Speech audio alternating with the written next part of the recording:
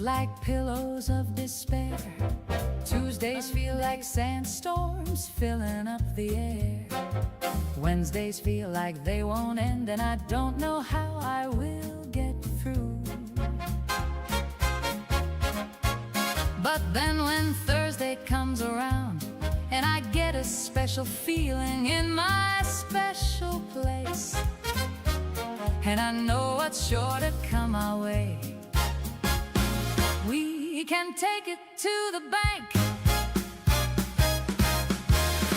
Every Thursday night, you can always take it to the bank. Every Thursday night, 45 seconds of gameplay makes everything alright. Every Thursday night, every single one, without a doubt. Every Thursday night, it's hot out here and you can take it to the bank. 45 seconds of gameplay. EV23, she's the best EV on the internet, and everyone agrees. Mega EV7 also likes to come around, and I guess he is okay and he can stay, but EV23 is the best one of them all. Every Thursday night, you can always take it to the bank. Every Thursday night, 45 seconds of gameplay makes everything alright. It's hot out here, but there's nothing to fear. Talons of justice save us all. Every Thursday night, we can quack like a duck, and everything's alright.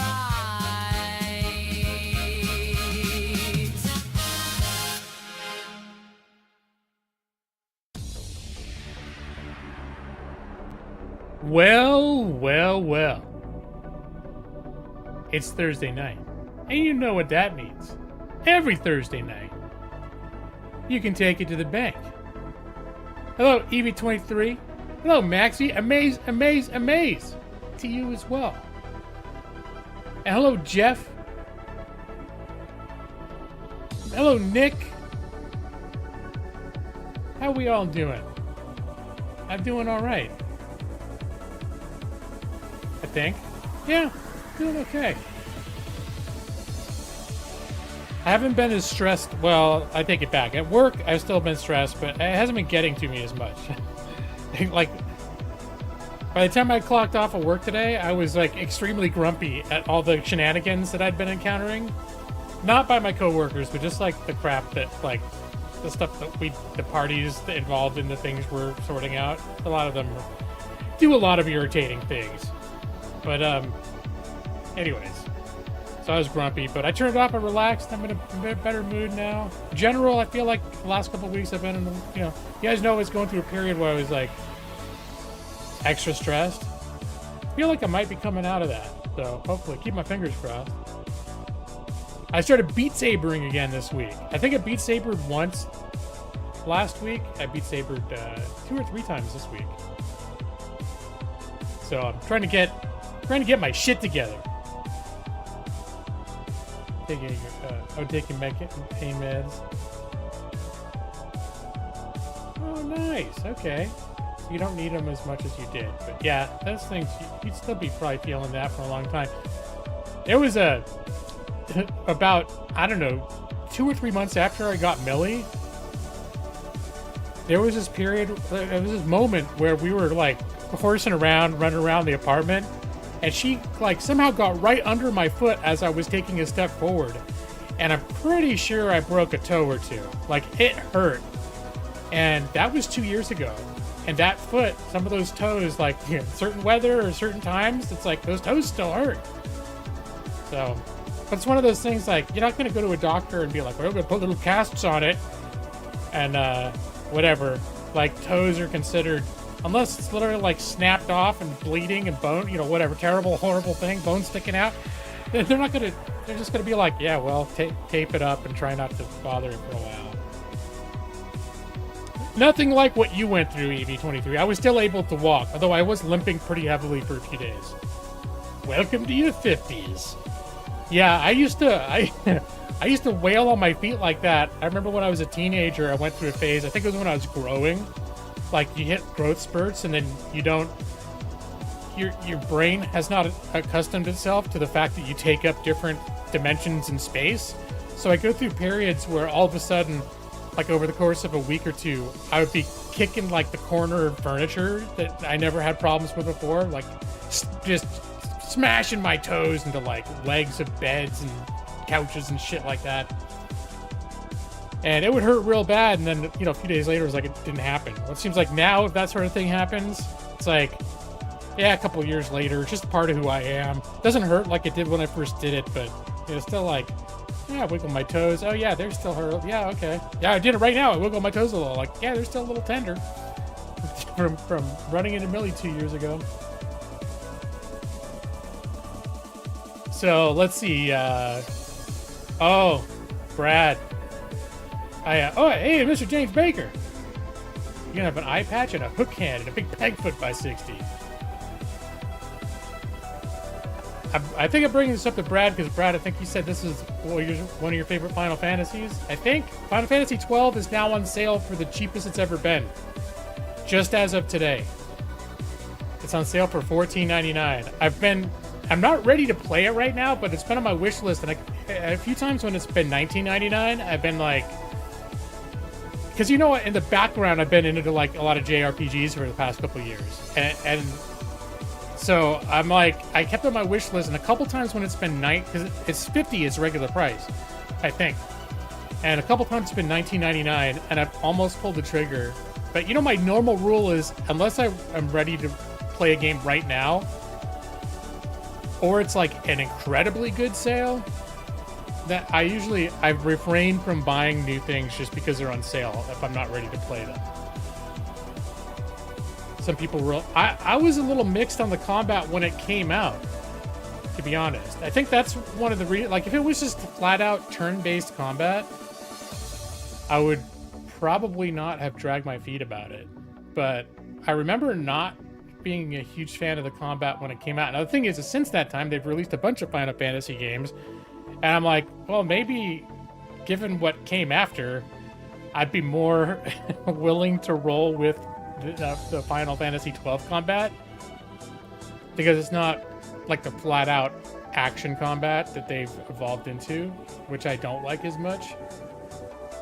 You love setting up your gambits. It is your favorite one, okay. But yeah, I've gone on a little spending spree the last couple weeks. Now, they've all been like cheap discount games. I think it was, part of it was, you know, I played a bunch of Crimson Desert, and then when my new PC, I'm still working out how to send it to the guy, and I haven't been super urgent about it because I have my old PC. I can still play a lot of stuff on it, but it did, to me, signal a good time to take a break from Crimson Desert, just because I was playing it so much, and my old PC just, like, I played it, I got it set up again, and it can play it. Like, if I didn't have a newer PC, it would run it, I could play it. But after playing 2 weeks on the new PC with the 5070 graphics card and everything, it's like, oh, like, it's a little hard to go back. So I'm like, okay, so I'm gonna put that on hold probably till I get my new PC sorted out and like fixed and sent back to me, hopefully fixed. And it seems like what I've been attracted to the last couple weeks have been like Cyber Knights, the Potato Flowers in Full Bloom, like sort of like lower graphical intensity games, turn-based type games. A new PC costs upward of, is that $391,000? Thanks to it. That's a lot of money.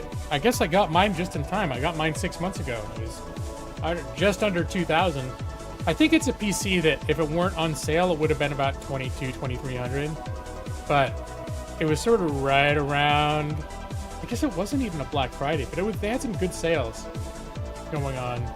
I know that I looked at my same PC a couple weeks ago, and I think it was like $400 or $500 more. So, anyways, but yeah, this Cyber Knight's Flashpoint has still been the main game that I've played this week. I did pick up a couple other games that, if only for later. Like, there's this one game called Solar Expanse. This is probably, like, none of you would give two shits about this game. But it's like, you know how obsessed I was with Kerbal Space Program at certain points? It's basically Kerbal Space Program, but without controlling the rockets. It's more like just controlling the program and, like, developing technology, arranging missions, and, like, you still have to set all the orbits and, like, how they're going to get to and from places and all the logistics. But you're not doing the actual controlling the rockets, separating the stages, firing the boosters, all that stuff, which is what most of what Kerbal Space Program is focused on. Which I also really like, but it's a lot. Especially once you start getting into it, that game is, like, a lot. But yeah, there's this game called Solar Expanse that's it's basically just sort of the, like, running the missions, planning the missions, and I kept looking at it over and over again.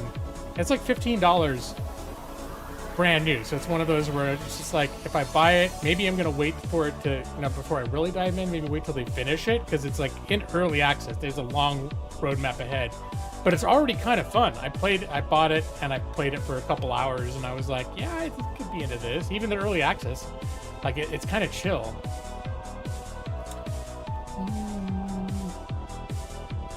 You learned because you wanted to max out your DDR4. Doing so would cost as much as an entire year's worth of virtual private server. Oh my god. Yeah, I know components in general going up. I think RAM in particular is one of the things that's really gone up. Isn't RAM one of those components that are like, specifically when they talk about things that have skyrocketed, RAM is like one of the, I don't know, I imagine everything kind of goes, like, graphics card and everything else, but I heard RAM is one of the things that I've heard discussed is specifically, like, going up like 300% in cost, sort of thing. And solid state, oh shit, okay. Yeah, I guess, like, maybe I got in right at the right time. I bought my PC I think in October? Maybe the end of October, the beginning of November. It was a few weeks before my birthday. But, yeah, I'm still, like, a little, I'm not sure. I haven't left a review for my computer yet, because I was, when I first got it, I kind of was like, we're going to see, because it was really cheap for its specs. And it made me worry, like, is this thing going to be messed up? And from the beginning, it did little weird things that I wasn't sure about. So, but when it ran things, when it runs well, which was most of the time when it wasn't going through a crashy phase, it runs things so well. Anyways. Yeah, I know it's like AI and data center. Do you think it's do you think they're going up even more since I got into creating AI generated music? It's like I single-handedly, like, they built a whole data center just because of the increased load of my game lawyer music.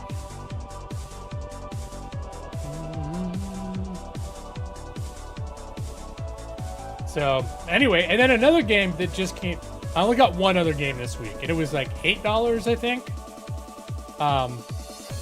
But it sort of crept up on me. I didn't know it was coming. Vampire Crawlers. You guys know Vampire? You guys remember I think it's Vampire Survivors? It's like the bullet hell auto battler. Like, super addictive, super fun. I got super into it a couple years ago. And it's basically they took that and essentially repackaged it as a dungeon crawler, like a wizardry style, well, potatoes and potato flowers and full, like dungeon crawler, but it's basically the same, and it's card based, like deck based combat, but it's the same abilities, sort of the same characters, the same sort of roguelike structure. It literally starts with a screenshot, or it starts with the scene as if you're playing Vampire Survivors. Like the top-down view of your little characters going along, and then the whole screen, the whole playing field tilts to like a 3D perspective, and then you're playing like the 3D, like it's still got very like old school pixelated graphics. But yeah, and I just noticed it. I didn't realize it was related, but I noticed it just come out within the past couple weeks. And people were going apeshit over it, and then I'm like, well, what's going on with this thing? It doesn't look like that much. And then when I realized it was like basically a reimagining or a recrafting of Vampire Survivors as a dungeon crawler, like a 3D dungeon, like turn-based, where I was like, oh shit, this is kind of like falls right into the kind of mood I've been in for the last few weeks. So I still so I played for a few hours. I've still been going back to Cyber Knights as kind of my main game. I've been enjoying Cyber Knights. I've been sort of craving the XCOM style game for a while, and I've been enjoying it. It does some interesting things. It doesn't feel like playing just another XCOM game, like an XCOM clone. So yeah, I've been kind of digging that. You've seen some of the footage, Vampire Crawlers, don't you? Yeah, it was to the point where I was like, maybe I'll stream that tonight. But I think Cyber Knights is still my, it's still kind of like, definitely, I'm into it at the moment. It's my speed.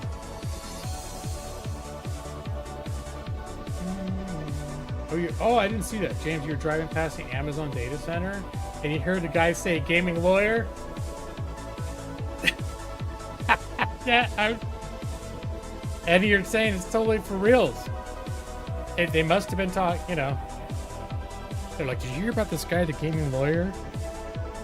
He had 8 concurrent viewers last week. You must have heard of him. He had 8 people watching at the same time.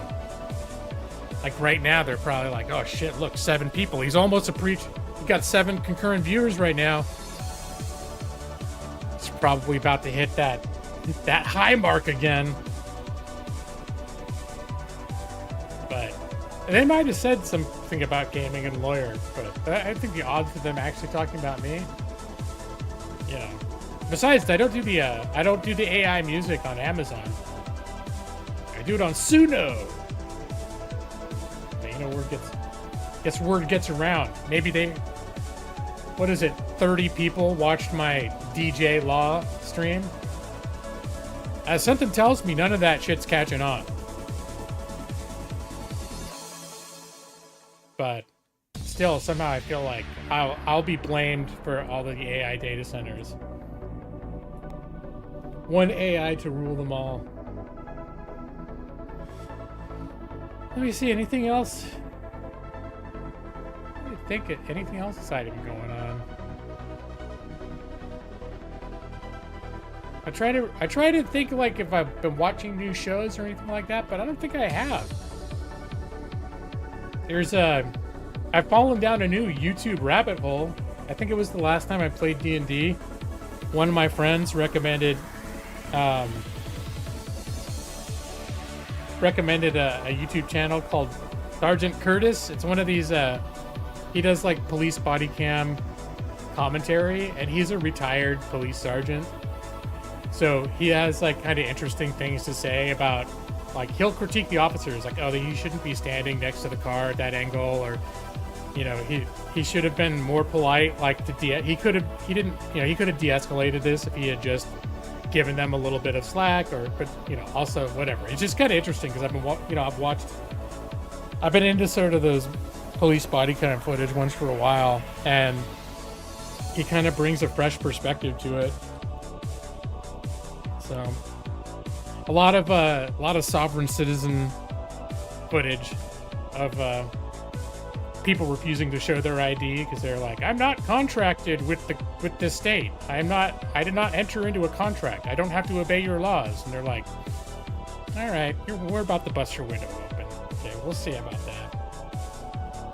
Propaganda. Well, Brad, you probably would think it's propaganda. I mean, I think, yeah. Well, I know sort of how you. I know where your head is with that. It's always fun to make fun of the sovereign citizens. Yeah. I mean, a lot of times it's just like that's the stuff that gets views: is sovereign citizens, and or basically they say, "Oh, drunk Karens." It's basically people that get like that just think that they're like whatever. Oh, you're a public servant. I don't have to whatever. Or people that like they think they know all their rights and they don't, so they're doing things that they shouldn't be doing. That's basically resisting, like not identifying themselves, that sort of thing.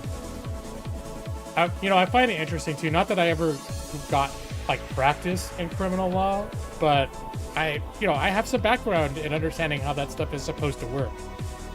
And I know it's basically like, and they say this, and some the cops say this sometimes, because people will be arguing that they didn't, I wasn't speeding, or I'm allowed to whatever, and the cops will just basically be like, the place to argue your, like, the law isn't here on the curbside while I'm trying to get your ID. That's why they give you a court date. That's when you do that. I pay you a paycheck. You know all three of your rights? So, but I find this guy kind of interesting because he critiques the officers too, but he does so from the perspective of like a supervisor. So he seems like kind of even keeled and reasonable the way he talks about this stuff.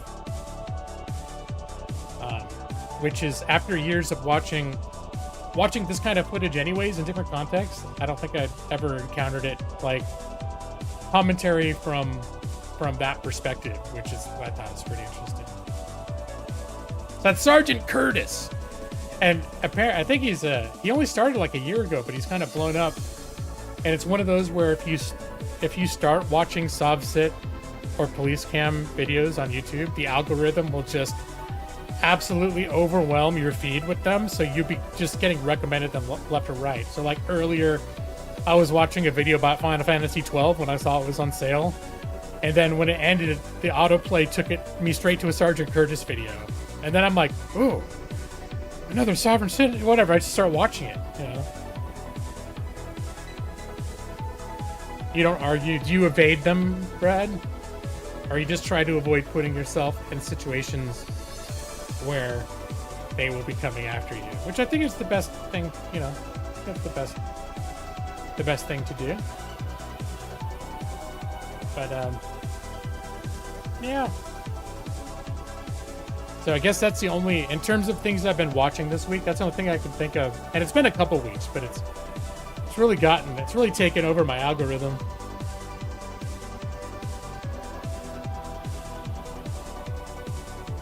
Yeah, I didn't have much interaction with the cops even when I did drive. Honestly. The only times that I had interactions with cops is if I was doing something not right. Like there were times in my 20s when I was dirt poor and like my tags would expire and I wouldn't be able to afford new tags right then, and so I'd just be driving around on expired tags. And it would seem like a lot of times cops would not come after you right away, like if they're like, oh, this tag expired last month or whatever. So I would like see cops go by me or maybe notice me and just sort of be like, oh, move on. But I don't know, somewhere around a few months go by, I'd always end up getting pulled over. It happened a couple times. And I only got pulled over for speeding once. And it was when I was actually following a friend of mine. We were going to someone's house that I hadn't been to before. So I was following him. I was relying on this back in the 90s, so we didn't have, I was gonna say MapQuest. We didn't even have that. We had Thomas Brothers guides. But if you're going over to someone's house you hadn't been to before and you're following someone else, that was your map. That was your Google Maps. It was, and this guy drove like a fucking crazy, like a Tasmanian devil. That dude was a dumbass. In retrospect. That dude was, okay, I don't want to get into it. There was so much fucked up about that guy that, in retrospect, it's like, it was a bad idea that I was even friends with him. He's like someone that I knew since grade school who after, like, once he hit adulthood, just started becoming a complete fuck up in a way that would be, like, dangerous for people around him. Your landlord called the cops to your apartment to try to help you. Well, I would imagine it's maybe a little different over in China, though. Like, I don't know what cop interactions are like over there. You went and walked the dog, though? Not necessary for that particular interaction. Okay. Received 2 speeding tickets and 1 warning within a year getting your license, then never again. Okay. Yeah, and when that happened, I think when I got pulled over, I was probably 19 or... No, that's right, I think I was around 20. So I had been driving for a few years, but generally, like, I didn't drive stupid. Like, literally, the one time I drove like an asshole was because I was trying not to lose my friend. I was trying to keep up with him. And then a cop saw me. It was like the only time I was driving like a dipshit. So, and because I had like, he had like 3 people in his car and I had 3 people in my car. So it was one of those things where like I'd be splitting up in like an entire get together if I didn't keep up. In retrospect, I'm like, once I saw him going the way he was going, I should have just been like, well, I guess we're changing plans tonight because I'm not doing that. It's very different. Cops can call for very small domestic things. In this case, your apartment was flooding. The cops called for that? And they weren't, management wasn't helpful. Oh, geez. So there's like, between the building management and the landlord, there's like a tension. Trying to think, as I got older, the only times I can remember calling cops were I would be calling cops on people when I would work, like job related. It was always job related. Like if I was working, like for a while I worked the front desk at the apartment. Like after I got out of law school and I was studying and working from home, I was like part-time also working at the front desk at our high-rise apartment building, which they let me do my work there too. I could do my doc review work on my laptop, so it all kind of worked out. But there was some, it was like Koreatown, LA. There's some crazy elements around there. So there were usually a lot of bars and people just acting up crazy. Like there's a lot of homeless people, and which is like nothing against them generally, but some of them can get really unhinged. Like they can go borderline psychotic, and you gotta be like, all right, well, somebody's gotta deal. This guy's gonna like hurt somebody. So kids skateboarding on the sidewalk? No. Although back when I was growing up, I may have called. There were like these little skateboarder ruffian kids that would hang out in the parking lot outside our video store, and they used to like sometimes harass people, but we might have had. I think they hired a security guard. I don't know if I ever called the cops on them. Homeless people psychotic? Well, there were homeless people that I knew on a first name basis that were cool. But yeah, no, there's definitely, this may be a surprise for you to hear this, Maxie, but there's an element of the homeless community that they have psychological problems, often layered with substance abuse, as they try to self-medicate. And sometimes this results in some less than optimal behaviors for the people living around them. It's funny because for the last few years we were there, we were living on the first floor. And so whatever bullshit was happening out on the sidewalk near our building, we'd hear all of it. So, but I wasn't calling the cops usually for that stuff. I don't think I ever called the cops on people unless I was working. really, because that's when I was working, I was responsible for making sure that the environment was safe for our residents. So I think that's why I was more inclined to call police, or if I was like a shift manager at a store or whatever it was. That I know there were a few times over the years I called the police in that context, and it's usually because something crazy was going on that I felt like was hurt, going to make our customers or our employees feel threatened, that sort of thing.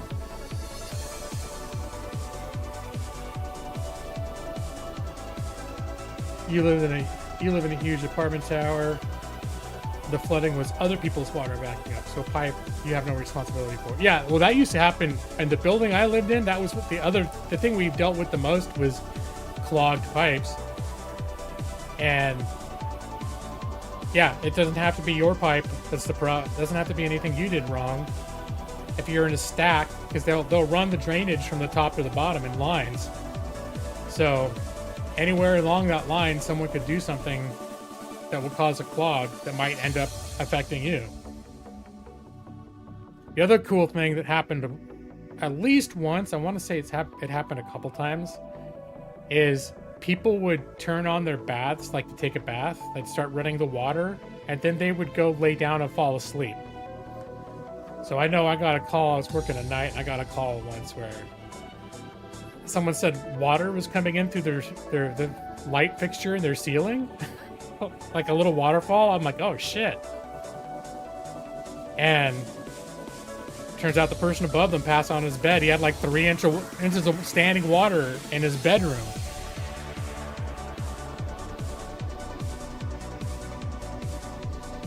People there are real bitch made, constantly call the cops for noise complaints. That's about half of the cops' jobs, you think? Crowded city of 30 million. People gets loud sometimes, yeah.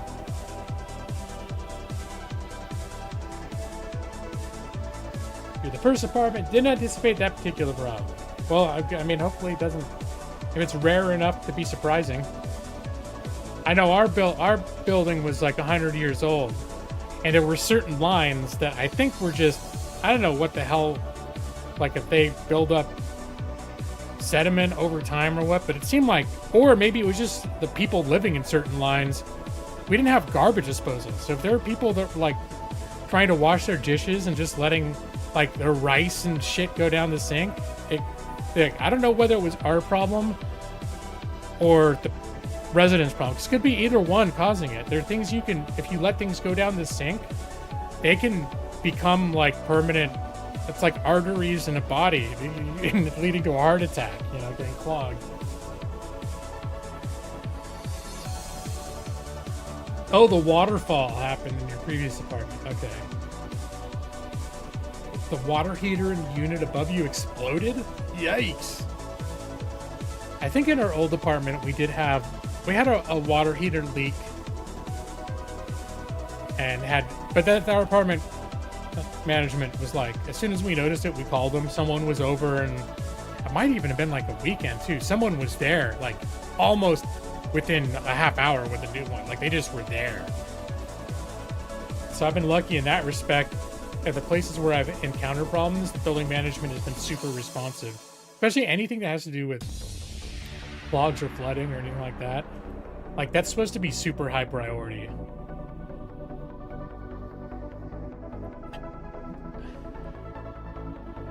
You woke up at 5 a.m. and thought it was raining outside. It was actually raining inside. I've been lucky enough not to have to deal with that. Although we have had like water drips from upstairs neighbors, but I think that was more like plumbing inside the walls fucking up. Dumping bacon grease in the sink. Yeah, there's an example of something that will clog the old arteries. Once that stuff cools off, it just becomes, yeah, there you go. This weekend in the water flooded the entire stack for over an hour, and you lived in the hotel for a month. Oh, man. Yeah, I'm kind of curious to see how many things come up now that I live in a house. This is the first time in my adult life that I can't just call maintenance So far I did have one thing, but it was arguably covered by the home warranty. It was the HVAC, like the air vents were blocked to the back of the house, and that was something I was still able to call the builders, and they were able to call someone to come out, and that got fixed like super quick.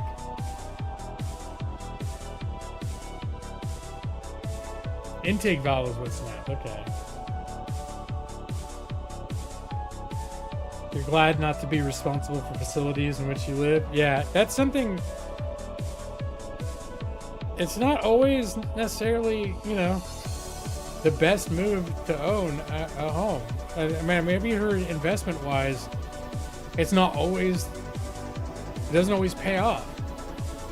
So, and then just in practicality-wise, yeah, especially if you live in an apartment with good management. That's one of the things. There are things we didn't like about our apartment, but it was more like mostly it's because it was on the 3rd floor. We were trying to have a dog. Parking was a little weird. Like moving our camping gear up and down was so crazy that we rented a storage unit for a couple years until we had to go on a wait list to rent a garage in our complex. It took like a year to get one. So there were just things like that were inconvenient. But other than that, like the last apartment we lived at was pretty good.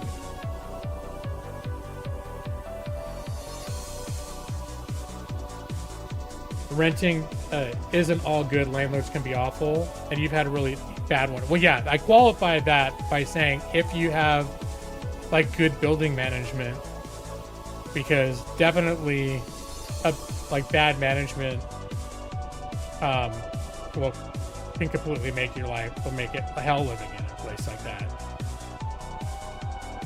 I've been fortunate that pretty much any place I've ever lived, I really never had any bad experiences, and if I ever needed anything, that someone would be there, like usually same day, to fix it. And if it was like a flooding thing, someone would be there like almost immediately. Best part about living in an extended stay hotel is Taco Tuesdays. That doesn't sound so bad. Yeah. You can always get kicked out at any time. That's why you moved in January. Landlord decided to move back in. Yeah, I guess if you're talking about renting a house, that'd be a whole different experience. Like EBU installs feature renting. A couple times we were looking into renting houses. It's one thing if you're like the apartments we lived in before was a 500 unit complex. You're not going to have like, oh, the owner's son is moving in, so they're going to reclaim this now, whatever. Or they're going to sell it. Like there was once where my roommate from college bought a condo, and then we just moved into it together, and it was basically for a couple years just like another apartment, except I paid my rent to him. And eventually his girlfriend wanted to move in with him and didn't want a roommate hanging around. So that was just one of those things where I was just informed that I had like 45 days to vacate, and I'm like, oh shit. So that was probably my most negative experience renting, and it was when I was renting a single privately owned residence from my roommate, and his girlfriend was kind of a bitch too, I won't lie. But okay, that's not nice to say, but she was a piece of work. All right, I'll tell you. I'm not gonna get into it right now.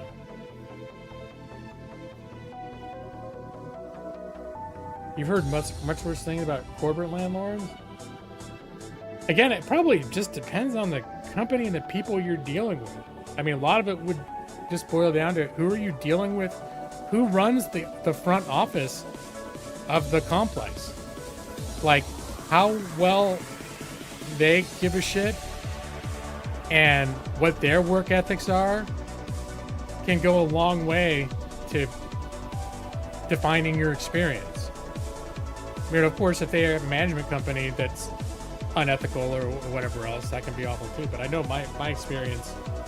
I've heard horror stories too about you know, but usually it's people doing something that the management could exploit. Like I knew this one lady I went to law school with, her and her husband and like 5-year-old son lived in an apartment that she lived in since she lived with her parents. And at a certain point, her parents moved out.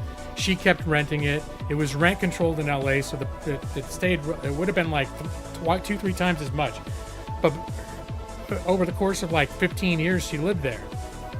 And so the parents left. She kept renting. The husband, she got married. The husband moved in, whatever. And then at a certain point, I don't know, it changed ownership, and the new owner was very aggressively like renovating and renting things out super high. And took a look at them and we're like, yeah, the people on the lease are such and such and such and such. And it was like her parents. They're like, they don't even live there anymore.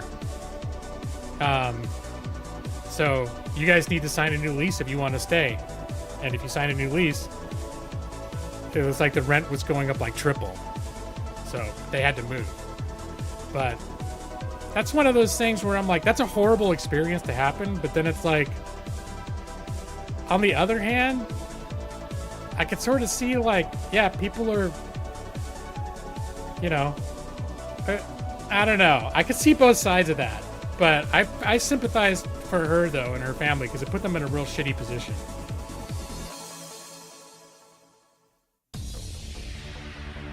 From corporate landlords in San Francisco, you hear a lot. Arbitrary enforcement of fairly arbitrary rules. They can change whenever they want.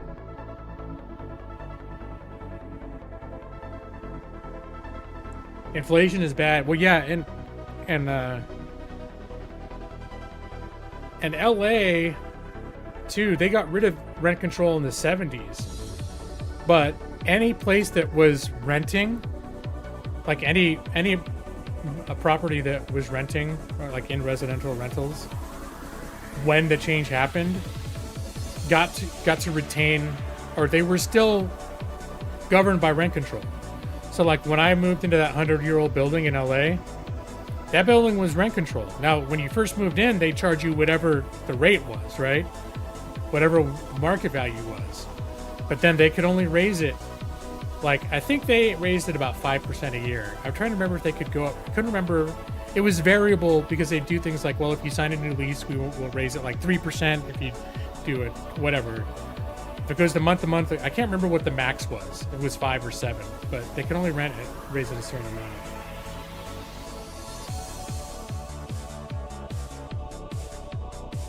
Oh, I've been talking for 45 minutes about this shit.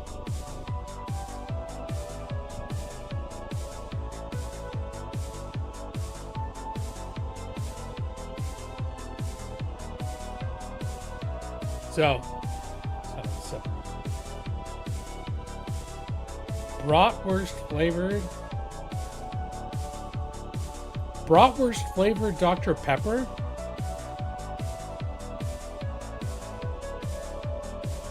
Seems like a bold move. Corporate landlords would buy up buildings and units and try to enforce rules on people to get them to move out. Yeah, I mean, I think the reason why that would suck is it's like they have the right to do that, but if there was, because I have a feeling like this woman, her family was Russian, and it was like a whole Russian, like Little Russia almost type of part of LA. So like the landlords are Russian, like all the little areas, a lot of the shops nearby were Russian, and it was one of those communities where like Russian communities kind of look out for their own, at least, you know, and her area was kind of like that. And I don't know if the new person that bought it wasn't Russian or what the hell it was, but I have a feeling whoever owned that building for 20 years or whatever, which is very much like friendly with their tenants, like they're by, you know, whatever, and just letting them, you know, not really being too strict about anything. So yeah, then you get someone in, it doesn't, that after, you know, you have families that have come to rely on that sort of lax management style. And then someone else comes in, and all of a sudden, anyone who looks with a critical eye can find 8 different reasons to evict you. Because the old landlord just was like, didn't give a shit. They're like, no, I'm not going to kick you out. That's not, I don't care about whatever it is. They got stuff like if someone stays in your apartment for more than 10 days in a row or something.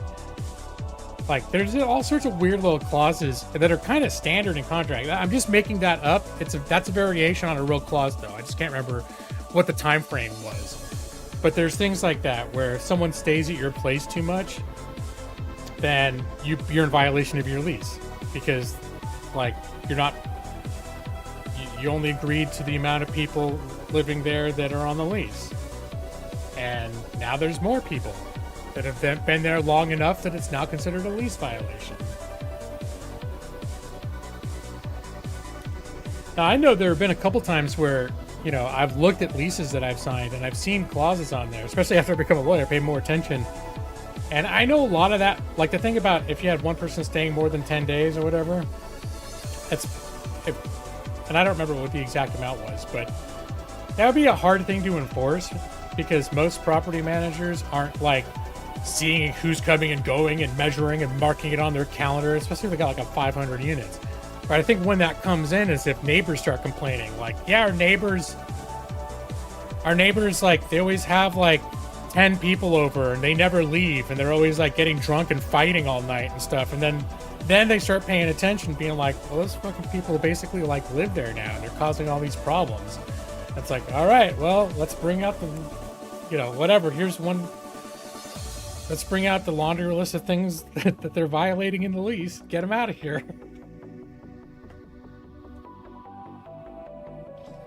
You get drunk and fight with yourself all night? Well, the issue is are you fighting with yourself long enough to upset the neighbors? Or if you're upset enough with yourself to call in the management yourself to be like, I'm being a real asshole right now. God damn it, I get drunk every night and get in a fight with myself.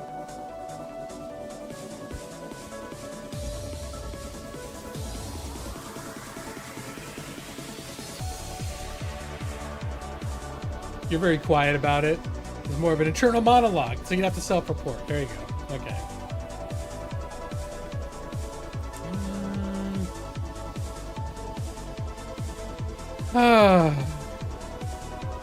I guess I'm gonna play some Cyber Knights.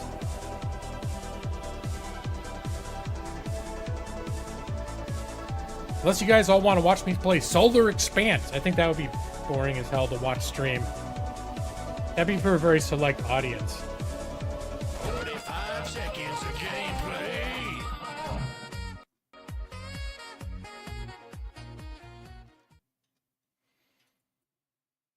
Or I could play that vampire one. I could do that on a controller. That's kind of nice. You would rather watch... You didn't like this game, Brad? Oh, I know you were kind of indifferent to it. But, you know... Were you guys fans when I used to stream XCOM? And if you liked XCOM and not this, why not? Is it the style? I know there's a lot of words. There's some the words and the reading did calm down a little bit after I got into it. By the way, you're very neutral about it. Okay.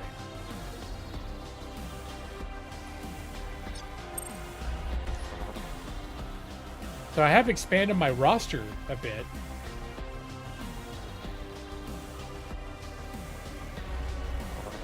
When I described this as a cyberpunk stealth version of XCOM. I think that was my description of it. So we have more people now. We got, of course, G-Law. We got Nikki Nightstone. We got EV23. Jeff Wolfmouth. His codename Wolfmouth. And there's Joss Sadai. Brad P. Rich. I put Jacques Maxi. It's a callback to when it was J Maxi. And then you could get creative about what the J stood for. So in this universe, it's Jacques And I don't know why, but when I was customizing Maxie, and I tried the cowboy hat, he's a sniper, and I tried the cowboy hat, and I was like, I don't know, that works for me. That's some good stuff. Yeah, look at that. Badass. Okay. And then we have an Ava now. So we got our, of course, our Brad. Everyone else we've seen. Jeff Wolfmouth right there. You do hope you die this. Well, like I said, I don't have permadeath on, so like nobody's really dying in this game. Was that what made XCOM more fun? Is knowing if I screwed up, any of you could die at any time?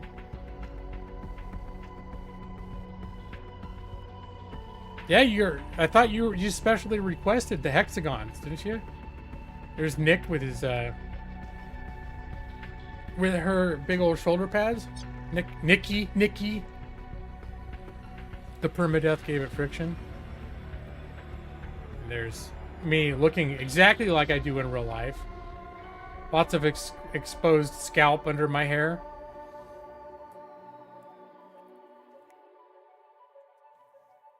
You did, but you forgot. Okay, but yeah, so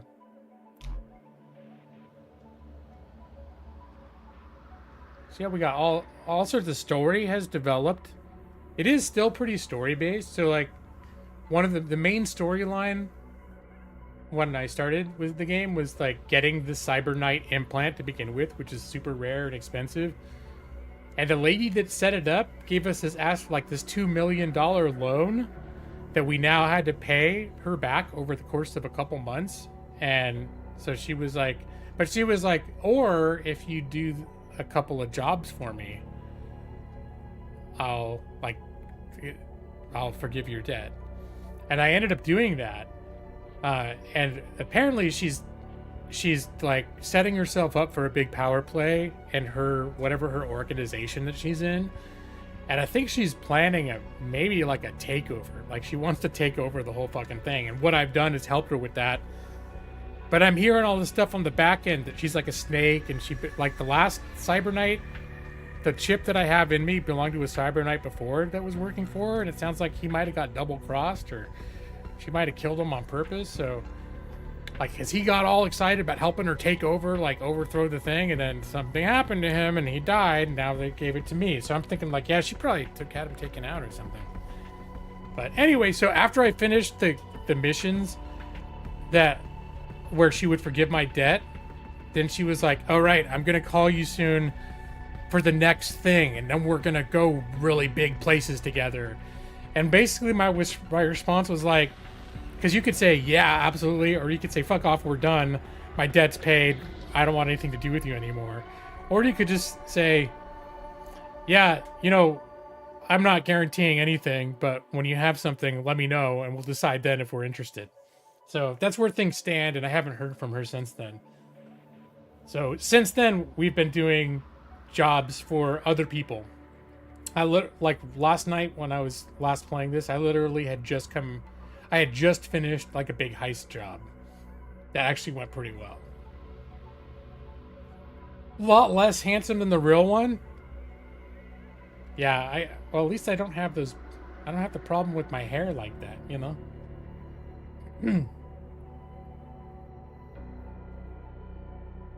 I don't have to let him rest and recover, P-Rich. I don't think I have a choice about it. It's a game mechanic. That's just what he's doing. Now, what I can avoid doing is not paying extra. Like, I could send him to a doctor so he could heal faster. Didn't do that. Does that make you feel better? That, like, he could have gotten better medical care, but I didn't offer it to him.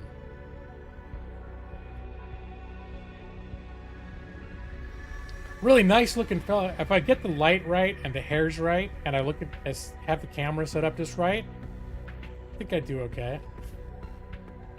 There are a lot of variables. In real life, like whenever I look into a mirror, I have to stand at a very specific angle to not be like, shit, I look like shit today. And then I change that angle. It's like, oh wait, no, I got to turn that other light off. So just the light got to hit me from just the right. Then I'm like, okay, I'm okay.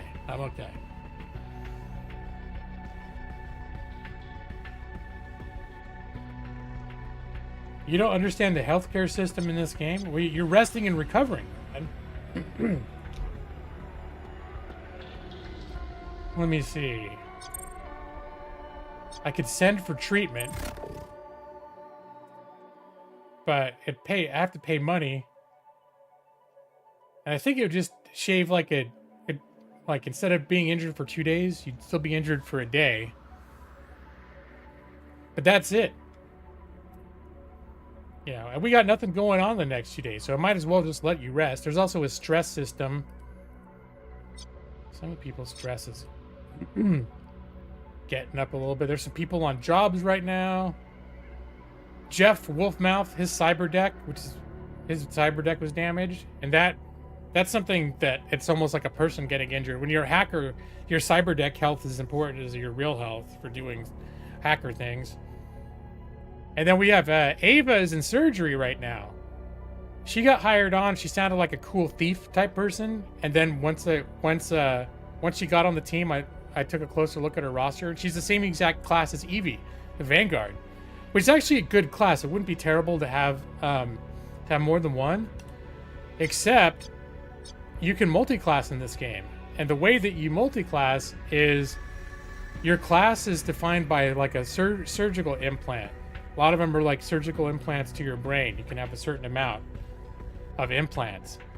And so she's having the implant put in her brain right now that causes her to get training as, it's like some sort of a shadow hacker. It's a different variation of a hacker that seems to go well with the Vanguard, like sort of the sneaky, misdirecting, stealthy character, but now she's also going to have these weird, like cool hacking things. I know Jeff has got he's a regular hacker. He's got that thing now where if we kill someone and their little life meter that goes dead, that alerts security that something's happened to them, he's able to hack into those so that their little life monitors don't show them as dead. And that way we don't get... Now, sometimes we kill so many people, he can't keep up because there's a cooldown on that ability. But at the very least, at the last mission, we spent a lot of time hanging out in this one sort of blind spot in a corridor. And as one by one, people were like, hey, I got a report of a dead body on the security AI reported a dead body around here. Better go check it out. Then to come around the corner and be like, bang, bang, bang. It's like one more down. It got to the point where Jeff just couldn't keep up. But the global consensus outside the U.S., yeah, I know it's things. I understand healthcare. It's a thing. It's a thing that people fight about. I have opinions. I have opinions too.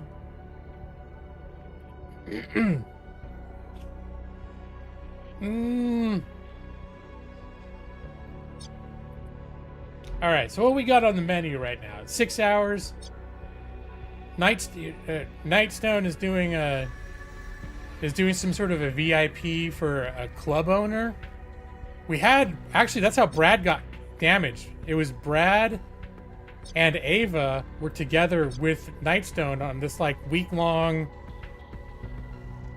mission to it was like we didn't play it. It was just like a thing. Their legwork is a thing where they're just like you send them out and they're just there doing that thing for a while, but it can go badly. Things can go wrong.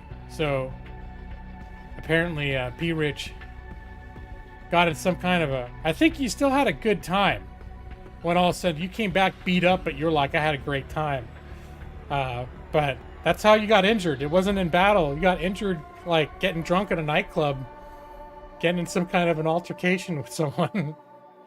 And then after that, you and Ava came out like, you guys have a special friendship now because you went through that whole nightclub getting drunk together adventure thing. So American exceptionalism. Number one. Jeff, you do the best you can. You're a great hacker, Jeff. You've been doing really good. So, let's see. The cyber deck repair is happening here. And then I've got some conversations. 5 days, 4 days, and 5 days. I think Oh, and looks like Joss is in the middle of doing some legwork. Okay, he's in some legwork for a while.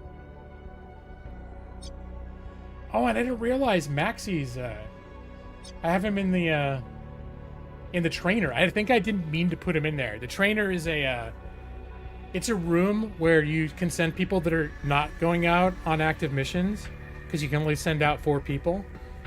And people that you have in the SimStream trainer will get a certain portion of the experience when the rest of your team goes on real missions. But we're not going on real missions right now. So right now, Maxie is just like unavailable. Can I yank him out of there? I don't think I can take him out. Cancel training! Yeah, okay. Get out of there, dude. I don't know why I didn't think to do that earlier. Okay, so...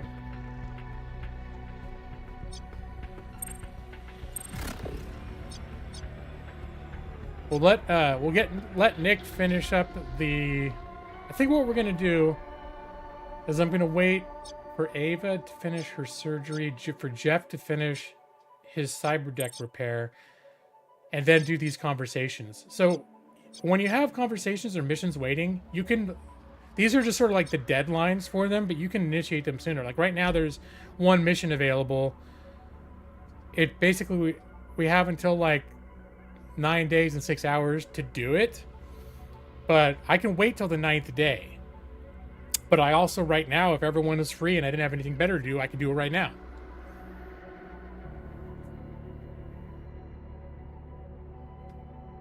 You've been so drunk so many times at bars and clubs and have never gotten in a fight? The game... Well, I don't know. Sometimes the fight finds you, Brad. Maybe that never happened to you. Maybe it depends on the kind of clubs you went to. But I'm not much of a fighter either. But I almost have been involved in fights at clubs. And not because I was walking around like with my shoulders puffed out like, what the fuck, bro? It's because like shit started happening around me. Or someone else bumped into me on purpose and wanted to start shit. And even then, I'd be someone that was just like, I didn't care if someone was gonna bump into me and act like an asshole. I'm not like, I gotta stand up for my... I'm just like, whatever. I'd just be like, oh, sorry, my bad. Like, because they would act like, oh, what the fuck? And then I'd be like, hey, sorry, my bad. I'd usually just keep this very, like, friendly demeanor and just be like, whatever. Like, I never actually got into a fight, but I know there are several times where I could have very easily ended up in fights if I'd been any different. Your glasses weren't cool enough to prevent the injury. That must be the problem. A little treadmill and a beer for healthcare. There you go. You once got in a verbal altercation with a 9/11 truther? Oh, that's rough. I think my public drunken social actions, I wasn't in that situation very much anymore. By the time I started having political opinions, because I did most of my drinking and partying and clubbing when I was in my 20s, like early 20s. And I was essentially apolitical before 9/11. And so, you know, aging myself a little bit, but 9/11 happened when I was like 28 years old. So I wasn't going around getting drunk, talking like whatever, things that people debate about and fight over. I was just not into those topics. It was someone you already knew fairly well. I'm not sure why his wild claims set you off so much that night. That sort of thing can set me off. Like, that kind of stuff really irritates me. Some of the conspiracy theories or whatever that are just really... Well, I think now I'm thinking about like the Sob Sit thing, the Sob Citizens. That shit irritates me. That's sort of why I like watching the videos when they end up learning, they FAFO, you know, they find out. But oh no, James, don't even go there. Don't even go there, Jeff. I don't want to go there because like there was a time when I was considering all of that stuff too. Like I was like, is there something to this? So there was a period where I was sort of like, I kind of was like, I would never say it was like a full-on like inside job, 100%. But there was a period for a few years where there was like all sorts of sort of unchecked like video documentaries going around and things that sounded very convincing, that I was like, shit, I think, whatever. I was kind of like starting to buy into some of it. So I understand how you can go that way. And then later, when there's more systematic debunking of like showing how all that shit was like manipulative and only showed you the exact angles of whatever it is that they're trying to prove the conspiracy, and then like it completely falls apart upon like any kind of additional examination, then I was like, oh, okay, maybe I don't believe this stuff as much. You don't know why you cared so much. You think they're stupid as shit. You must have been in a mood. I don't know. That stuff can, I know that stuff can set me off. I can understand that. You met a gal who wanted laws to return to how they were in 1776. Think you notified her she couldn't own property or get a divorce. Alright, there you go. Hey, Archbishop of the Noodle. I was not planning on... I don't like talking conspiracy theories for the most part, but yeah. I don't even know how it came up. Oh, I think it's because Brad... We're talking about his character in this game is injured right now because he was on a mission to like hang out as a VIP at this bar to help like bolster the business, and he got drunk and got in a fight with somebody, and then it brought up the only time Brad got into a verbal altercation was with was a flat earther. I don't remember what it was.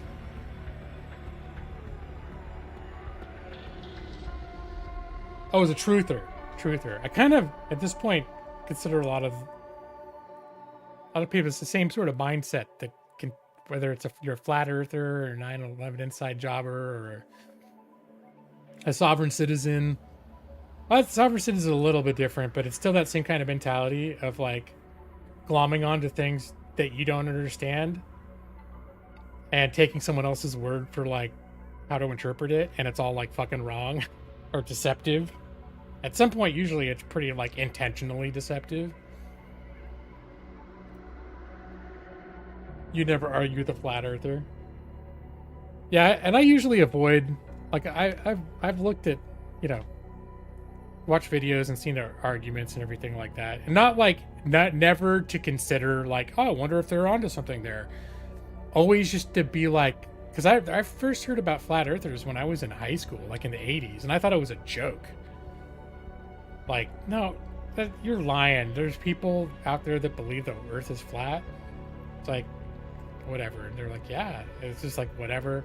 Any evidence you can think of that would prove it's true, they would think there's some way it's being faked.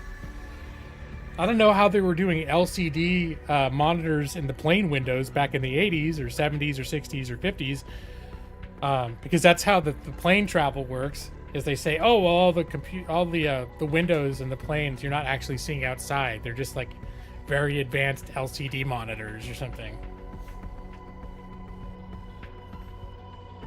But just goes to show, like, anything, people will believe any weird thing if it helps them believe the weird thing that they want to believe. It's concave. There you go. On with your bad self there, James. Don't have time for flat earthers or evolution deniers. I think I don't want to get into that either, but I think there are different levels of magnitude. A lot of times they're based in a lot of the same attitudes, but I think the case for the flat earth is a lot harder to maintain than, because evolution involves some kind of understanding of like science a little bit, but like you can just be like, look, we have pictures of the earth. It's spherical. We have maps. Like, you don't need to take anybody's word for it beyond the real basic shit of like, the maps aren't lying. you draw all the lines between everything, you're gonna end up with a sphere. And there's no way around it. So, but except there's a massive conspiracy and everyone's lying. But at a certain point, connecting like a route between one city and the next, that line and that distance, it's just, you can't escape it. The shape is spherical. Because you can't have those, proximities functioning otherwise.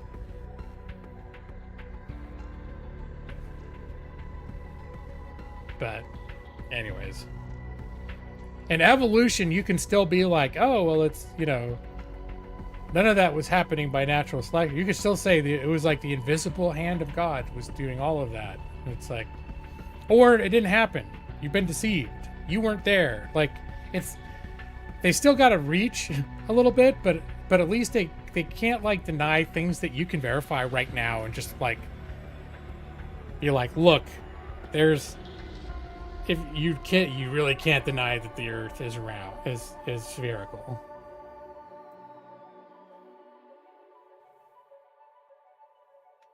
The Earth is a bird?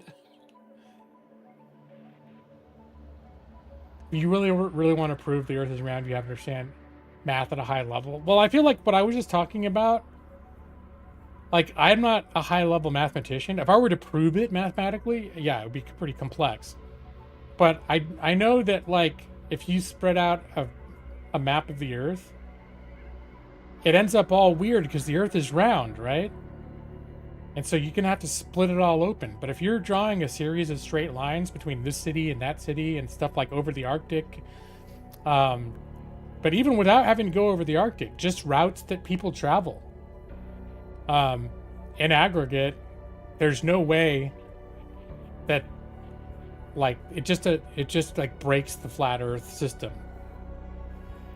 Like, after you get a certain distance, it doesn't add up. It just doesn't add up anymore. But you're right, it does take some mathematical. You're right, it does.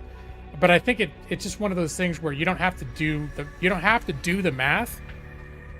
If you just think about how impossible it would be to be like, okay, so where is it on the map that Detroit is actually 2,000 miles away from Chicago or whatever? Like, where does that break occur in the map in order to make the world like fit as a flat model? Because you're gonna have to start tearing up. You're gonna have to start making things crunch together, in different ways for it to be flat.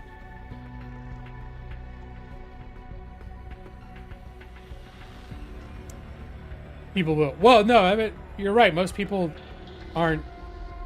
Oh, you're saying that, like, as compared to something like evolution, where, well, usually the flat earthers, they're still like, I think there's often a religious foundation on that, and it's just because, like, back in biblical days, people thought the world was flat, so they're like, well, then everything that contradicts that must not be true. But anyways, but it's definitely a lot. I think it goes a lot less to the heart of things than challenging the Genesis story. That definitely does go straight for the jugular. So I could see why evolution is like a little bit less of just like some sort of a curiosity. I shouldn't be talking about this shit. When you were around 5, you used to shine a flashlight on a rubber ball, and the only evidence you needed that the moon was a sphere. You think flat eartherism is more internet-based than religion-based? I don't know. I see a lot of overlap. And there's a lot of overlap in that it seems like it's a lot of different hooks to sort of get people on board with the same thing. Like, they want you to deny evolution, but the reason they want you to deny it, like the people that are pushing for that are being disingenuous about that at some level. It's like at a political level, or people who don't give a shit about religion, but they're just like, well, hey, if we can just teach this entire segment society that not to trust anything science says, then we just sort of tell them whatever we want. We'll just kind of sort of, whatever. Substitute whatever we want instead. Don't make fun of your moonball theory. Sorry, James. Oh my god. I don't think there's anyone in here that's going to be like, God damn it, I'm a flat earther. I can't believe you talk shit about this. But there are a lot of people that don't believe in evolution. That's where I get a little nervous. And that's where I get discouraged too, because there's a lot of things like that where it's like, it's not just some people on the fringe. It's like, there's a huge, yeah. So when you start getting into politics and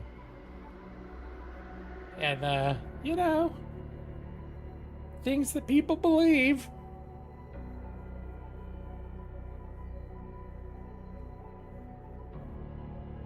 You missed a time when moon was just cheese? Yeah. That's what everyone used to believe, huh? Gee. Alright. Now I'm feeling like I'm having a hard time. Am I in the mood for this game right now?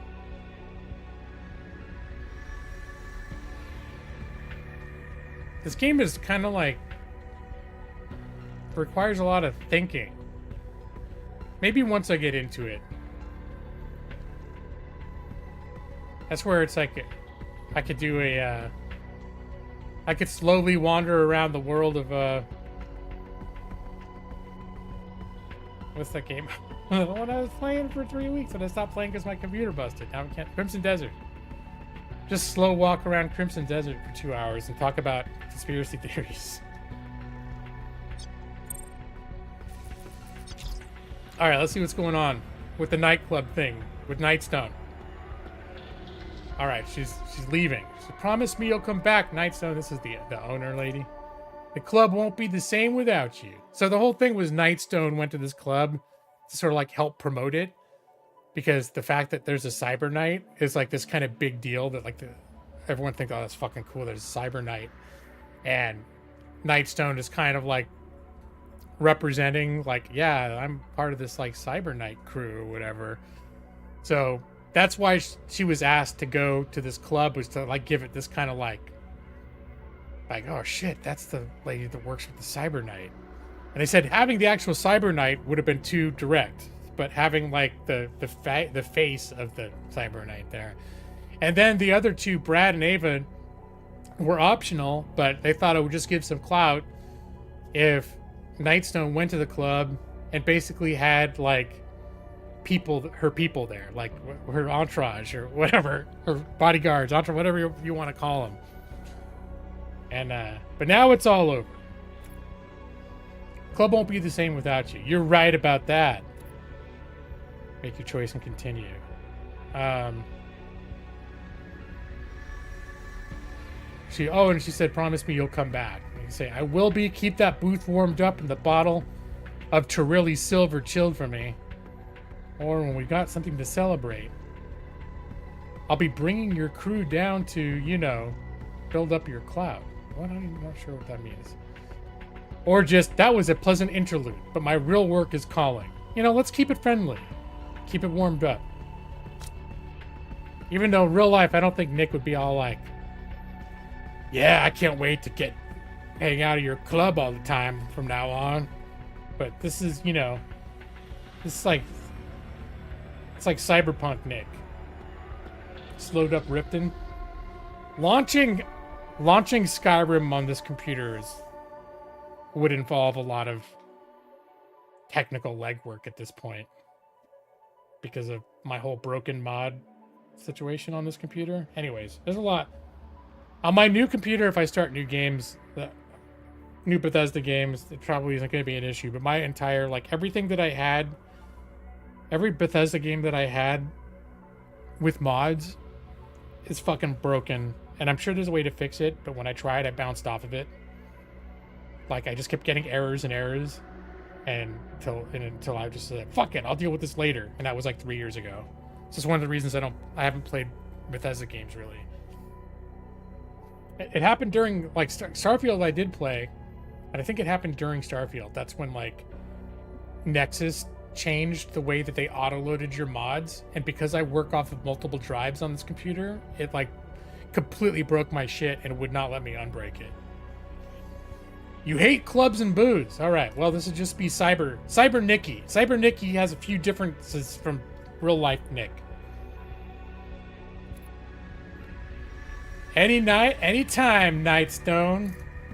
Nightstone has built a strong bond of trust in their time working, manipulating their network and clubbing together. If you two were done, here comes G-Law to break up the party. I get it, business all the time, no fun. Wonder if that thing in your spine would be capable of quantum fun. Was she coming on to him? Owen. Joke, I'm flying high as hell because I've delivered as promised. We've started something. We've got their attention. I forget exactly whose attention they got. Oh, that's right. There's this new sort of a huge German corp that is just beginning to like get basically their first chapter in this part of the world. And they're going to have a hard time of it, but we're trying to take it up. I think we're doing it on multiple fronts. We're trying to find ways to make ourselves available to them and to get their attention, to let them know like, hey, we're people that can help you like not get bullied around. You can use this as a resource, and and sort of let us get in on the ground floor of them building themselves up here.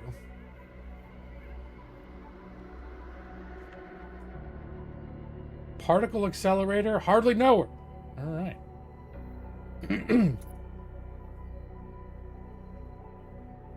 Oh yeah, we hooked the first, a Warner Braun, that's the name of the thing. A Specs Ops CO by the name of Katarina Huffman.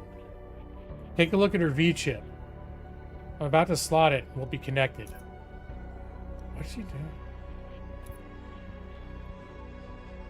She's well connected, and of course, corporate deep pockets. Katarina booked a private suite where anyone from Warner Braun can conduct private business day or night. So the club owner has set up like a private thing for this corporation. Okay, so that's sort of what they got away there.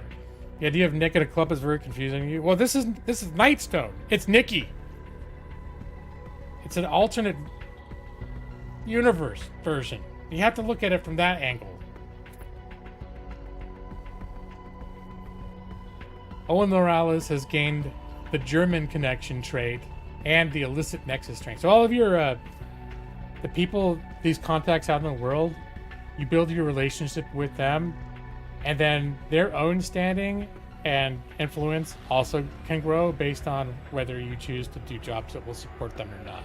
So we're getting closer to her, and now she's getting some extra perks. We gained an introduction to Spec Ops Katharina Huffman. Let me see. Is she now on our list of people we can talk to? I'm not going to talk to her now because I feel like we're a little too busy. But let me look at. Let's take a look at her on our contacts list. There she is. She didn't have anything to say either. It's like Mongrel has a conversation and Potato. And both of them are already, I think, already on our list of pending conversations. That's her and him. So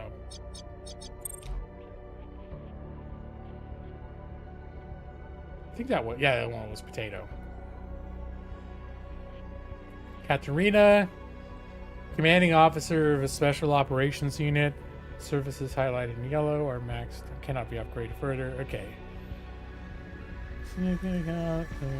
Used items. So there's a lot of little information about people that I'm friends with, people that I'm neutral with. This is the guy that the lady that from the main story I was helping out is trying to like.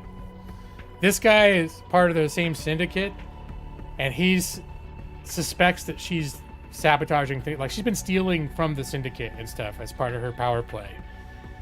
And he's been suspicious of this. So I had an option at one point, because the lady I'm working for is a fucking snake that I can't trust. That I could have just gone to this guy and said, like, here's all the fucking dirt on her. Go have fun. And so that's another route that the game offered to let me take. Not pay back the debt at all. Not do any special missions for her. Rat her out to this other person in her syndicate who's already, like, gunning for her. And have her taken out of the picture that way. But instead, I've been doing missions against him. So, I don't know, eventually... He doesn't hate me right now, but it could come out later. I could end up having problems with this guy. We'll see. All right. Brad's going to finish his rest and recovery. Oh, wait. No, we got it. At Command HQ.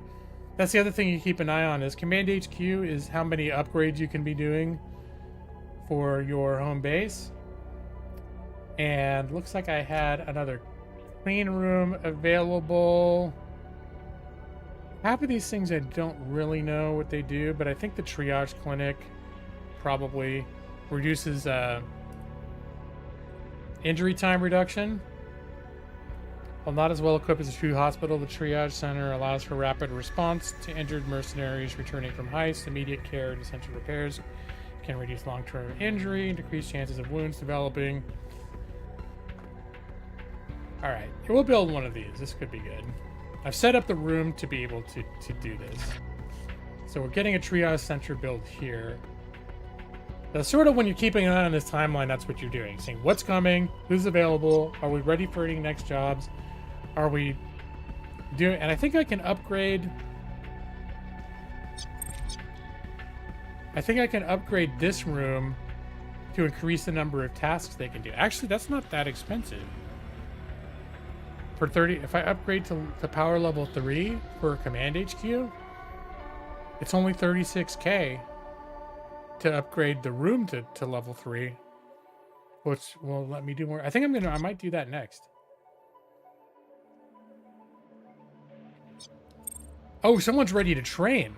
Oh, it's Nikki. Nikki gained experience.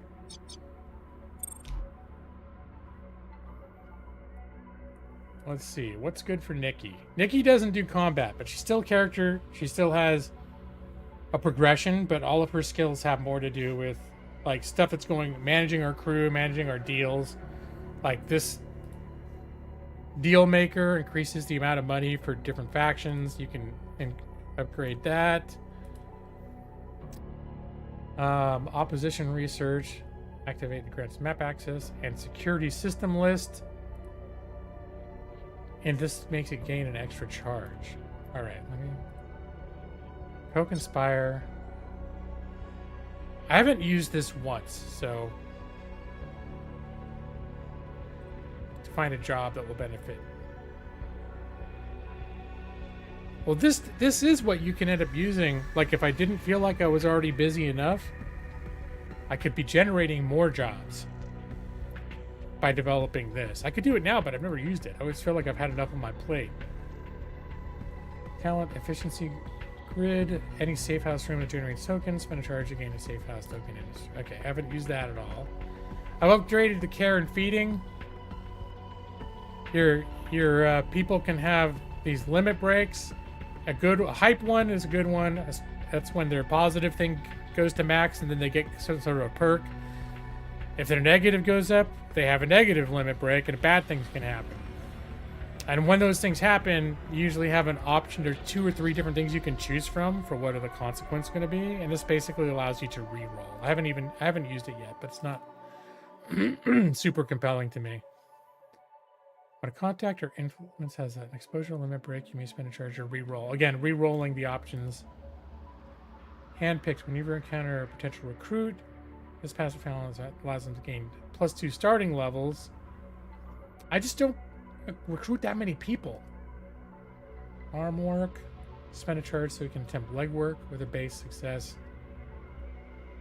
That could be worth doing. Because when Nikki goes and does legwork missions. It doesn't interfere with our ability to do regular missions. Everyone else it does, because they actually go on regular missions. But to make her more capable of doing more variety of legwork missions could be worth doing. Food Bear, the Felix Contreras, caw! How you doing, Food Bear? Happy Thursday.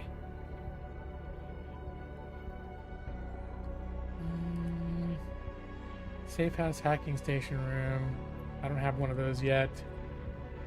Counter intel room, don't have one of those yet. Pressure drop. Make the trap.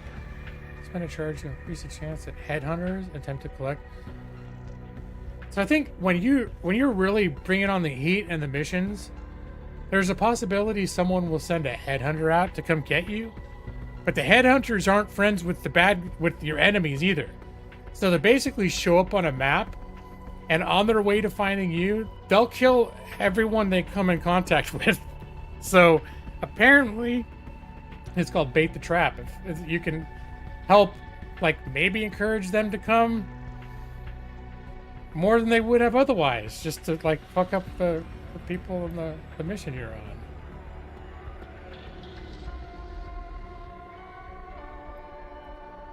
All right, I think I'm gonna work on some of this stuff. This increased the because this I have used the op research on missions. I do use this. I've used it a bunch of times. Okay.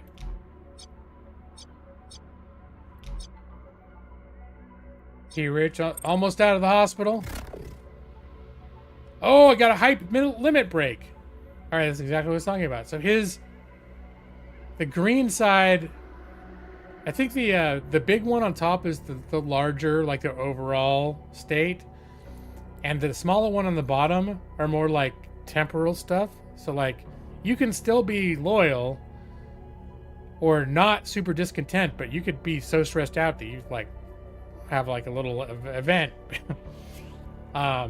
So here this has gone up, and now we get to use Knifestone has the carrying and feeding, so I could re-roll the options if I don't like what's here. But right now it's like I can flush the stress, which would put this down to 0. It's not particularly high. Permanently increase his tech by +1, or I could give him a bonus for 30 days, which is temporary, but if we're going to be a busy 30 days, that could be helpful. Or increase Phantom Guide trait from 1 to 2. Increase +3 reaction. I like this one. This one sounds good. When you're in the... Does it play like an XCOM? Well, this still is kind of like XCOM. The base building.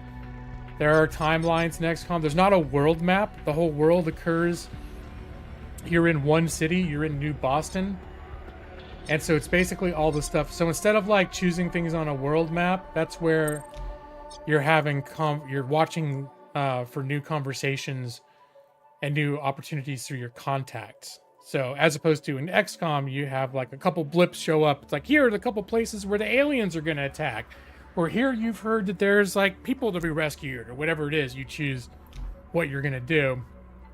So in that sense, this does play out a lot different. And sort of what they call this the strategic layer, but there's a lot of similarities. The combat. Now, one thing is XCOM is very polished. Like, I like the combat animations and things that come up, and this doesn't do that nearly to that extent. But all the little tricks and weird things you can do with like the hacking and the different interfering with security systems and sneaking around. Like there's really in XCOM 1 there was no sneaking. Once you ran into enemies, you were just in combat. In XCOM 2, there was an ambush mechanic where you started the mission in stealth, but as soon as you were no longer in stealth, you weren't going to be in stealth for the rest of the mission. There might have been I'm trying to think I think there may have been a character class that could go back into stealth, but in this one, every single of your guys, one of them can be in stealth or not stealth.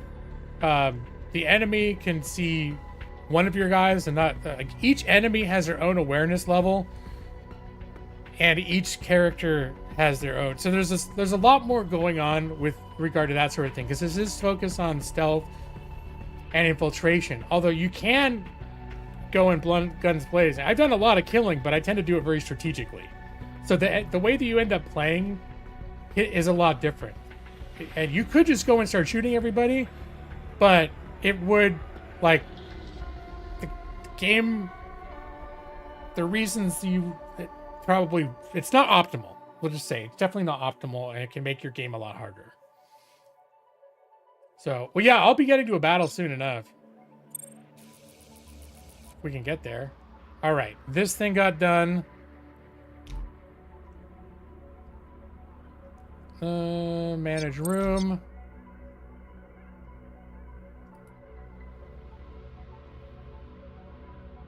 All right, just upgraded to level 3. Can I add an extra bench? Oh, so what did the upgrade actually do? All right, well, I'm not going up to that. I'm not going up to that yet. I thought I was going to be able to do an extra bench, but apparently not. Available deep. Let me see. Room management. I need to upgrade all that. Okay, so you know what? I was going to upgrade the command HQ so I could do more stuff. So I think I'm going to do that. If I upgrade the power wiring to 3, then I'll be able to upgrade that next. So presumably once I do that, I'll have up to 3 tasks at a time, and that'll help me catch up on some of the other stuff. All right, Brad is recovered. Cyber surgery. All right. So now, oh, the longtime doctor. I wonder if this is Brad's doctor. Brad's got like a medical condition that's like an ongoing issue that's going to need to be resolved. Let's talk to, I think that's the doctor. Oh, just my doctor, G-Law's doctor. So I will get to a battle, but obviously this game does, there are a lot of other things you have to manage. So, and I literally, when I saved last night, I had literally just come out of a mission. So that's why I can't go immediately into the next one. Or I could rush it first. I could prioritize it. But anyway, all right. As your longtime doctor, I think we need to talk. I heard you went under for a quantum rider to become a cyber knight. I have to say, I wasn't surprised.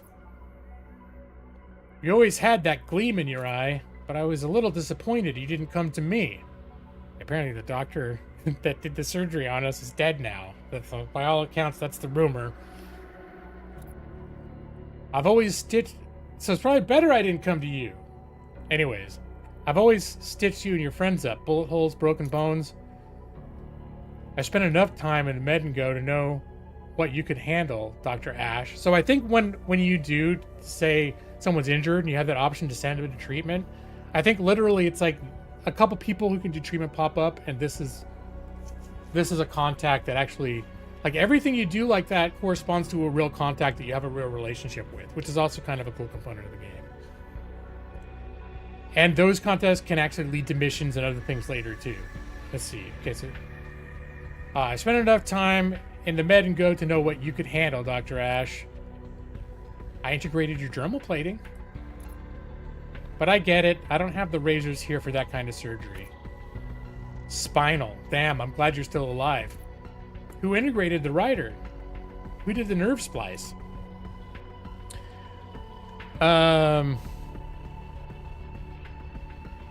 You don't have to worry about the competition. The splicer's dead already. I think that's probably the best thing to tell her. Just be like, yeah, just so you're not too jealous.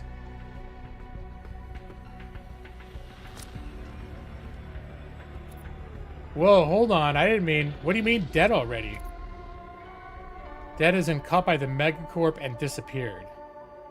Or I can make her sound like we did it because we're like fucking assholes. That they looked at us funny. But no. Gonna keep it on the up and up and just let her know what happened. Dead as in caught by the Megacorp and disappeared. Gobbled up by the corporation that didn't like that he was doing midnight surgeries.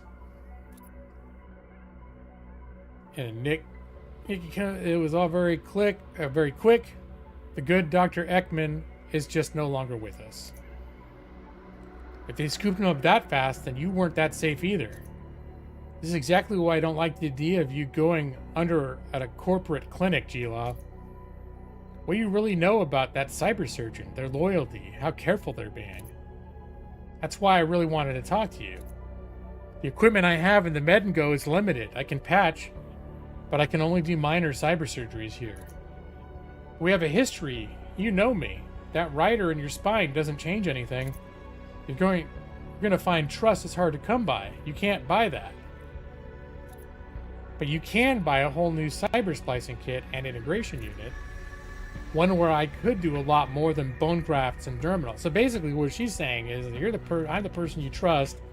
She's probably setting up some sort of situation where if I do something for her, she'll be able to do a lot more for me in the future.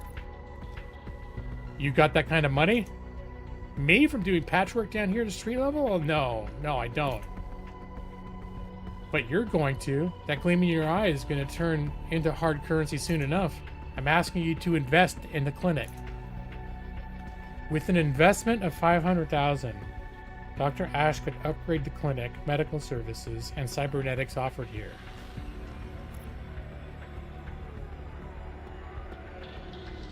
So let's see, I can just flat out give her $500K.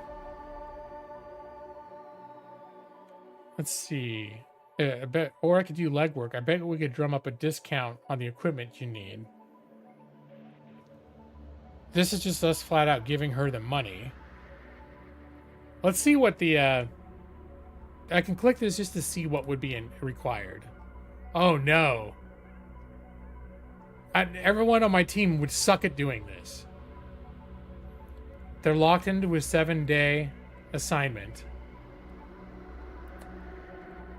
There's 3 max attempts, so technically it could end up taking up to 22 or 21 days. And then the success is 20% discount on medical equipment. Is that all I'm getting if I give her $500,000? It's probably getting a really good relationship bonus in either case. But this is a lot of time for my people to be having someone out of commission at these low rates that probably are going to fail.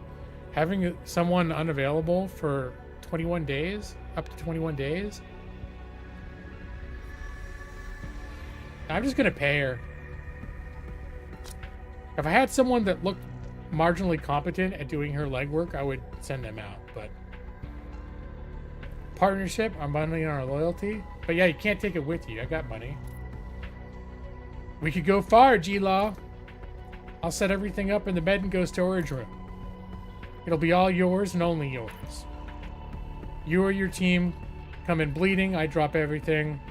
You need a slice, you're first in line. We will need an exhaustive list of what you're able to wreck, Dr. Ash. Because he is also, she probably is going to end up being able to help with surgeries later, which is probably going to be good. Investing in a next level clinic would cost $500,000. Dr. Ash's medical treatment service would be upgraded. Cybernetic surgery service would be upgraded. Gain partner trait, which reduces the price of all services and purchases. Once we invest, purchasing and installing a new clinic kit would take about 2 weeks. Didn't I just do it? I thought I just agreed to it. Do I have to follow up with her? Dr. Ash. Turn up with the cash and I'll build you a dedicated... Here, just bring it to you. You turn up with the cash and I'll build you the clinic. We're ready. We're going to transfer the... Yeah, here you go. Just take my money. I think we'll work very well together, G-Law. Thank you for supporting this, Nightstone. I've already cleaned up the back room. It'll take about 2 weeks to get the medical equipment. As soon as it's ready, I'll give you a tour of the new private clinic. Sorry, Brad. Jesus, fuck. Okay.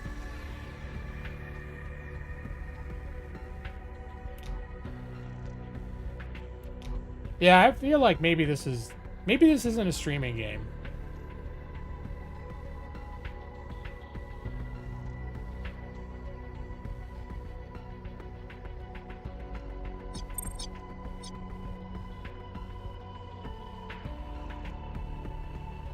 How is our availability? I guess the only person not available is Nightstone. I'll skip the additional conversations. Maybe the combat will take long enough that I won't have it. Or maybe I'll do the combat, and if it ends, I'll play something else on the stream. But yeah, I think this might be my last time streaming this, even if I keep playing it.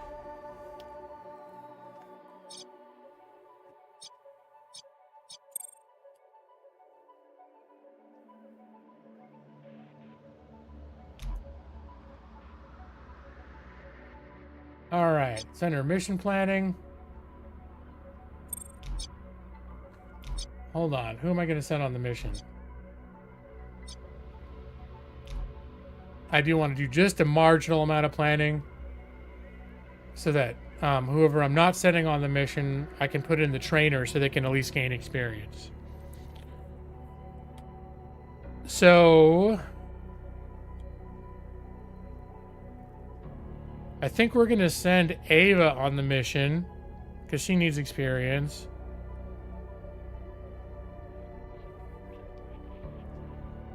I've only had Maxie out on one mission. And so far, because we do stealth, he wasn't able to use his his sniper rifle at all. Joss is busy. He's doing cyber deck repair, but if we have one person that can hack, I think that's all. I think we're good. All right, so we're gonna bring Evie, Ava, and either Brad.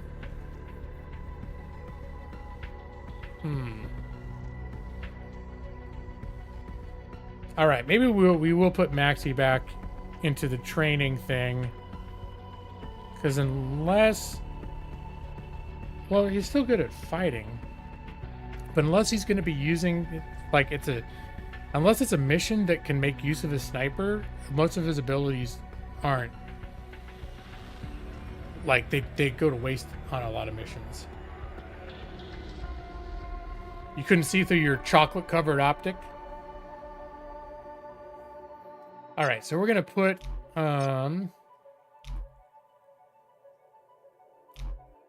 yeah, let's put, oh, is he in the trainer? I guess he's still in there. I thought I canceled it.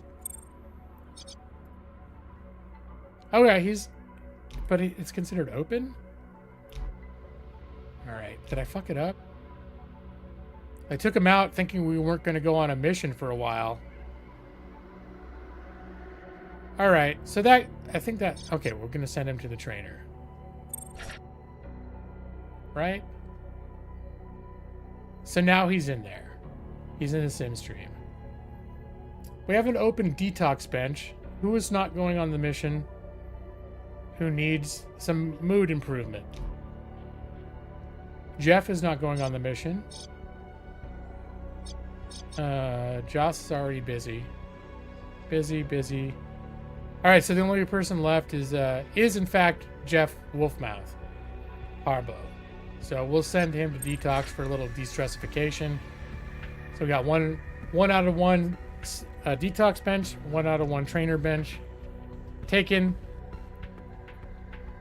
and I think we're clear to plan the mission. Opposition research reveals important details.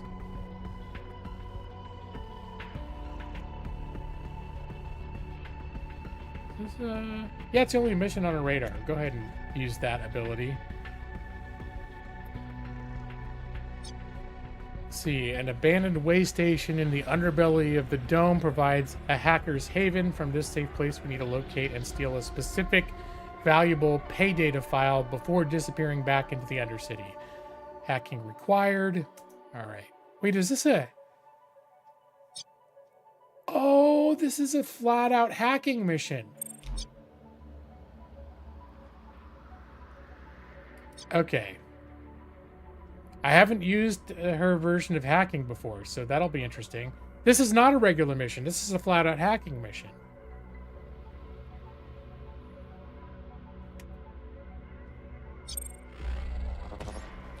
All right, now Brad's going to be extra pissed because there's not going to be any combat.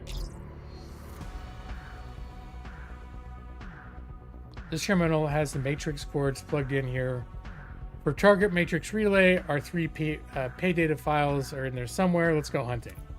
So at least you get to see what hacking looks like, but if anyone's remotely interested in watching combat, this is not going to scratch that itch.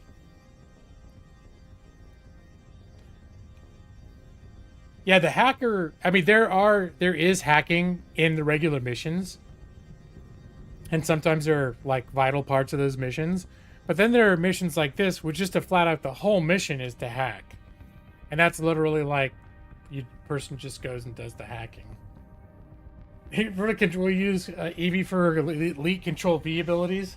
Yeah, maybe I should have made her the hacker. Use her hacking abilities to be the first comment in any live stream chat. Let's see. If I need some pre-hack juice, I better take it now. I think there's like buffs and stuff, but if you can't pull it off, head for the exit and get out of there. Someone on the team will pick you up. Now, one thing too about this game is like hacking was sort of hard to learn. And the first time I did a hacking dedicated mission, they said you have to do it in under 4 turns, and I kept fucking up. But it lets you redo it, and that might be a function of the difficulty I'm on. But at least while I'm learning the game, I found it's very helpful. And then when you're in missions, you can restart the missions. You always have an ability or the option to restart the turn you're on within the mission. Like if a mission's going sideways, that might go away at higher difficulties. But I know, again, for me, as I've been learning this and learning like the hard lessons, it's been kind of a nice thing. You know what to do, Avaritia. Avaritia. Jack in and get hunting. Data streams won't wait. See, I forget. Does she have an ability that I can use now? This is stuff out in the world, I think. Lure, crash kit, take cover, reload. Nope, I think she's just going in.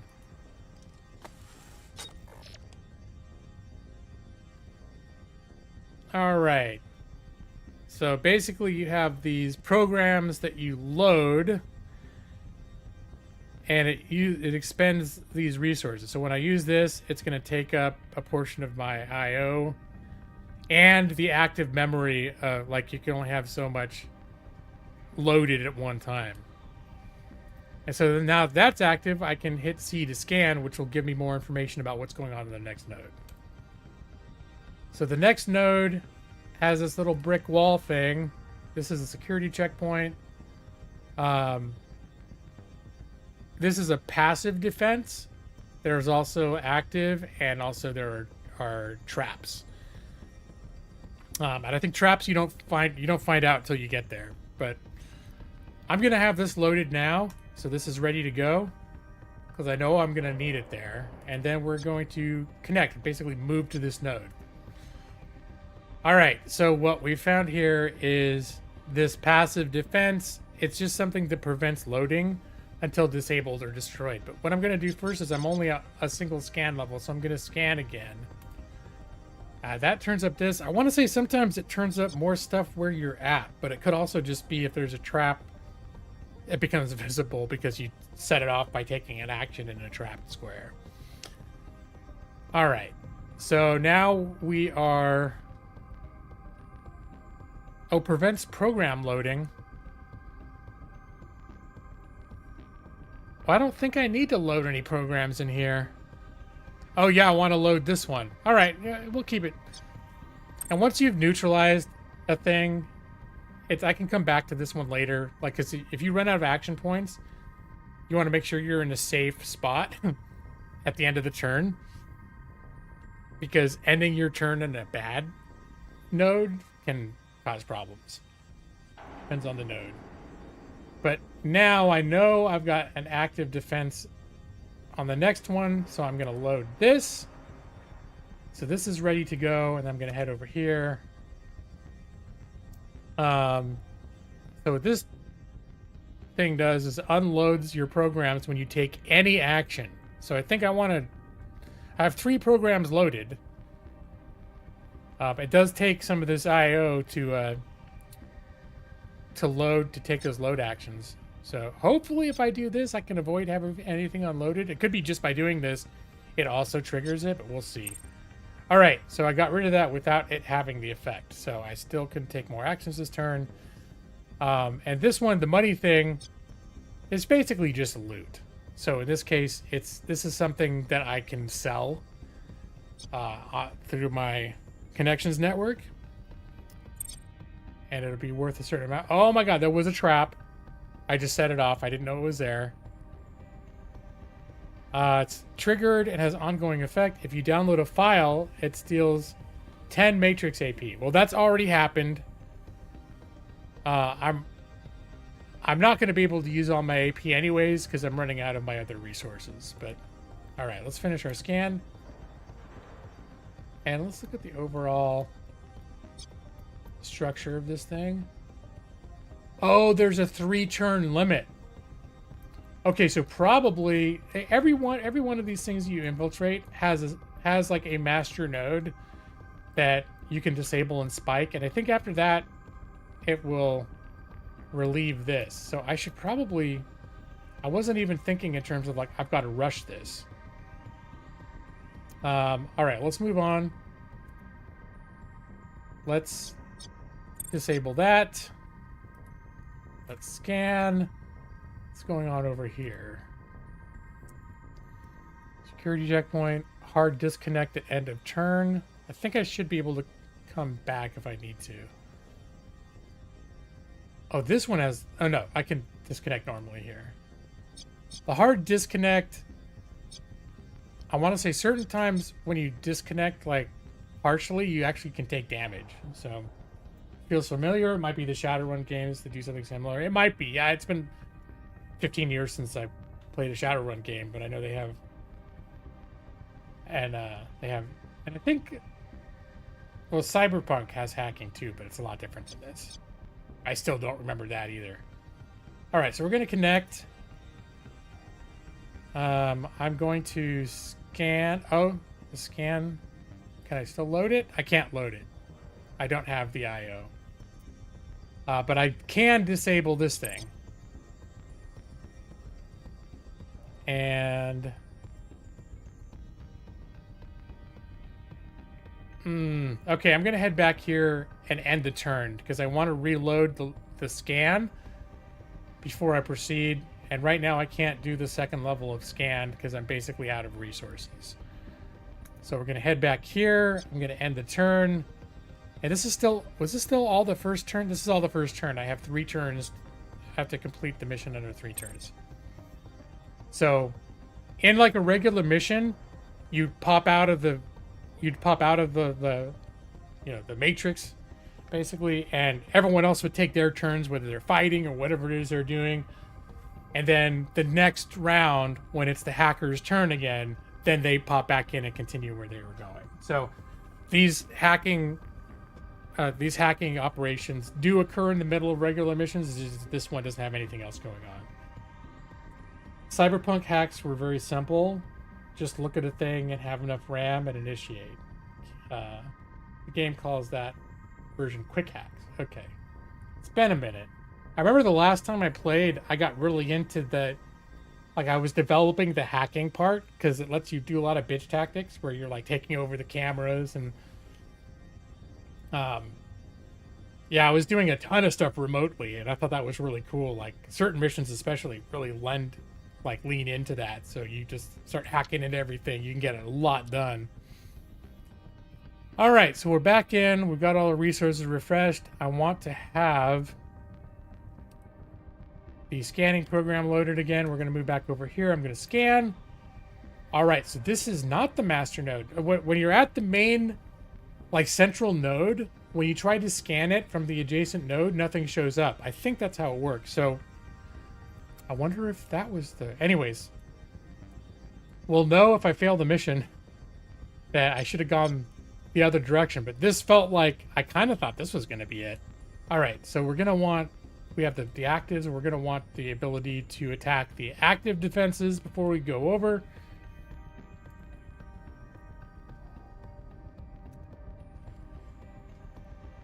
All right. So this got two things going on. 15 damage to hacker and causes stress whenever you take an action, or 10 damage to cyberdeck whenever you take an action.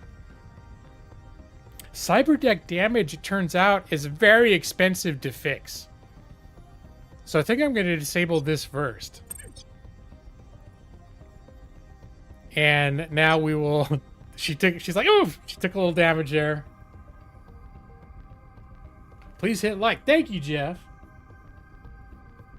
A familiar bit you're feeling might be something from Deus. Yeah, I think Deus Ex also had kind of a hacking system that was a little like this. But I want to say you're right. Like, I'm having distant cyberpunk memories and them having a similar something like this as well. I was watching interviews by the devs this week too, and because people were, I know last week were saying, is this sort of like, is it like Cyberpunk? Is it like Shadowrun? And basically, these guys base all of their games on like the storytelling structure on tabletop RPGs that they played over time in the past.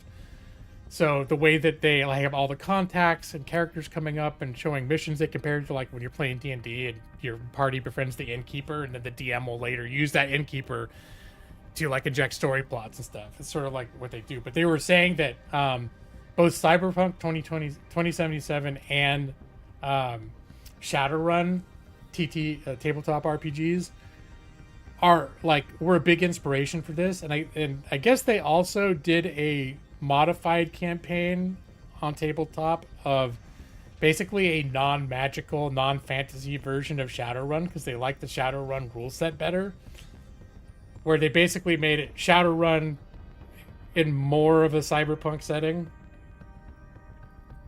Yeah, no, it's sort of like seeing and hearing them talk about like their philosophy behind it too did give me more appreciation for all the stuff that's going on with the contacts. It's making me, when I play this, want to pay more attention, because now I know like they're setting up these contacts to be people that you can actually become personally kind of invested in. You get to know them a little bit. You develop relationships that actually mean something. That can go different ways depending on what you do or don't do. So, all right, so we're going to get rid of this one. I'm going to download this. We are going to scan. Okay, this one over here that's not showing anything, that is, I think, the main objective. So if I take this out, I can probably, the hard timer is going to go away, and I'll probably have an opportunity to take on the rest of these nodes at my leisure. But for now, I'm going to go over there. We're going to see what's what. And for these, before you can disable it, you have to actually destroy the defenses. And all the other ones, these are just disabling the defenses. If you destroy the defenses, it like increases the security. You build this little security thing, keeps going up. Every time you do something, it goes up a little bit. But if you start instead of disabling, if you start destroying system defenses, this goes up much faster. So let's see. I think, what does this do? Memory unscanned. I'm going to scan.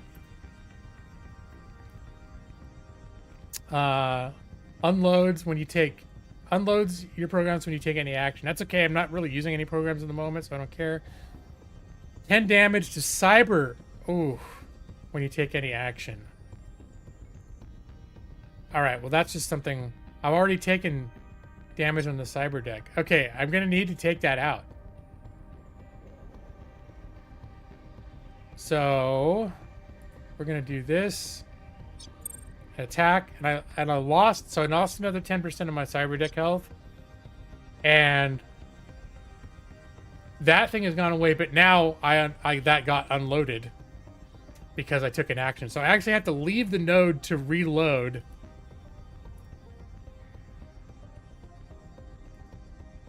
Oh no, am I out? I'm out of... Oh, I can't load right now. Alright, just cutting it real close. Like, I burned through a lot and just... Okay. I'm gonna have to end the turn. All right. So hopefully I'm just gonna get in there. I'm gonna load this up. I'm gonna go in, taking that out.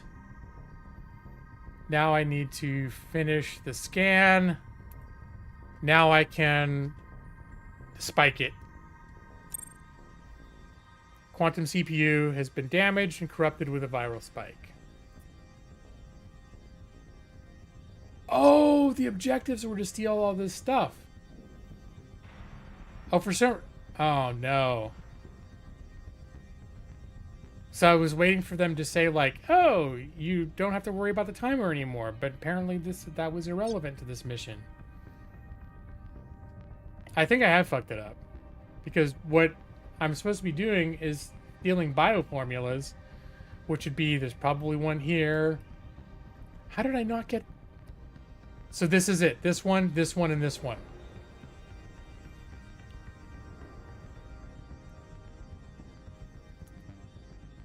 Let's see. Let me see how far I can get. I do that. Gonna download. Oh wait, can I not? Trap isn't triggered. If you download an account, it steals AP. Well, fuck you. Can I still have this attack program. I'm gonna take it out. I don't care. All right, now I'm gonna download. Oh, there's no way. I'm not getting up to these by the end of this turn.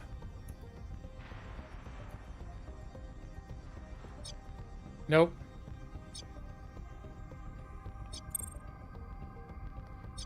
So I think it's about to tell me that I lose. You cut your losses and ditch that hideout. I need another minute, just one. No, there's no time. Get the fuck out. Okay.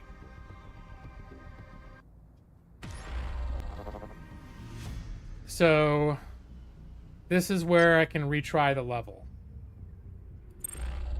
And I'm going to do that. I wasn't caring about the objectives because the last time I had a timed mission, once I hit the central node and took it out, the timer turned off. And then it was like, now you can just go everywhere you want in here and you don't have to worry about it. And I thought it was going to be the same way. It was like, okay, time pressure is only till I spike the main CPU and then I don't have to worry about it anymore.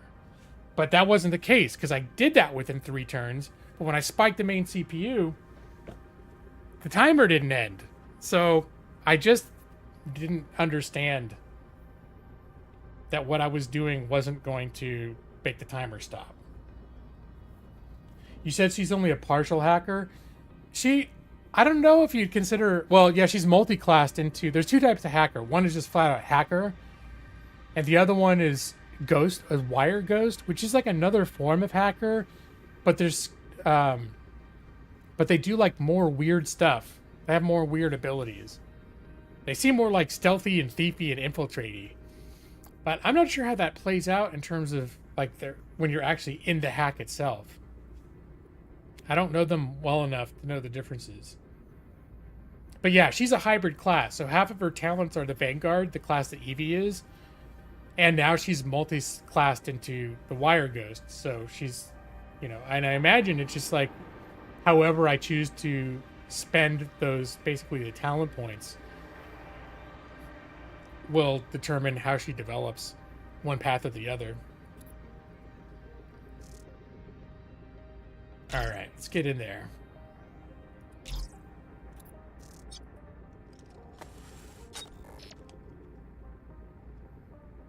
All right, we're gonna, so basically we're starting over.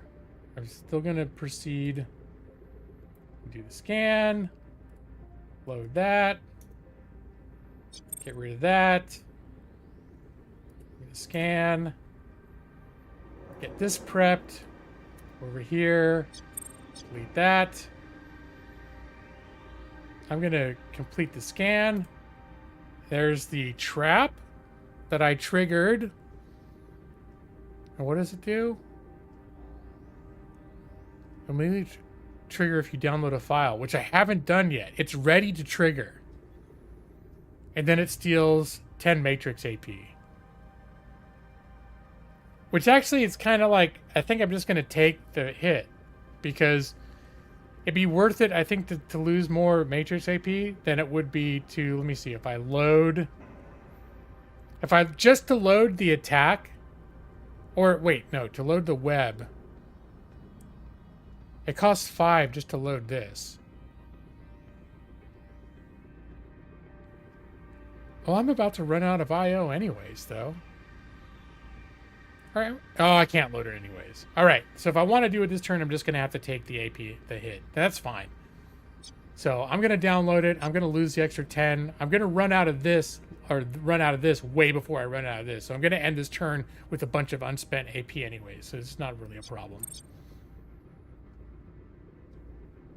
This file triggered ongoing effects if you download. Yeah, just do it, dude. I know. I see I lost that, but this might be too tricky for me. Oh, have I tried sending them an email? Pretending to be their cousin whose car broke down in Florida and you need to log in a password? Hey, but dude, that's a good idea. That's right, it's not Jeff's fault. Jeff, well, the reason that Jeff couldn't come here is because his cyber deck's already busted up from the last time he did hacking, which might give you some indication of how that went, but... Alright, so let's make our way... Oh, wait, we want to scan. Up here we've got another of these, so we're going to connect. I'm going to go ahead and... Oh, I have to reload the scan program. But I can get rid of the defense sleaze. And I've got enough AP. Oh wait, what am I getting? Bioformula 1, 2, and 3? Is that all of them right here? 1, 2. What happened? What's yours is mine. Pay data downloaded. There's more to find. Don't let the Q6 slow you down. We have partial mission success. The mission will end in victory. The time limit ends or Ava walks to the exit zone. While we still have time, we should keep looking for additional objective files. So this is something that happens in some of the missions where it's like multi-tiered. So if you find the first part, like I could leave the mission right now and technically it would be considered successful because I got part of it. But the more of these parts of this file I get, like I could exponentially increase my reward. So it's worth staying.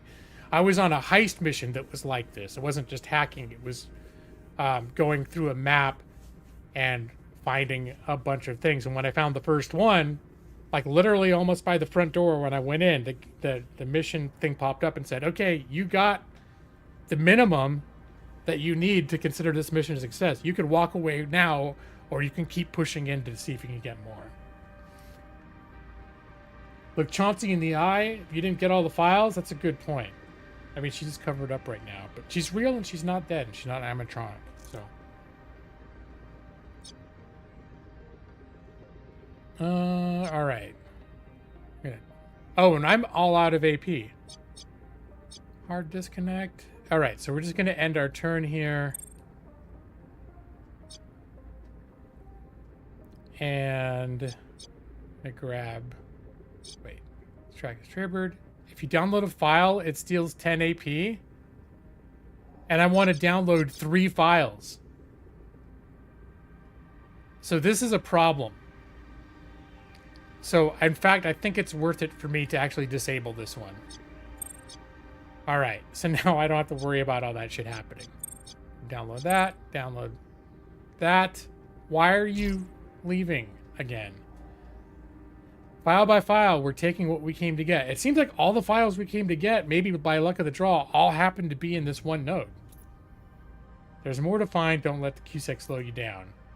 All right, it's telling me again I can leave now if I need to, but couldn't.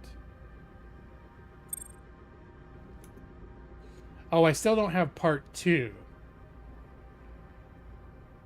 All right, so I'm going to keep going. Let's reload that and scan. Okay, there is another reward up here, so it actually could be up there. So I was going to beeline down for here, but it could be in this node, the last thing. So since I'm here, I'm going to go. This prevents downloading. I'm going to do another scan. The trap has triggered. If you use a cyberdeck program, it steals 10 matrix AP. So I'm going to have to use a cyberdeck program on the data lock, otherwise I can't get this thing. So then the question now is it better to just take the hit and let the trap trigger, like let the trap take what it's going to take? Or is it more cost effective to disable the trap? I do have this already loaded. So yeah, you know what? Since I already have the disable trap program loaded, I might as well. And these also, you have these little pips here. So when you load these, once you've used all the pips, like this one had 2, and it's the second time I've used it. So now this has become inactive again. So if I want to use basically the trap disabler program again, I have to reload it, which takes up a bunch of this resource. It sort of takes a while to really get familiar with how these little currencies and stuff work. All right, so now this is only going to cost me 3. So I think I came out ahead AP-wise on that, and now I can download the rest of these. There's the Bioformula one. So this is actually the last one that I need. It was right here in this node. In, out, stole everything. Well played. Now let's get you out of there. We have total mission success. Mission will end in victory when the time limit ends or Ava Richo walks out to the exit zone. You may continue to hack if you want to take the risks. All right, well, we're 2 turns before a hard disconnect. So I think that's just free time. We've already won. This is gravy at this point. Of course, I am going with 0 cyber deck damage. And I haven't been hurt or done anything that's going to cause stress. All that stuff you take home with you when you leave. So that's where they're like, sometimes they're like, quit while you're ahead, because you screw around too much here, you're going to have consequences that are going to come home with you. But thank you, Brad. We need a Millie for a wolf mouth attack. Well, that's when your character's in here for the hacker. You literally are. You're bringing the wolf mouth. That's your ops name. All right, this has been scanned. This one, we're gonna load this up. And I'm gonna do the scan. And I'm out of AP. So we're gonna go ahead and end the turn. Was that all my first? Oh no, that was my second turn.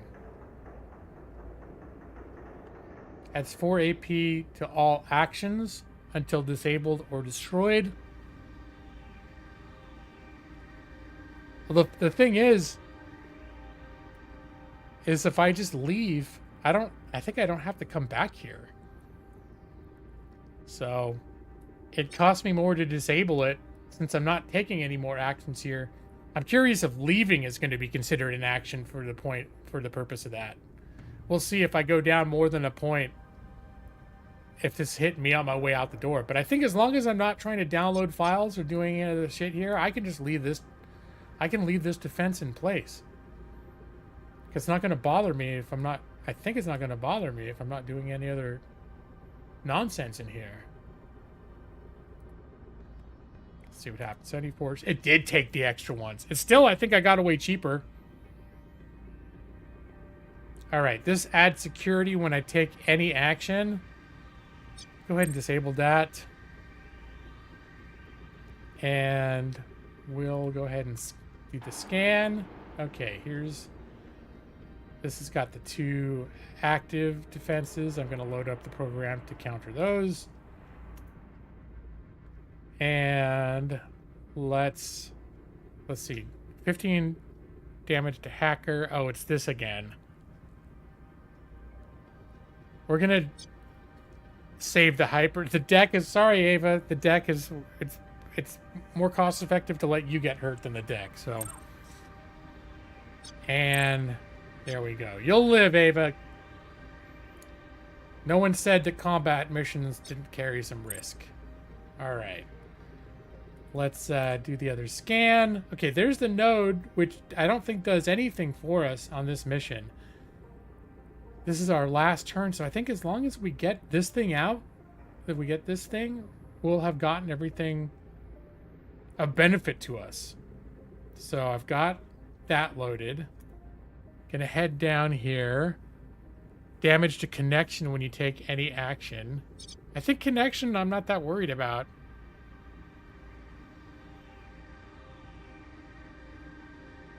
The hacker is... Interesting. The tooltip, they're not giving me a separate tooltip for the connection. I think that might be an error, because you go over the health, it talks about hacker's hit points, cyber deck health, and this should be connection health. But it's giving me this, alright, so I think that might be a little bit of a bug. Alright, I was going to do it. I just was going to scan again to see if, to avoid any potential traps, but it doesn't look like there are any. Oh, there was. Never mind. If I download an account, the trap steals 10 AP. Alright, I think that's worth disabling.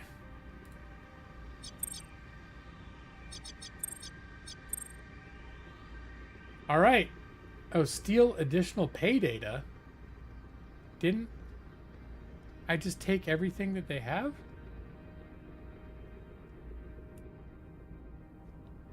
I think that's the last of the data that I can steal. And I'm basically out of...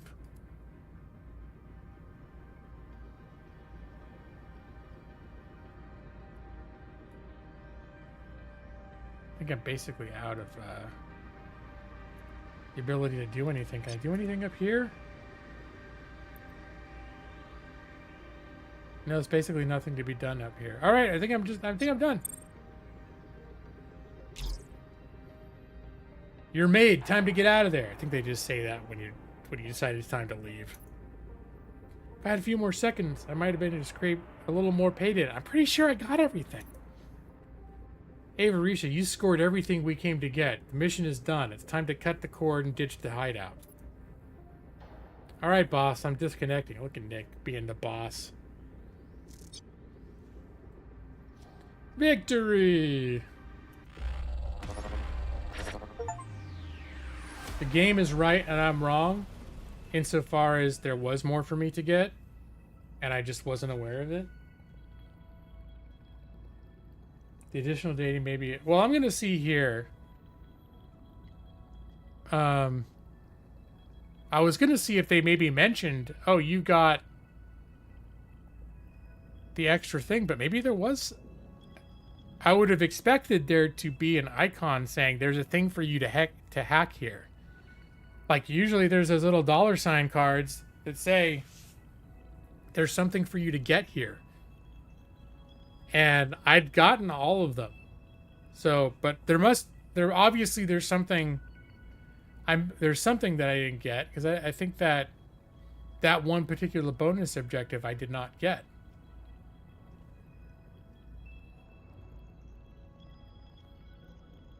Let's see, got 32 experience, bonus from Nightstone's handling.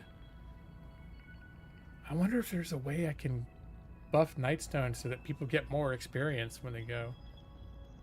Oh, no SimStream XP for solo missions. This is where, since we put Maxi in that training bench, if this had been a regular mission, it would have said something here about how much experience Maxi got back on the training bench, but apparently... Well done, noob. Apparently you didn't get jack, Maxi. Alright. So, let's make like a tree and get out of here. All right, so let's see what's going on. I'm gonna check out what's going on with Ava. So she's not damaged. I guess her cyber deck came out without any damage. All right, so Ava is good to go on the next mission. Do we have a next mission yet? There are no missions being planned. Okay, that means it's time to start talking to people. So we'll just go in order of, like, these are the timers on these conversations. We'll just take them sequentially so we don't miss anything.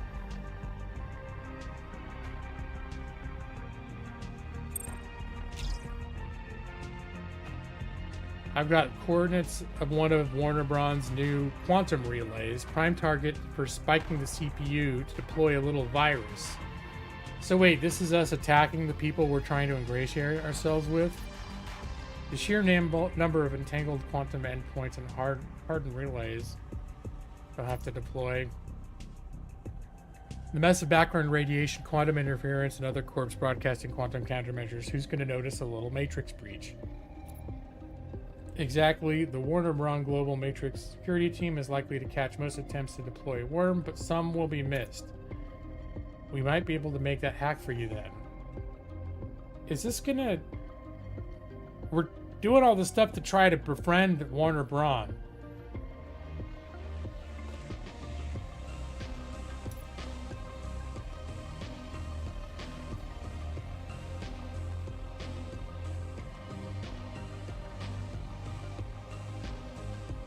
All right.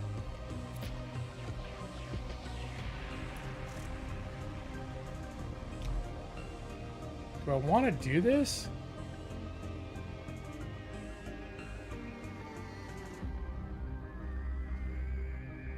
Here, I'm interested and willing to pay well to get on the ground floor.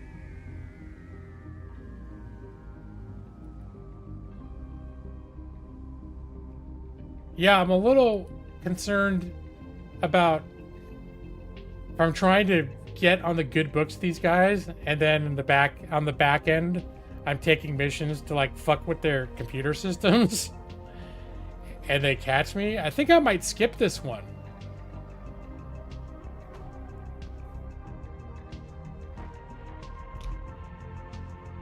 All right, and this is someone I think I spoke with before, and I put her off because I didn't have anyone available. But we're almost out of time, so let's see what she says. Need to know if you're ready to play debt collector for me, G-Law. Just think like classic loan shark. Smash a few faces, threaten to break some kneecaps, discuss chopping off some fingers, but trust me, these punks will roll before you have to spill blood. Oh, this is just a legwork mission. Okay, so we send someone to, like, put fear into them. Let's see who would be good at it. Joss would be good at it, but he's already busy on a mission. He'd be really good at it. I wonder, can this one be deferred? This can be delayed. Okay, I thought this is not the one that was delayed then. So we're gonna delay this so that hopefully we can send Joss. Once Joss is done, he's our tough guy, and he's already on another, I guess already shaking someone else down. Don't make me find someone else to do this, G-Law. This isn't going to look good for my business.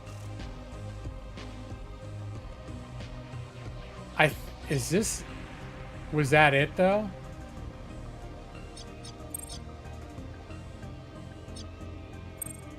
Okay, actually, I think this won't be delayed any further. So I think I just need to do it. Joss is not going to get out of his current mission until this is already expired. So, all right. Yeah, we're gonna do it. We're gonna send P-Rich. P-Rich's not as good at shaking people down as Joss is.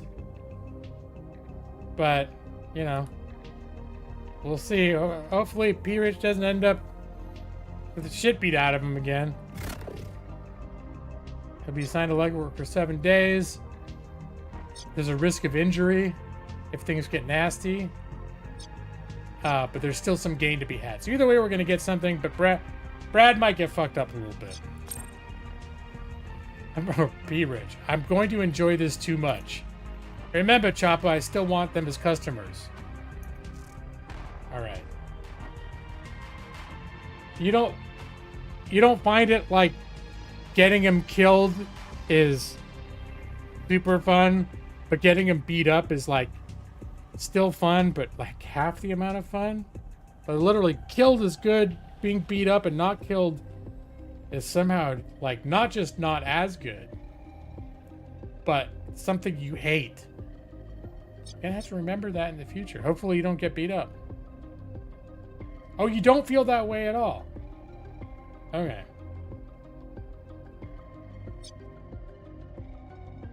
Alright, I think we are... Oh, Jeff is in there getting de-stressed. Alright. Gonna let time proceed. Looks like our command HQ is finished being upgraded. Let's do the upgrade on that. 36,000. Alright. And we'll continue to see if we can get Joss. Oh, wait, there's a Command HQ task open now. Okay, the triage clinic opened up. See, is anybody injured right now? No.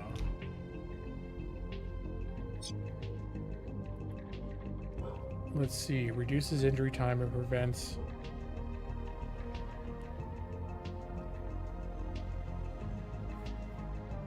Okay, so if I upgrade...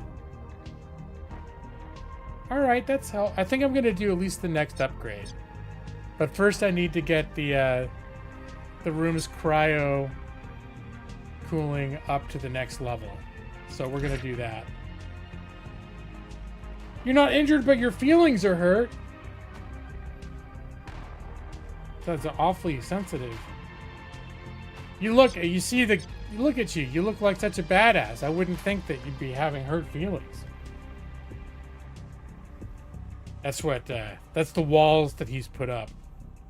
Like, I wear these dark shades. What is your...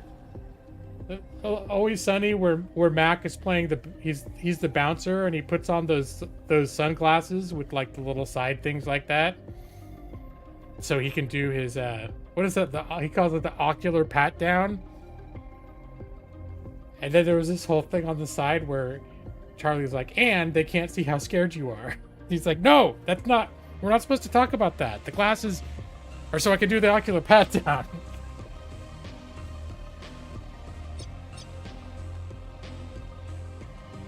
Alright. Continue. Joss is back and waiting to talk. He's banged up but good. Oh boy. Sounds like we have bad news to deliver to Jennifer Yarrow. I pulled duty in the belly, but I don't ever want to go back, G-Law. Place lives up to its reputation. I can't remember what he was doing in there. Was she trying to...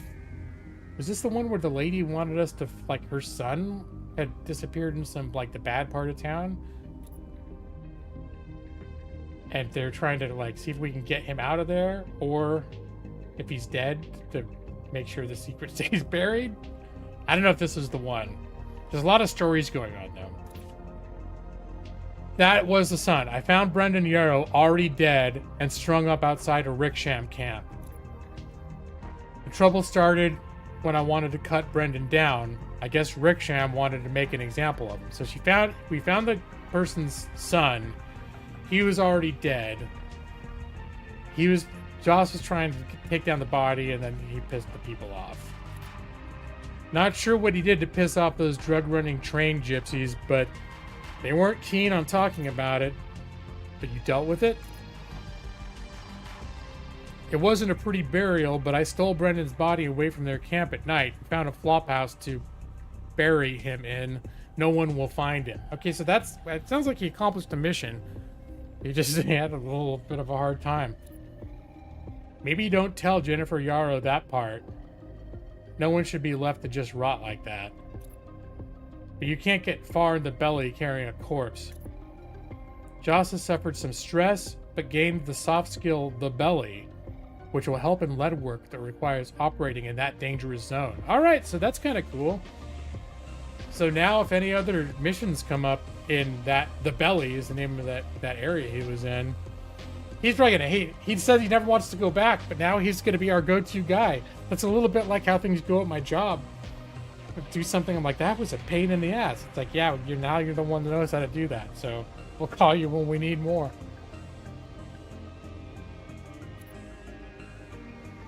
All right.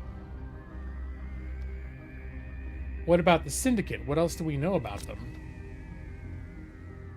Well, I think it's time for me to change to the standing position.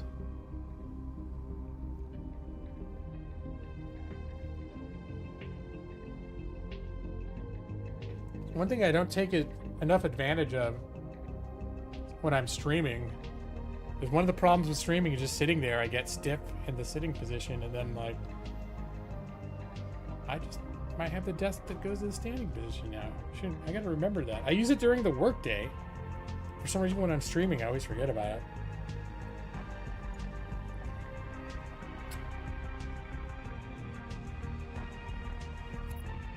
The Ricksham are a small crime syndicate that lives on the railway systems between major urban zones of the UNA.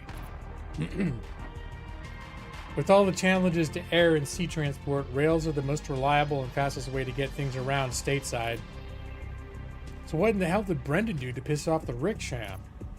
Ricksham don't get into moving big cargo, and know to stay away from mega corporate freight unless there is something really worth it.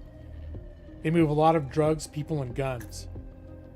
But they don't do local distribution. You think Brendan was trying to cut a deal with them to sell their product? Whatever it was, he must have insulted someone.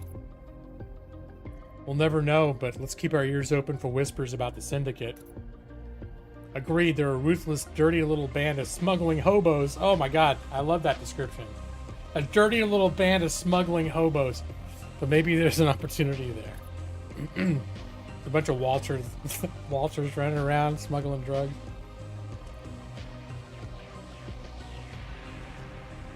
I see the word there. Maybe Brendan made the mistake of calling them hobos. I bet they'd kill for less. Alright, it's time to tell Jennifer. Brendan is dead, isn't he?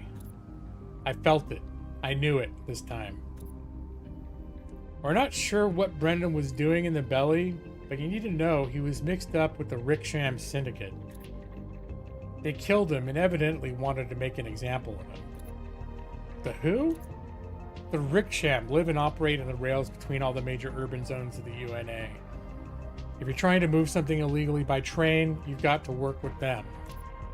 The Ricksham may be a small syndicate, but they wield a lot of power. I wouldn't suggest retaliation. Retaliation? What? I want nothing of the sort. I want to know you disposed of Brendan cleanly.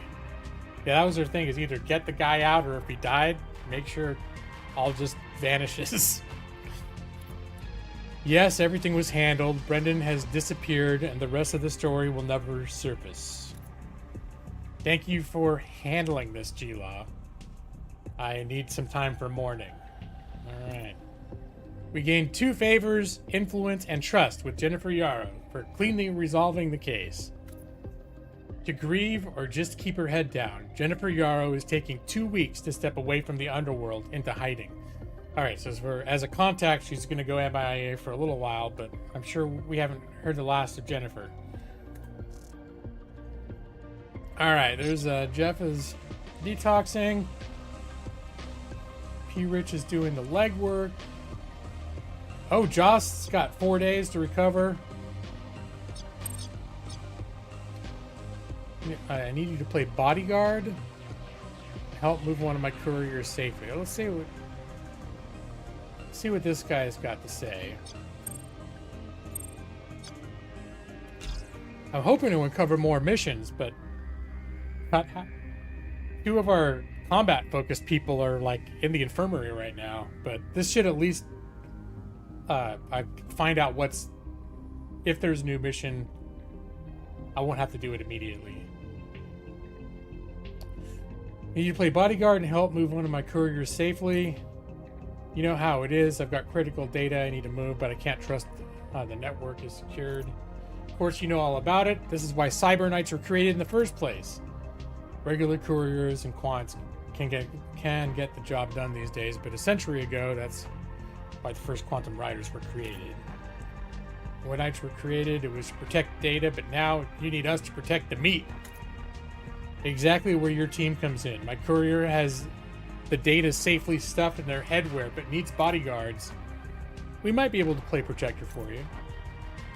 I've offered a bodyguard job. You will be paid to protect an important VIP courier moving through a dangerous area. That sounds like that might be an actual mission, like an escort mission. Dusty Diamonds, Razor Whip Slip is ready to be planned. Okay, so that's an actual mission. And that comes up before any new conversations.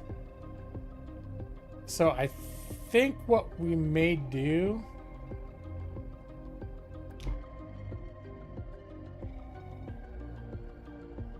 Let's see. Ava's currently ready for a mission. Evie.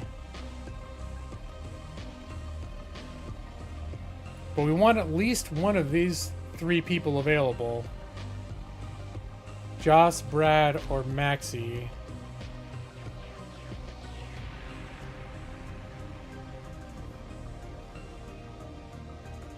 I think when it comes to sheer brute force, Joss is our best guy, but we keep wanting to keep him open for other missions. All right, we're just going to let time progress. What happened? Oh, we're open for more base building. Nano scrubber. I think that was getting pretty expensive to upgrade. The detox room, 90K. Yeah, let's start working on upgrading this.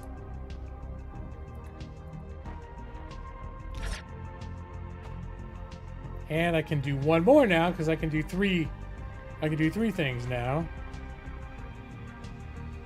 Let's start prepping another room down to clean up. All right, that'll take it.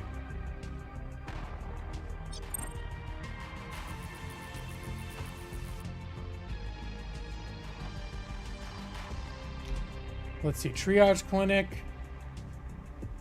a 90K. Yeah, let's upgrade that.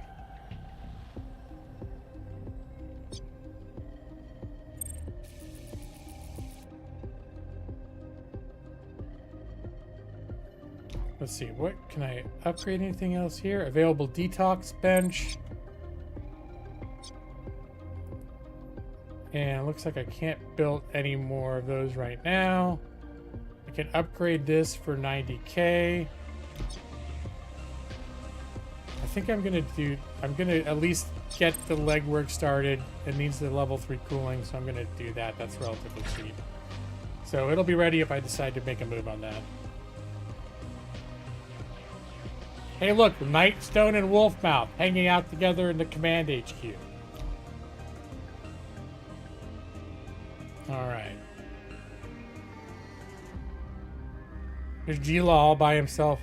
Oh, I guess I can't zoom in to look at it. That's one thing I like doing in the XCOM base is you could zoom into the base just on the camera without like opening the room and just scroll around and like see what people were doing. There's Evie over here in cold storage. Not sure what she's up to. Being all by herself in the fridge, basically. All right.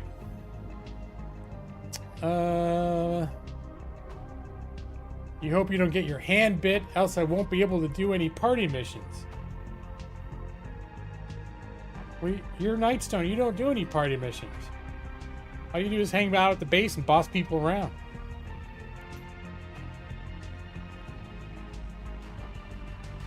I think we want...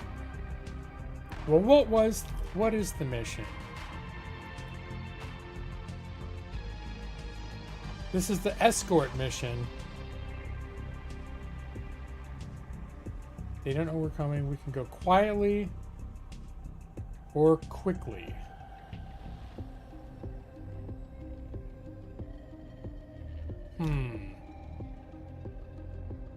Yeah, I think maybe we want Brad on this mission. Because we bring Maxion if we think things are going to get loud. Well, I guess as a sniper... Well, no, his gun is so loud, though. It's hard to stealthily snipe people. Because half the map hears every time he shoots. Half the map can hear him. I wonder if there are ways I can counteract that. Like silencers on the sniper rifle. You know, I'm going to look at this shit real quick. There's sniper barrels. Let's look for class training. I don't think there was any class training like for stealth options.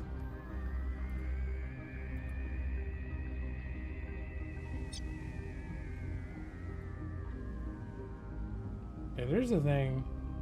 If he kills an unaware suspicious target, he lowers his alarm level to hunted. It still means everyone's like pissed off and looking for him, though.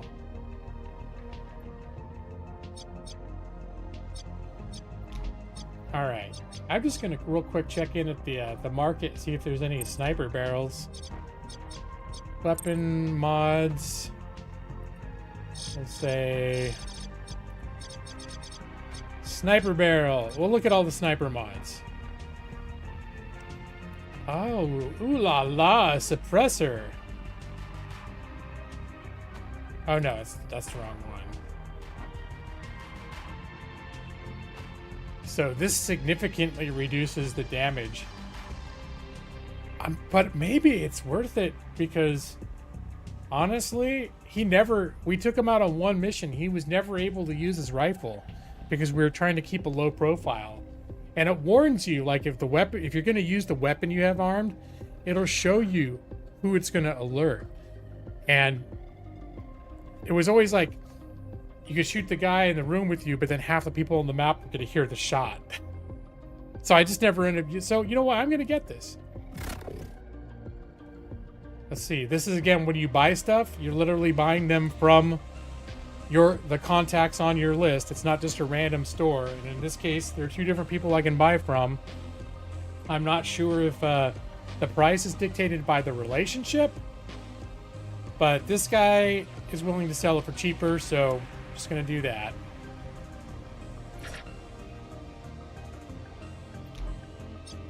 We'll come back to Maxi. Gonna attach that sniper barrel. And actually, as long as we're upgrading his shit, maybe I should go back and see what the rest of the mod... Wait, I'm thinking about it. Are there any...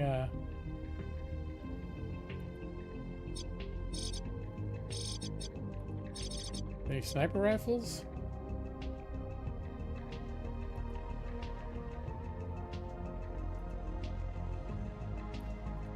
What is he using now? Is it a Street Scout? Street Scout. Okay. It's probably kind of shit I should do between when I'm not streaming, but now I'm kind of getting into it. So I hit I think I can hit a compare button.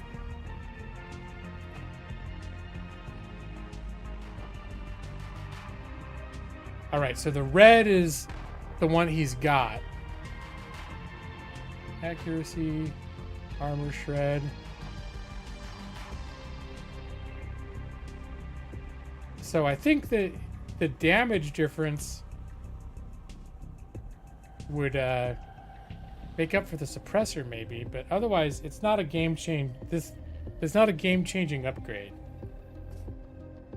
So, but let's check the other mods, because I was going to look at all of them. So this is the stock for 11,000. Sniper body.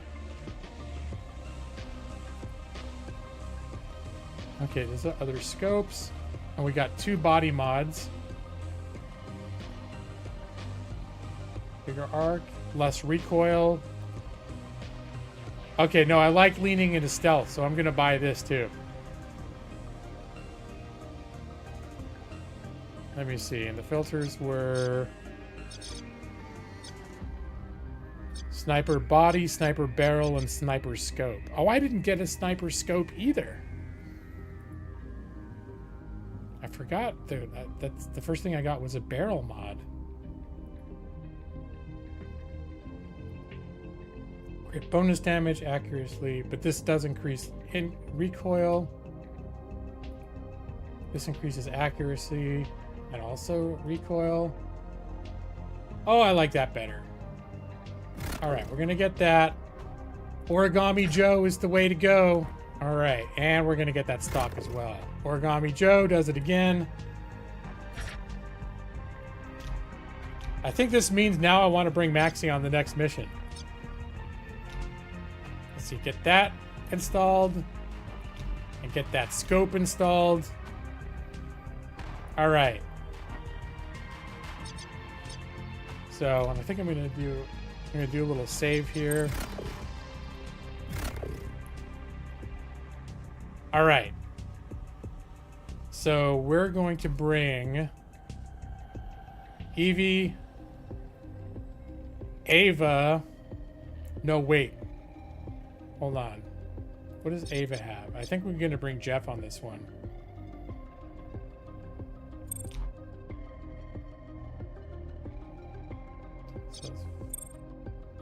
Okay, this is where you can upgrade the two different ones. The reason Jeff has sort of become indispensable is because he has that thing where he can disable the people's, like, when you kill them, the timers that alert security that someone's been killed. I haven't even looked at her abilities yet on the Wire Ghost. Skipjack, Electro Dagger, Pin Drop. I'm gonna have to look at all this later. But I know on a regular mission, Jeff's ability to disable those bio meters is like super helpful to keep a low profile.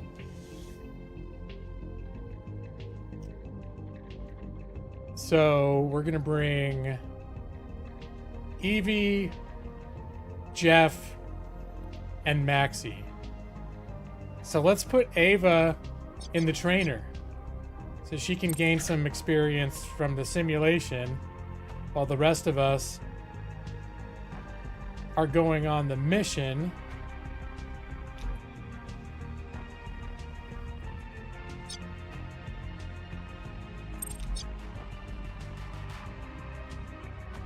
All right.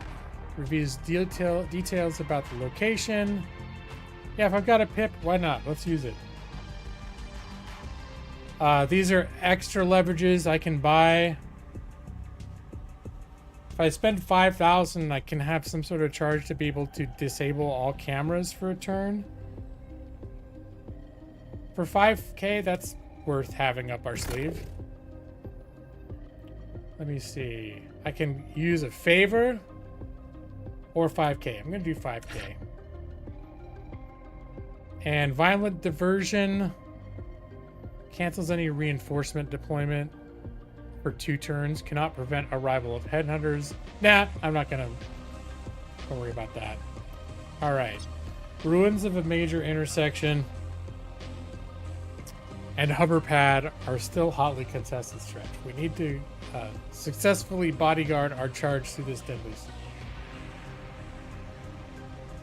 The game has more menus than EVE Online. Maybe. I'm trying to compare to like XCOM.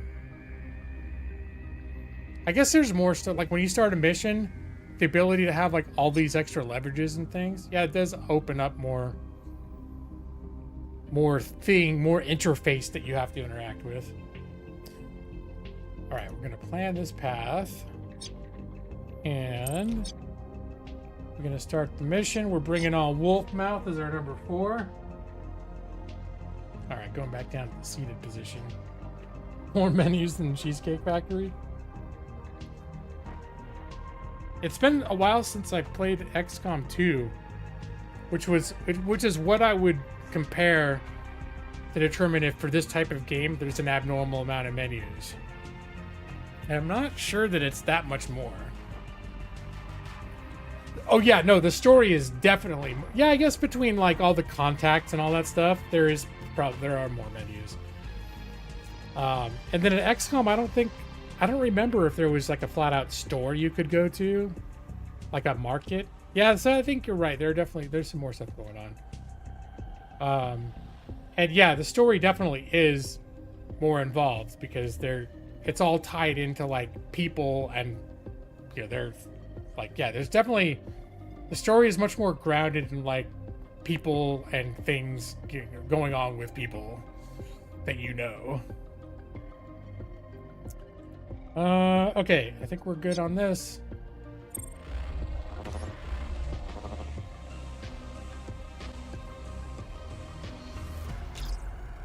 So finally, 3 hours into my stream, or I guess I started a few minutes late, but just about 3 hours. We're in our first real mission. I think the XCOM story was mainly just a mission chain that would pop up occasionally.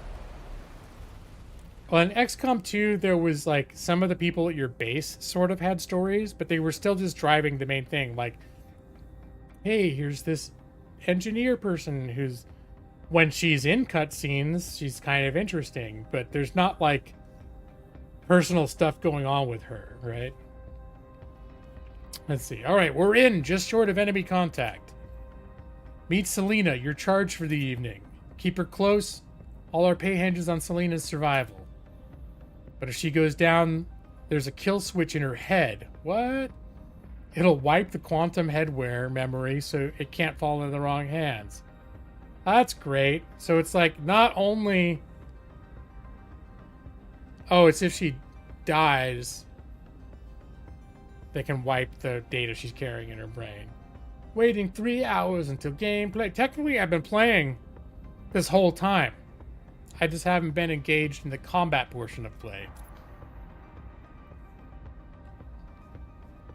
And yeah, we're talking about kill switches and stuff. It's like, hi. I hope you heard that. Don't get shot.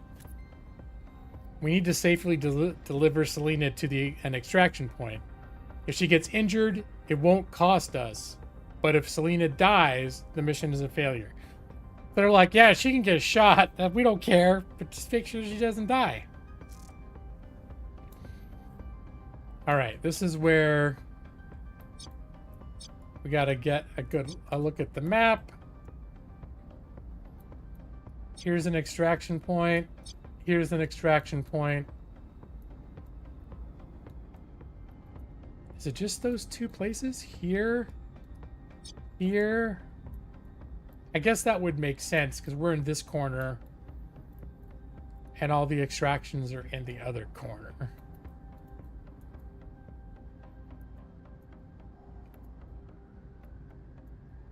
And the thing, there could be a lot more guys out here too that we're just not seeing.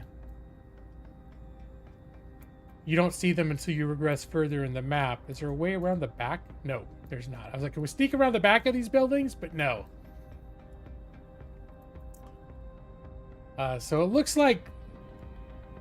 Oh, we could just slip in right under this guy. Want to try to get here. This is a long-term camera. We can't go anywhere near these. Well, we can disable the prox if we were going to, but we don't. Basically, I want to see if I can get across without getting everyone like alerted to our presence. So we could come right here under this guy. The thing is, he's probably going to turn this direction. Like usually these guys will turn back and forth. So, okay, so what if we do go this way? We can end up over here. This might actually not be a terrible way to go. I mean, clearly we can also start heading in this direction as well. It's really sort of a dealer's choice. Oh, we do have a thing here. Okay, in some missions, this is where they said time is kind of an issue. In some missions, the sec level, this means every turn, the heat goes up by 2 points. Every time this hits 10, an escalation happens, which can be more security measures. It can be more guards being deployed, they're investigating like something funny's going on. People are gonna start showing up looking for you. But absent this +2 per turn, this security level will just stay the same unless you start doing things like being seen by cameras, making noise, being noticed by guards, killing people, bodies being found, that sort of thing. So the fact that this is going to go up, now it'll go up more if we kill people, bodies are found, we're causing noise, making things explode, whatever.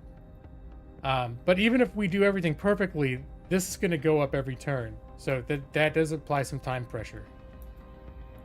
So I think what I'm going to do is I'm just going to start coming up this side of the map. If I can sneak around this guy, I can probably come up behind here. I'm going to guess there's probably more people that we're going to have to deal with over here. But we'll see once we get there. But in the meantime, you can defer your movement to the end of the turn. I used to think that deferring movement, I was worried that it would cause your next turn order to be later in the initiative. But it doesn't. They roll new initiative every turn. So what this is going to give me the opportunity to do is to see if any patrols or anyone else is suddenly going to wander into view. So I'm going to let everybody go. The one person we see, he's turning to the right. All right, so we're going to maybe get everybody bunched up right here. Can we crawl right under him? You'll be heard. Switch to sneak. All right, so if we're sneaking, how about if we're not sneaking? How far can we go without being heard? I can get to here without being heard.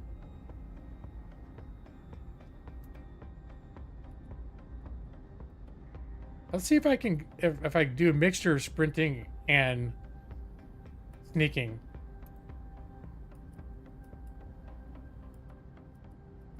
All right, so if I can come up to here, sprinting, without this person hearing me. So I'm gonna try that. Oh, and she just, okay, now we've seen there's a person up here. I bet next turn they're gonna turn this direction. All right, so let's get Maxie crouched. And all right, so it looks like we're getting Maxie a little bit further than we would have by doing the combination. And we've found another person. So hopefully we can slip behind here. And there's not someone hanging out back here, but we'll see. All right, that's all we got from Maxie this turn. Let's do the same thing with Wolfmouth here.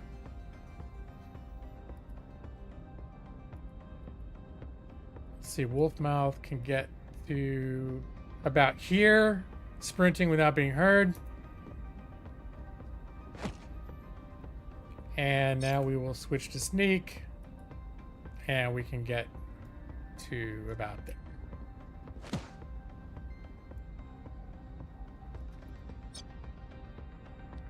Now, Evie has an ability to go completely silent and move further.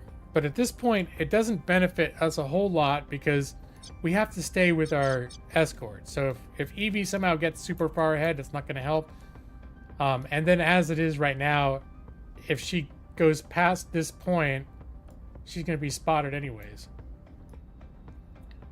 But how often do I use this thing, though? It's 4 turn. You know what? just to get just a little bit of an advantage, I'm gonna do it. I'm gonna use it.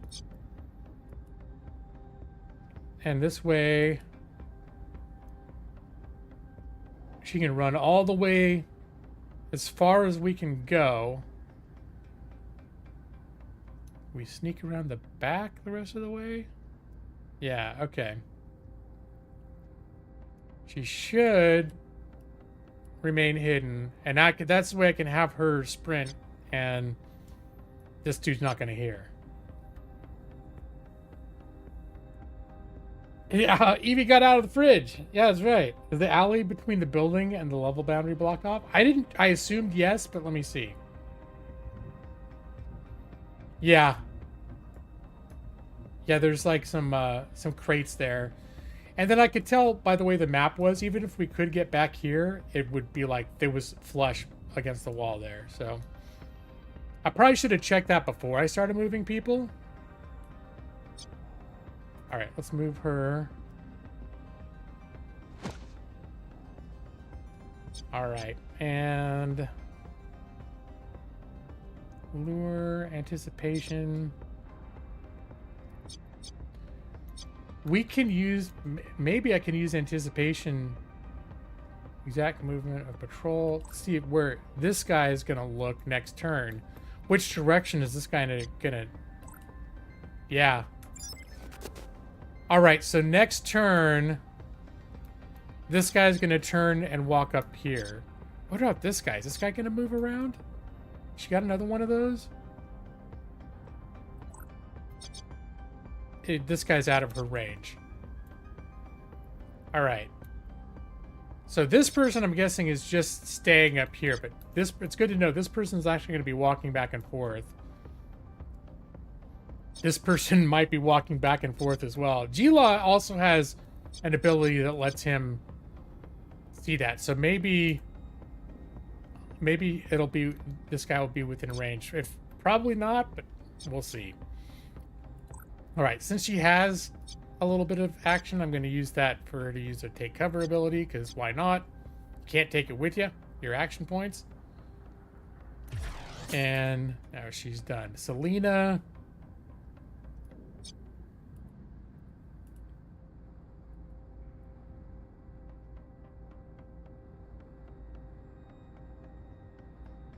All right, we're going to go ahead and run her.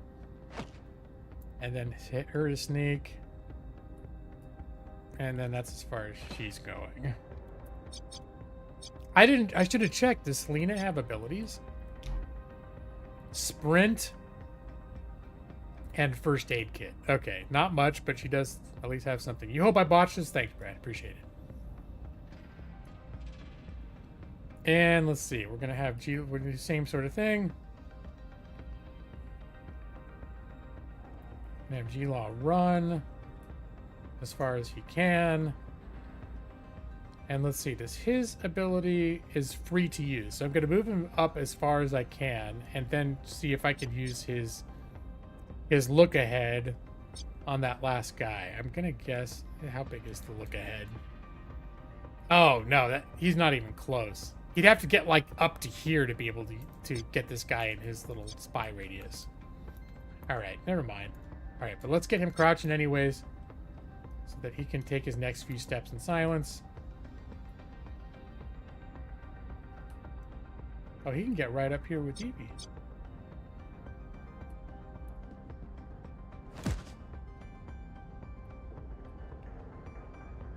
All right.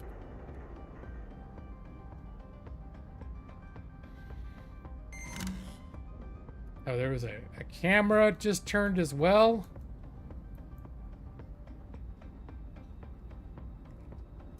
All right, so I think we're going to wait again. What I'm hoping is this guy turns. And then when this guy turns, I think I can disable... I'm not going to do it yet. Oh. It's too far for me to disable. 24 meters. What about Evie's? She's got some disabling stuff too. Crash kit, only 18 meters. What about Jeff? We have a lot of people that can disable security measures. Packet 25 meters. Uh-oh.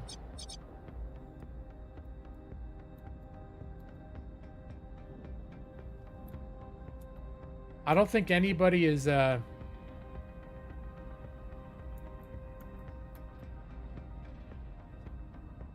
nobody's close enough to this thing to disable it. All right, well, we're just gonna wait and see what the vision cones are looking like by the time these other people have had a chance to move. Some more options may open up to us. Okay, that person's walking off.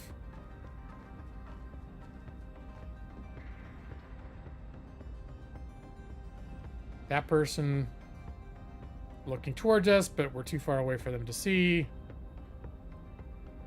And everyone else, just wait, wait, wait.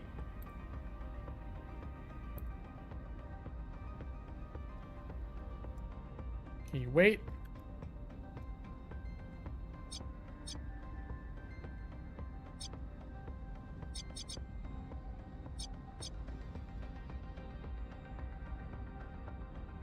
Oh, I guess he already has waited.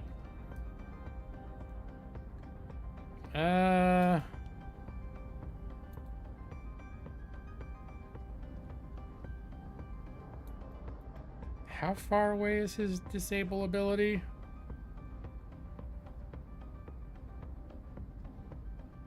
All right.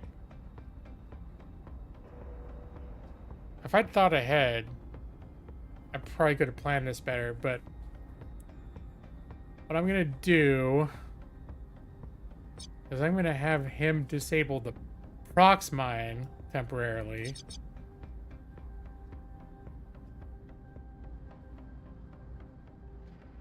This is a level 1 security device. Okay.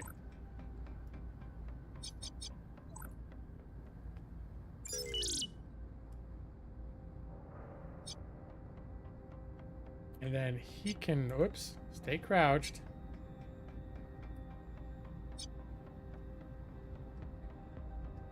He can run out to here. I want to make sure he doesn't walk in anyone's cone of vision. Here, this is about where we want him to be.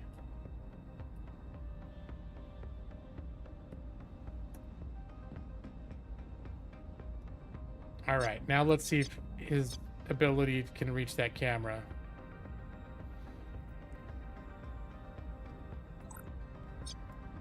Oh, firefuck. He's just not close enough.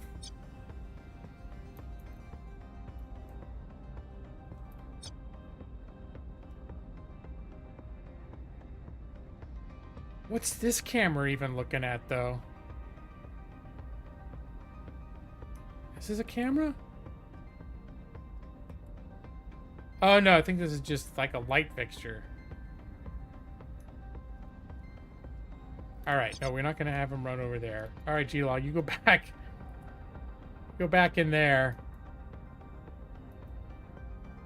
Can he go out? Is he even close? No, he's not. And I don't think anyone can get closer than this.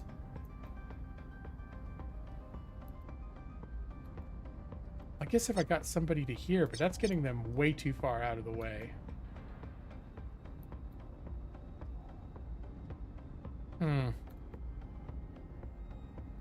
not loving this, but maybe if we just hang tight.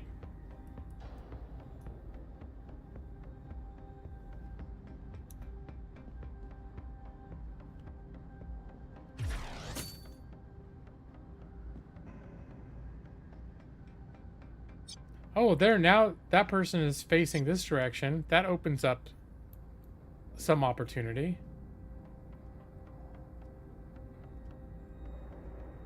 All right, let's get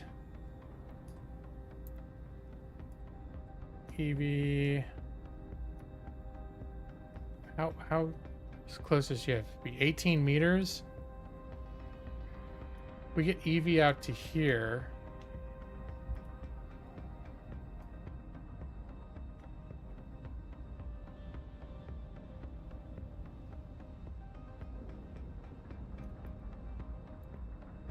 She's gonna be heard?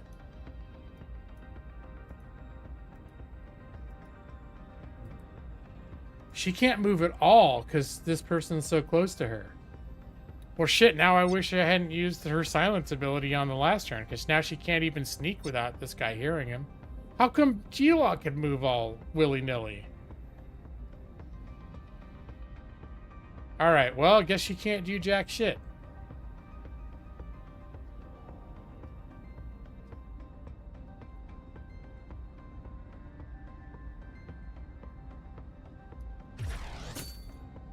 What about, Mr. Wolfmouth here? Can he, his disabled within 25 meters? I wonder if he could sneak out here without being heard.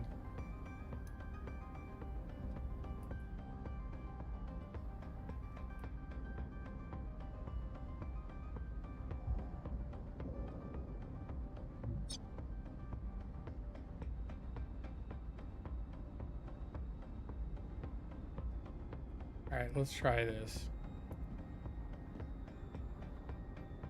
Her bum foot? You think it's that's you sound like a penguin walking? Alright, let's see. Nope, he'll definitely hear that.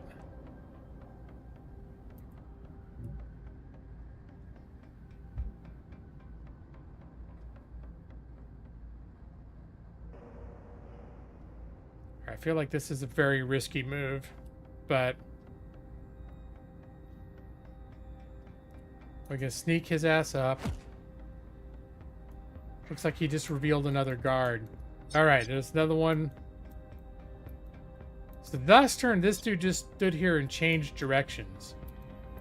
But I'll bet he might start walking around. This one's probably actually doing a circle, but we'll see.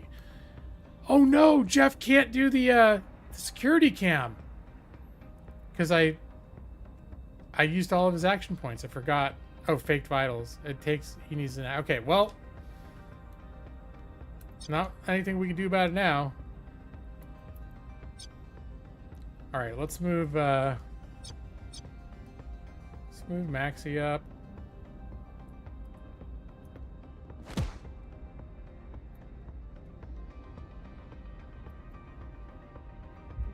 Can we move? This could all go very badly. But I'm going to move him up as far as he can go without being seen. Because already, if this guy turns, they're going to see Jeff. So there's no point. If he's going to see Jeff, he might as well see Maxie too, and then they can both shoot his ass.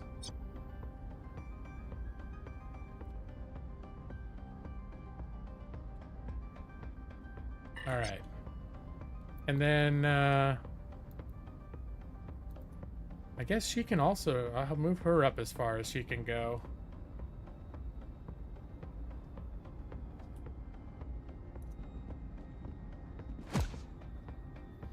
Alright. Via con Dios. Oh, the camera turned away after all that. The camera's turned away. But now Evie can't move. Because this... Unless she uses this ability again, she can't move without this asshole hearing her. Alright, I guess they say no, leave no man behind. Sorry, Evie. Everyone else can get away except for you, so hope you enjoy hiding under these stairs for a little while.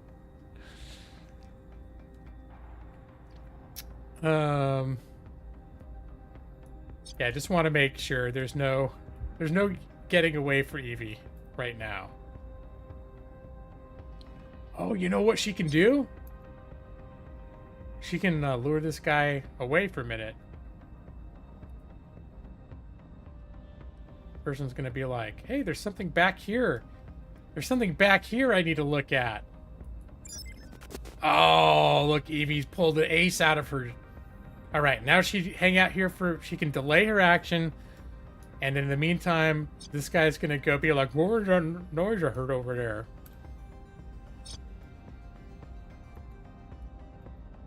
All right, and I think at this point, I think Jeff can just flat out sprint over here.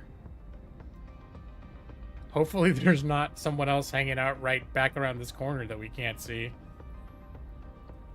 Let's get out. Let's get out of sneak mode.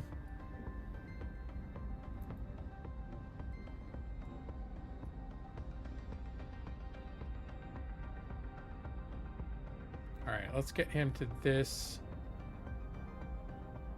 corner. Okay, what is he picking up on? He just spotted 2 more people. Okay, this person. Is there... Can we go inside this building? No, if we can. I gotta say, there's a lot of bullshit going on over here. I wonder if it makes sense to get some people up on this roof to, like, take this guy out. I think we may actually do that. I'm gonna keep moving Jeff in this direction. We'll probably bring our VIP around here. Is there any... I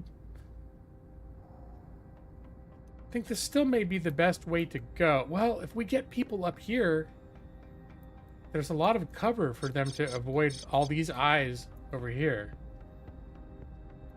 I should be taking a lot more guys out. You mean like on the mission in general? Because there's a max. You can only bring 4. Is that what you mean? Bring more than 4? Or be doing something else with the ones that I have on the mission already? Alright, Jeff is done. G-Law needs to initially, I think, sneak.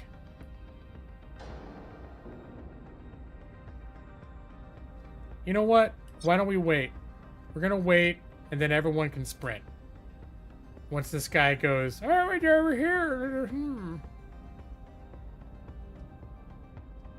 Yep. Probably never gonna have to worry about that guy again. All right. No sneaking required. Go ahead and just bolt your ass over in that direction.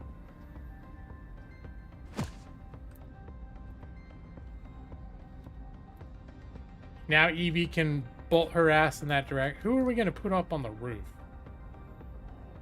Come after this guy. Probably Maxi and G-Law, maybe? Yeah, it makes sense. I don't think we're going to use sniper abilities, but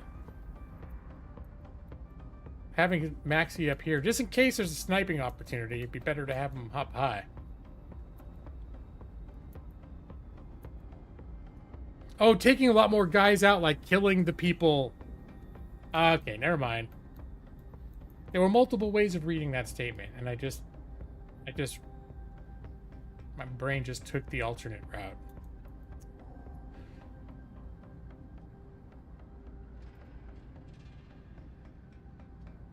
All right, so Evie, we're just gonna have her.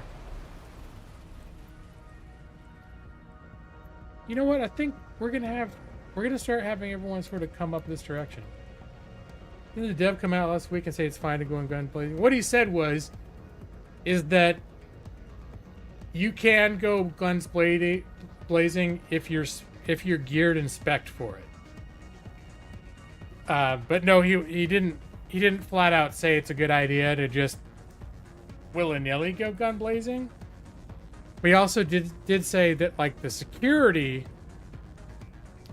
concerns shouldn't keep you from going in, but no, I don't think I think the game it will punish you for doing that. If you do it, apart from just the entertainment value of being like, hey, let's like fuck up our security rating and bring all the heat on our team and everything else. There are ways to mitigate all that, but if you're not prepped to mitigate all that, then it's probably not a good idea. Well, you know what? Whatever. Someone could play it and just play it like it's, you know, a Quake or what it's like they're just playing Doom, just shooting everything. But it's definitely going to be it's going to be some mission failures, and the strategy layer is going to start getting harder too when you start bringing that heat on you. Bitch tactics, I mean, that was, to me, one of the whole big appeals of this game is like, hey, it's like XCOM, but with a focus on stealth. And bitch tactics, but, yeah. Alright, so... Evie is standing up. Can we get her up here? Is the question. Yes, and I think what we want to do is have her... These people facing this wall, so that if this asshole comes back, he won't immediately see them. So let's get her up there.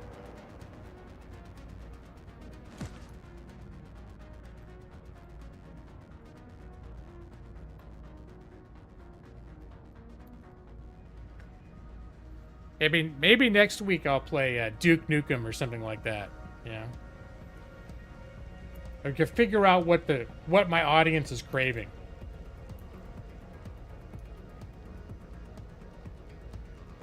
All right, we're good on her, I think. Oh, I should have had her squat. All right, doesn't matter. Hopefully it doesn't matter. All right, let's get Maxie up here.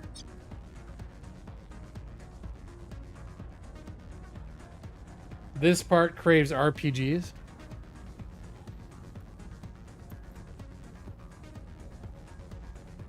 This is like an RPG, sort of. All right.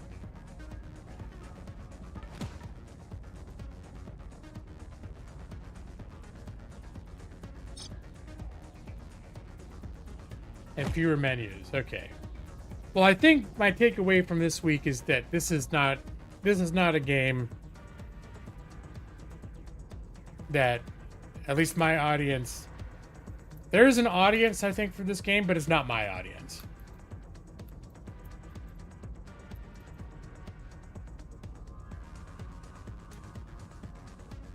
All right. At least not the way that I play it. So, maybe if I went in and was like, going guns blazing, which is not how I want to play this game. But if someone were playing this, like, hey, let's fuck shit up, and then that would be more entertaining.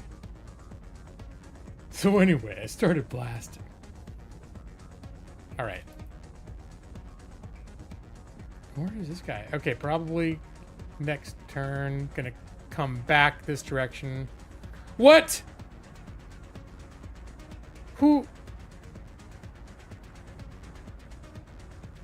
set it off? All right, that... Is somebody spotted? No one says spotted. I wonder if it's the stupid thing that Evie set off over here. Why would it have alerted this guy? Why are they all suspicious now? All right, well, I think we can get G-Law sneaking. If he remains sneaking, he should get the benefit of the cover of this. This yellow area is an area that if he remains crouched, that he should be protected. We'll get him just past this guy's eye line.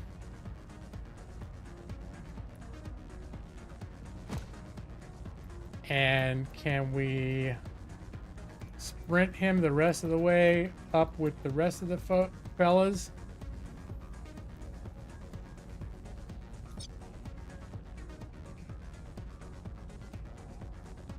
All right, let's do that.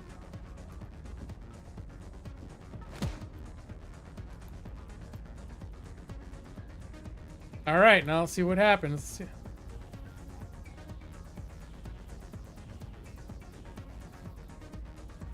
Yeah, I'm real curious, like, where the hell does this guy think he's going? What is he looking into? No, I'm just kind of curious. Maxie can take the shot on this guy. How far is this,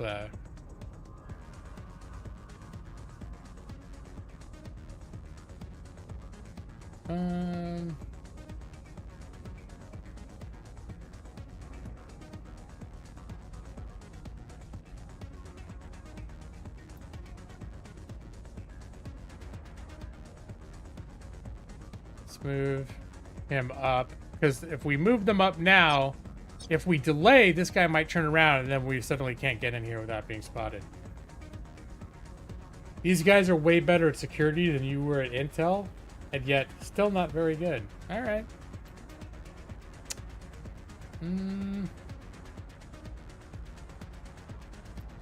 Stand up.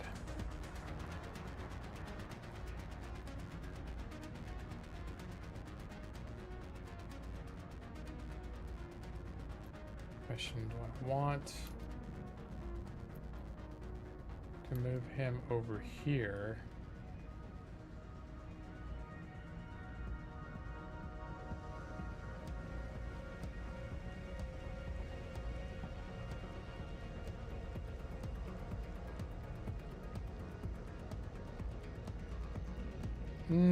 Yeah, okay, I think this is where we want to go. And then we're going to have him squat, and then we're going to delay, because depending on what this guy does, he may still have some points to, like, fuck some shit up.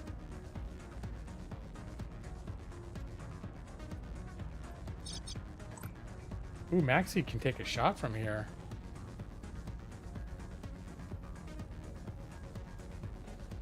Alright, he's got that suppressor on. Okay, so if he shoots from here, this guy will hear him. Alright, now I'm kind of curious. Let's move Maxi up to this shit.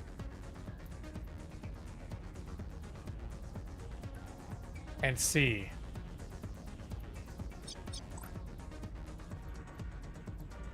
This guy will still hear. Okay.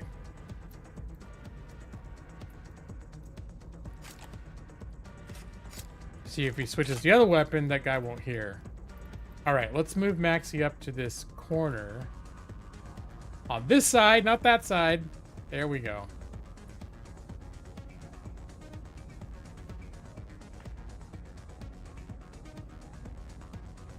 This goes like one of those games where I immediately get killed in the first battle. Hey, Mike. It is Mike EL, the Gamer LP show.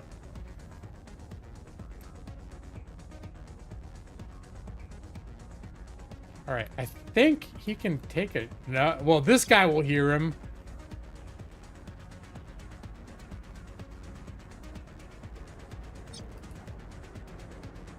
Oh, for some reason, where he is.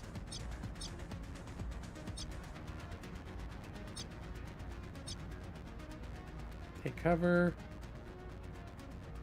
Oh, maybe it costs, is it 3 action points for him to use the... Oh, it takes him 3 action points.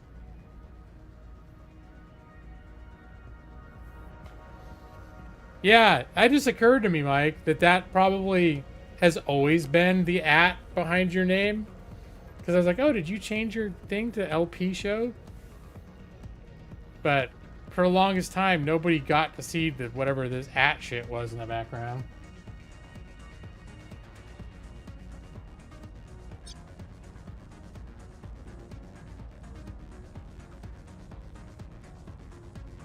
All right, so let's... Now, I could set him up for like an Overwatch thing, but I don't think I want to do that until... All right, well, let's just have him delay. Let's have him delay and we'll see what happens. It's making me very nervous. What's happening right now? Okay.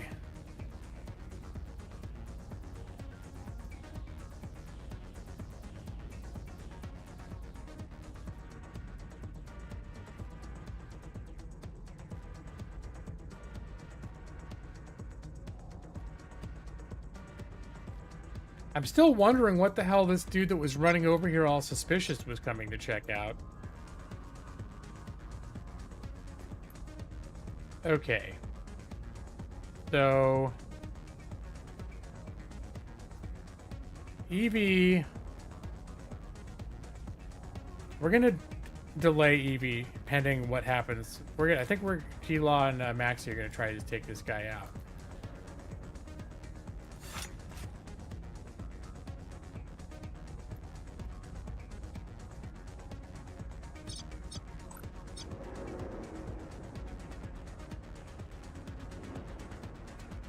All right. May blessings go with you, Gila.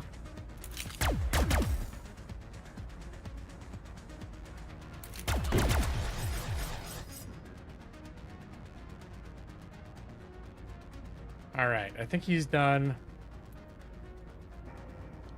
Where's this guy running? What is he looking at?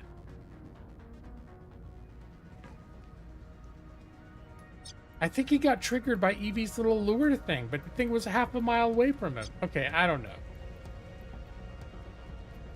It's weird. I'm just gonna let it go.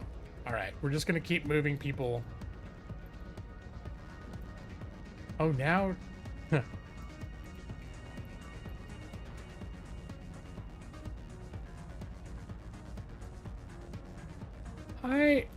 Should I keep moving these couple people back here? Because they're going to have to come out front eventually.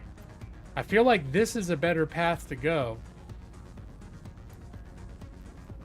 in the long run, but this is closed off. Who's this guy? Oka? No, okay. Can you hide bodies? No. Although I think the class that Ava... No, not Ava. There's another class in the game that can... I think it can disintegrate bodies, but I don't have one of those in my group yet.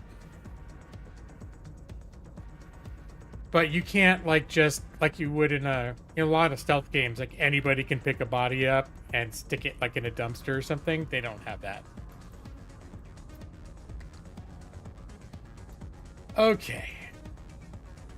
So we're gonna move Selena up the old-fashioned way. How far can Selena go?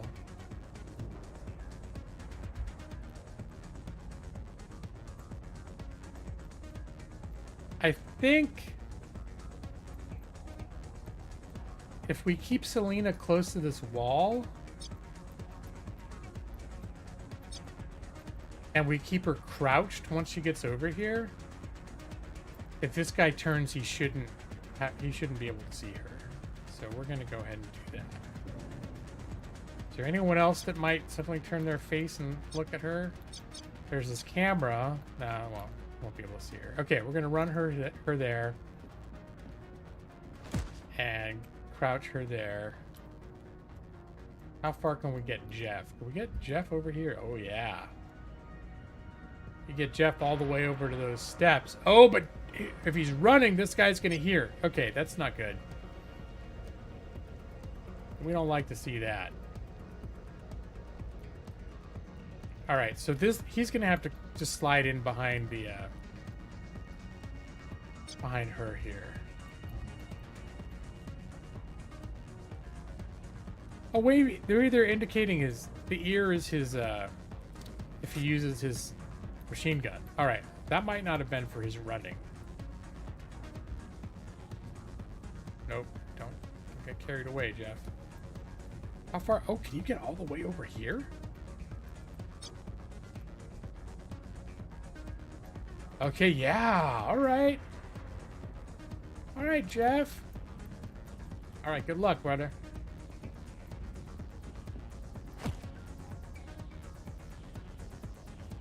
And I half expected. Okay, now we can. There's another guy up here. Everybody is suspicious. Why are you all so suspicious? All right. Well, Jeff isn't doing anything else this turn. Now teabag the body. Where are you running? I still don't exactly know like what that behavior is.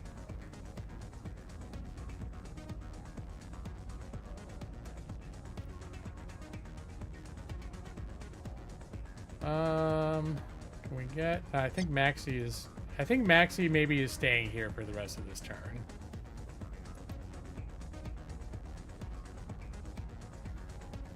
%10 movement speed? No, he's barely got any movement left. Okay, no, we're just gonna have him hunker down.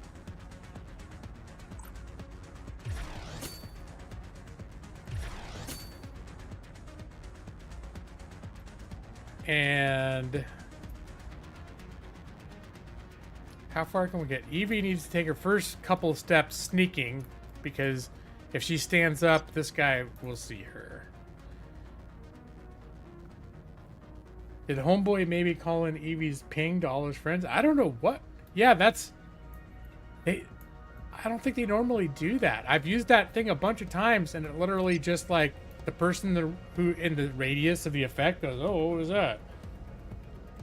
And then, like, no one else reacts. So, and then in the middle of all this one dude standing right here in the middle, like, what's going on? So I don't know what set all these particular guys off. Or if there was, I mean, I don't know, it's possible there's some sort of a glitch. All right, how far can we move her? In one. There we go. Now we're gonna stand her up. How far can we, ooh, this is good. This is good. Wow, she can get pretty far.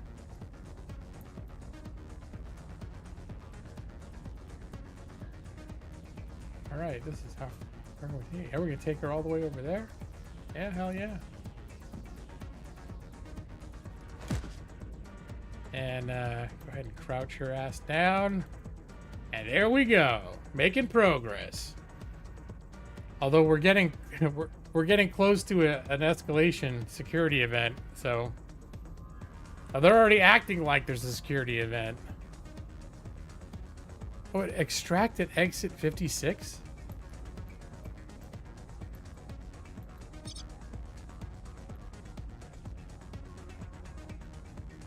Oh, or extract to underground. I was like, wait, I can only use one of these?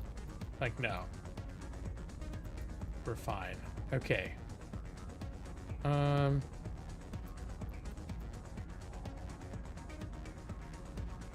think, well, we're gonna just take this as far as we can.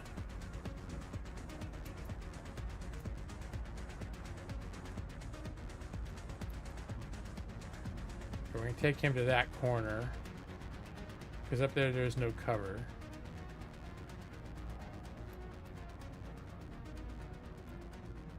What'd you do, bro? Oh, I didn't move him. Okay. Hit C again instead of spacebar.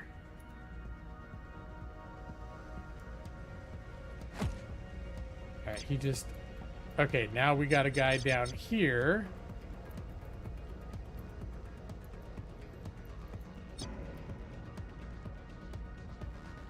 And this dude's suspicious, but he's not running like an asshole like the rest of them are.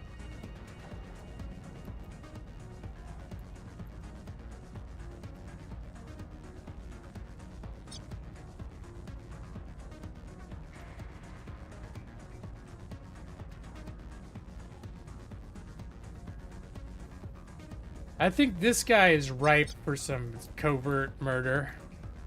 How far can we get Jeff over here?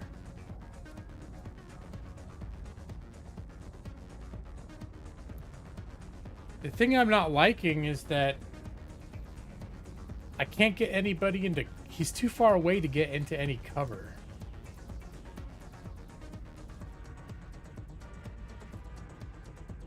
No.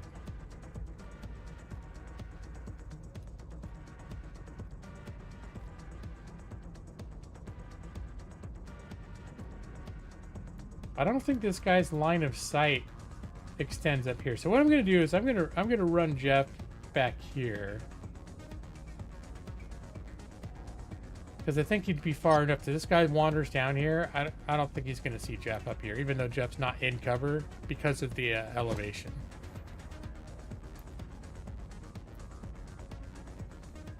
And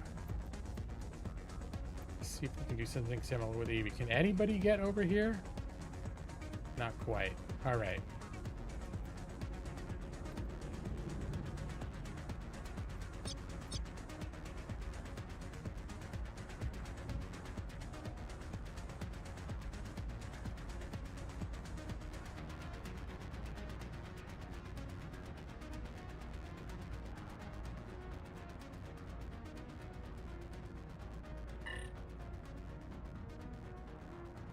But I think they are checking out Evie's lure. That's weird.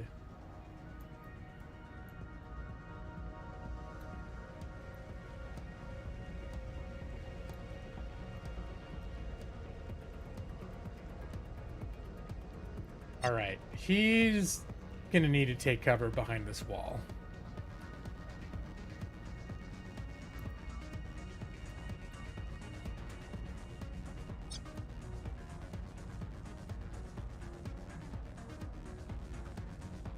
Have him and G-Law getting real cozy in that corner over there. Someone there? All right, good. Keep walking that direction. That's the opposite direction of where we are.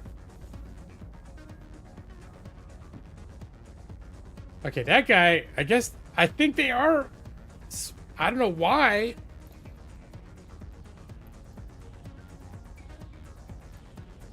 But they're all, Evie's little lure is like triggered half the map. All right, where's Selena at? Can you make it up there, Selena? She's gonna set off. Can we move her into this little corner here? Okay, we may need to lure her. Actually, I don't think anyone's gonna look in this direction that's gonna be able to see her. So I'm just gonna run her all the way as far as she can go. Little update. The world famous roasted goat is now a full-fledged U.S. Marine, and you got to spend a few weeks with him in California while he was on leave. Cool. Is he at Pendleton, I'm guessing, for California Marines? Were you like hang out in San Diego?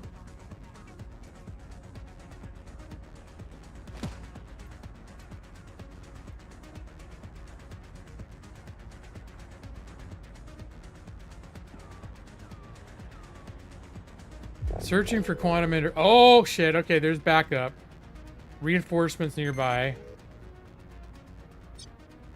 He's at Pendleton right now. Is that... If you're a Marine in California, 99% chance you're at Pendleton. Are there other places Marines are stationed in California? I haven't thought of that. The only one I ever heard of was Pendleton.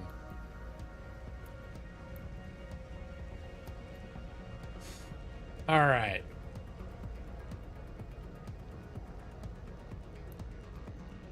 So I grew up in Escondido, about, 20 minutes from Camp Pendleton. So it could just be like every Marine I ever heard of was at Pendleton because I lived right next to it. But Pendleton, is that where that's the main training area for the Marines, right? Like is that like their national sort of main head HQ, so to speak? Or am I just biased because I live 20 minutes away from it? Sometimes you think something that's a big deal where you live, you think it's a big deal, and then it's like, but if you live more than 50 miles away, it's no longer. People like, Camp what?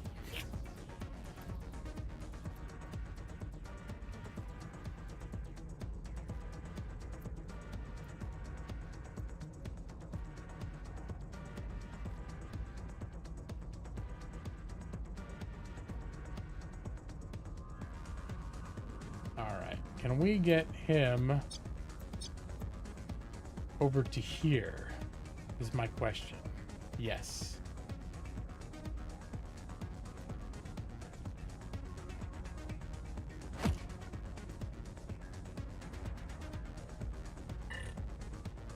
Must be in cover. He's not considered in cover? I don't care for that.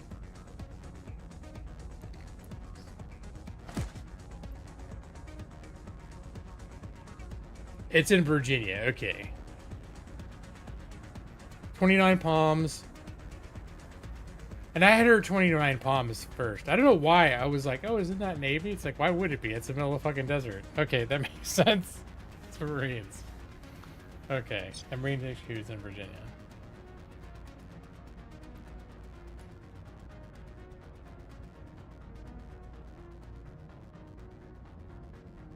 Oh, the Pentagon. Right. Okay, well, I guess that makes sense.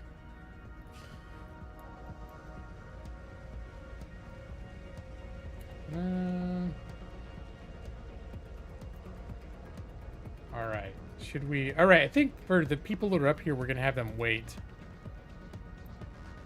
and see what things look like after this guy does his little walkabout. Oh, he doesn't come very far down here at all.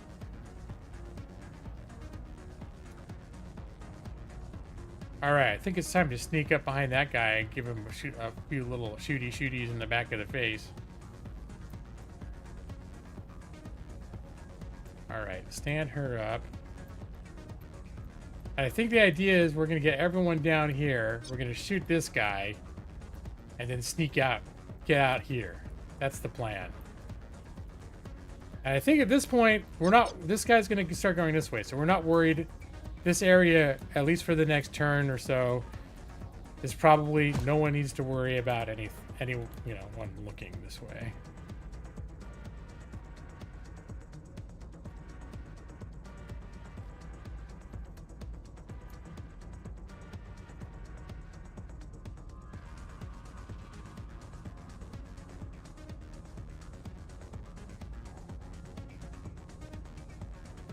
All right. Just gonna...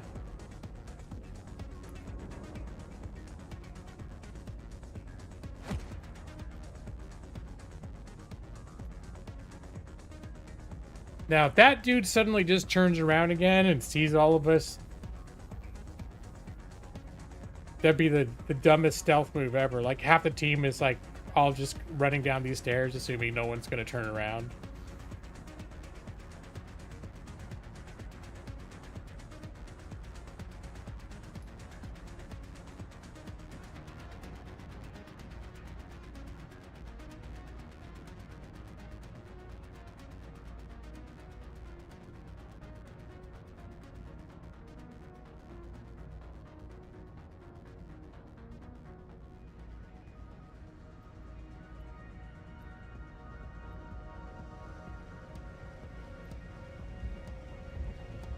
Okay, he can actually run close enough.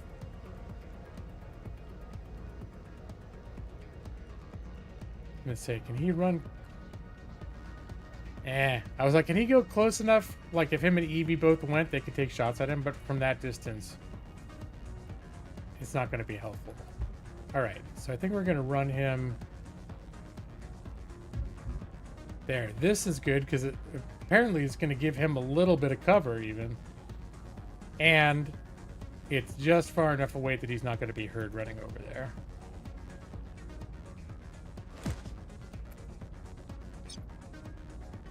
And how far can we get Evie? Were Evie over there too? Yes.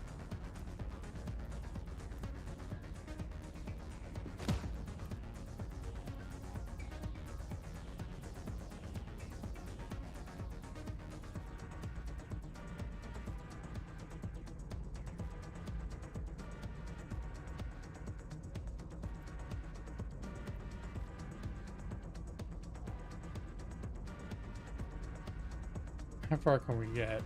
Switch to sprint.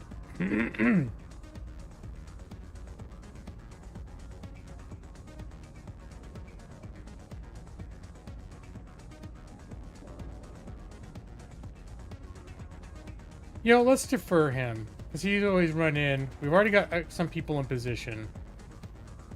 Let's see how that plays out before we move the people that are further back. All right, there's that guy. I have no idea what triggered some of these dudes, but that's okay. Wolfmouth. I think it's time to make the move on this guy. And if he goes to his heavier weapon, is anyone else going to hear? Nope, doesn't look like it. We're far enough away that he can use his big bada boom. So let's do that. Wait, can I not target him? Is this thing blocking his view of that guy?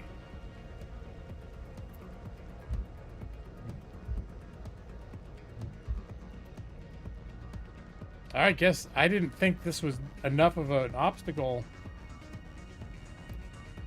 Alright, well, now he's lost some of that. But still, no one's going to hear him. Except for the guy he's shooting, so...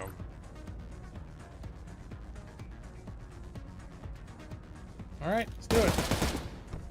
Oh, wow, that was good. Okay. And let's do our little fake vitals trick. Boom. Who's dead? Not this guy.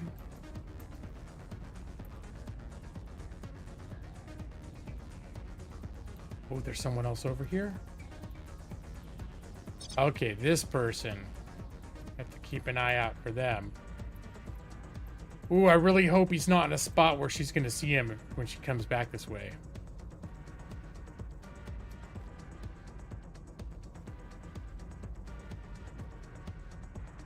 There's quite the party going on over here.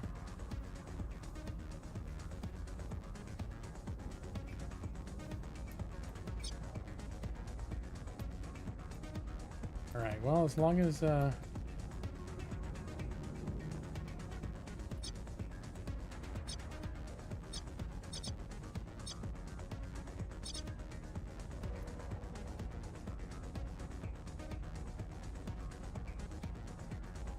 see, can he see this look ahead on this guy? Okay, we get at least some advanced warning.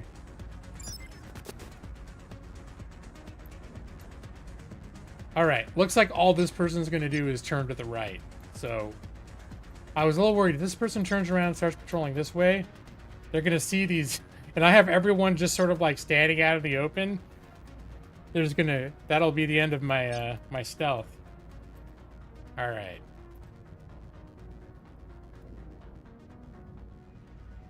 Oh, this guy's like walking with his gun drawn. I think this guy's just on doing his regular patrol, though. He's just suspicious.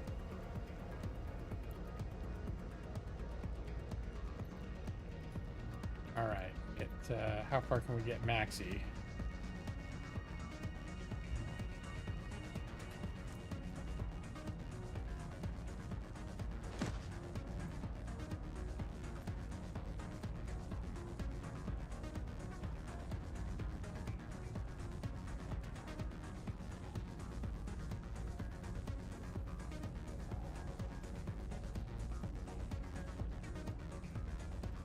How far can we get Evie? Oh, we can get Evie pretty far over here.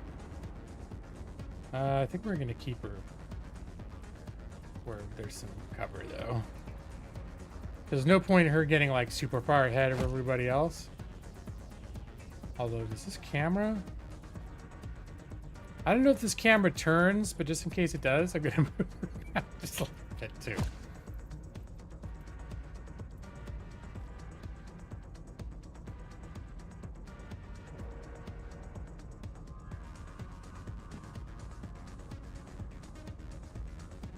All right, and then of course Selena. We sort of just left her. We've all just like left her in the dust. She can barely keep up with us. All right, everybody, don't get too far ahead of yourselves.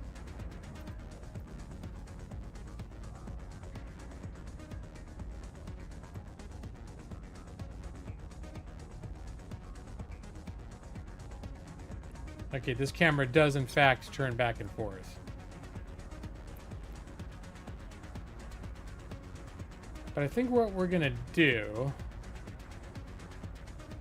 is we're gonna stack everyone up here. I'm gonna disable the camera.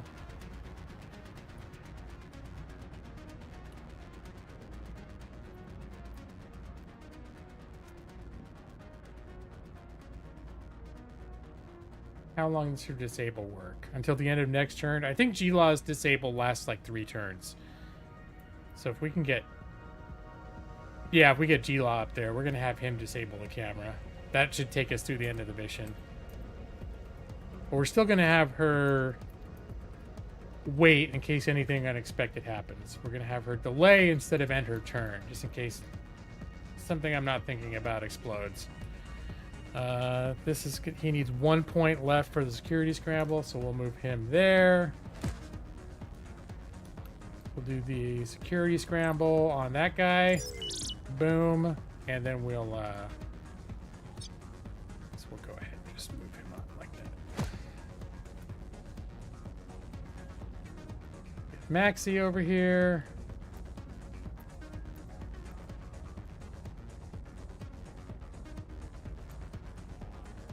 Have him hold off. Man, this place got crowded fast once I moved around to see how many people were in here. I guess we got those reinforcements came in too. All right, Selena. How far can you get?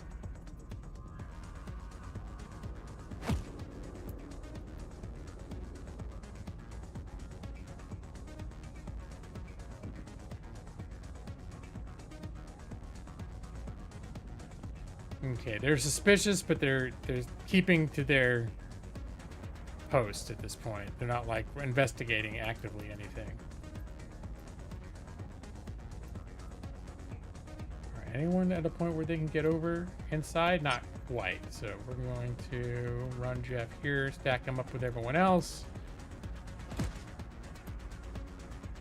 All right, I think we're at a point now where we can just start ending turns.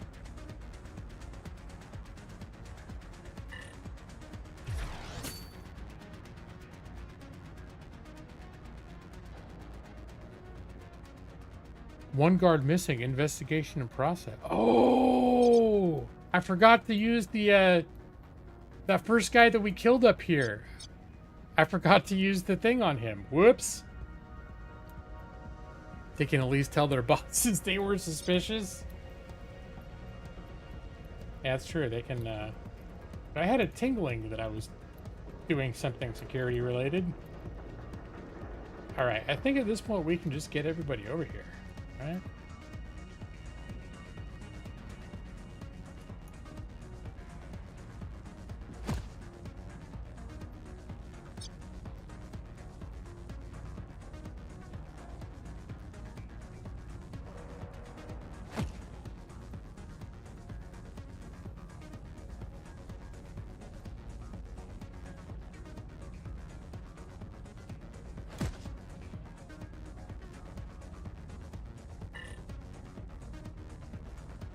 I should probably give Selena... I should wait for Selena. I bet Selena can't get over there this turn.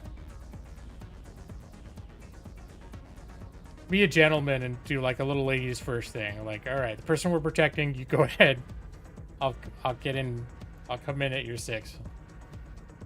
Just so you're not like... We're not all like gone off the map already. And she's like, hey, fellas, wait up. Oh, I think she can get there.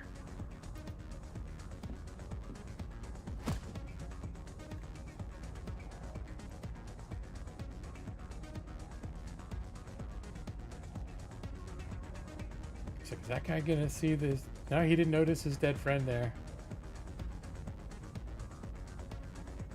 There's a break-in, I know it. Standing around.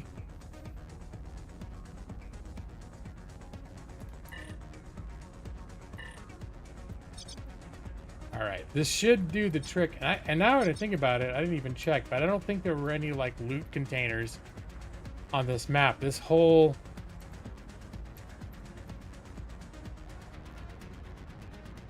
mission was just to get to the exit. Okay, because if there were loot containers, they are highlighted in yellow when you're using this view. So, all right, I think we're good.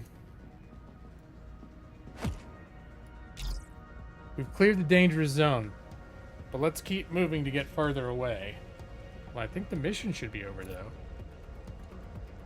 The courier has extracted. Victory!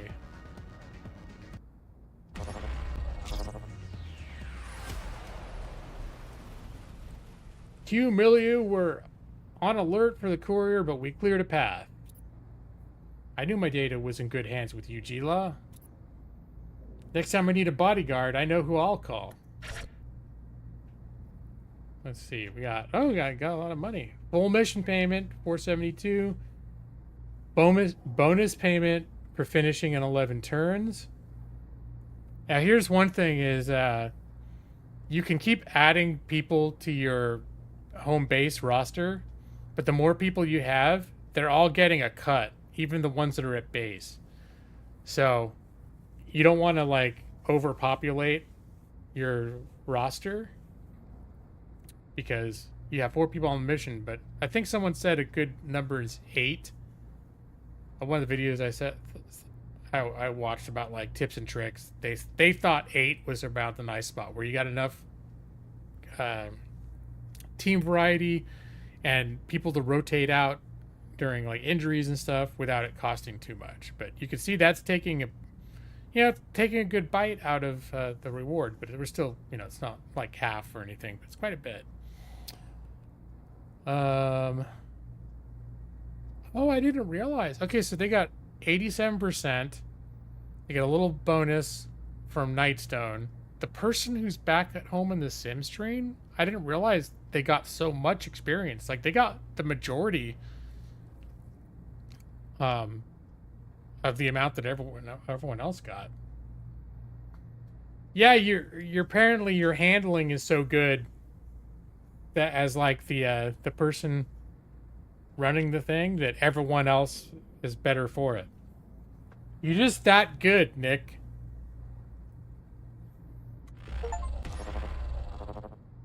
Oh, I got local guide, complete a bodyguard mission. That's the thing that just came up. Okay. That took me till well after midnight, which I was not planning to do. So I think we're going to call it quits on the game, which I know everyone's been enjoying thoroughly.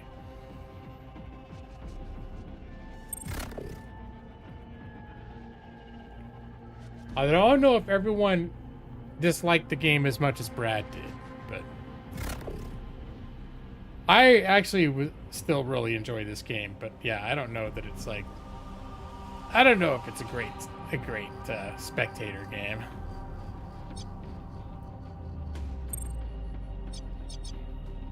All right, gonna do that.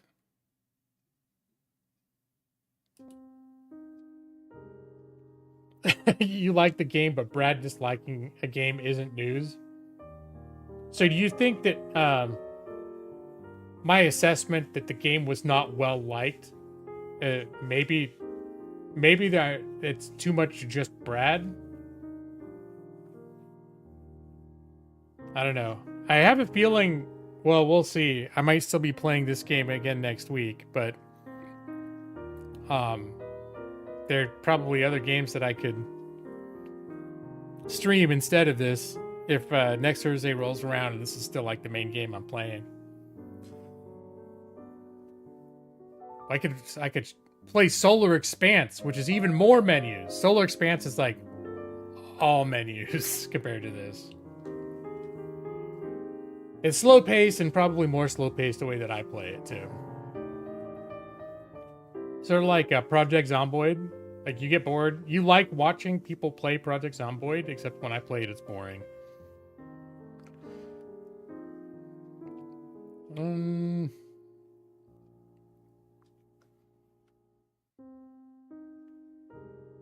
I could play maybe Vampire Crawlers next week. I just dabbled in it and I was having fun. It was one of those where I'm like, I don't think I want to. People get addicted by this, so I was like, I don't think I want to like inject like mainline the thing until I'm between games. You've been itching to play Zomboid all week. I haven't checked it in a while. I'm waiting for, is it Alpha 42? Like the pre whatever? Because they do the thing where it's been an alpha for like 15 years or whatever, but they'll have the new test branch where all the development is happening on the test branch. But I'm always afraid to go to the test branch. I like to. It's like the beta of the beta, the beta of the alpha. They haven't updated the stable branch for 2 years. So I'm kind of waiting for them to release 42 stable, and I've kind of been trying to hold off until then.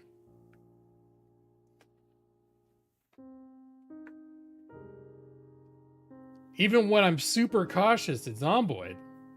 I appreciate that. They've reworked all the professions. Okay. Well, I know that I was pretty excited a lot of the stuff they had going on with Build 42. And it looks like a significant, and they keep building it further. I mean, they're actively developing it, adding tons of shit, fixing it. Like they've been they've been doing a lot of development for the last 2 years, but it's all on the unstable branch. So I'm like they wait till it gets to a certain point, and then they're like every 2 years, like, hey, here's everything that we've done in 2 years. It's like we're gonna put it on the stable all at once.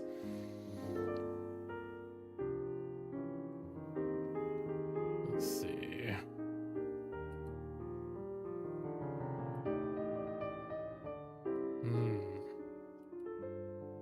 Just thinking, am I hungry after this? I probably shouldn't eat after this. It's late. I've been using that app Chronometer to track my food and stuff too. Let me see. I think I was pushing right. I think I was like right at the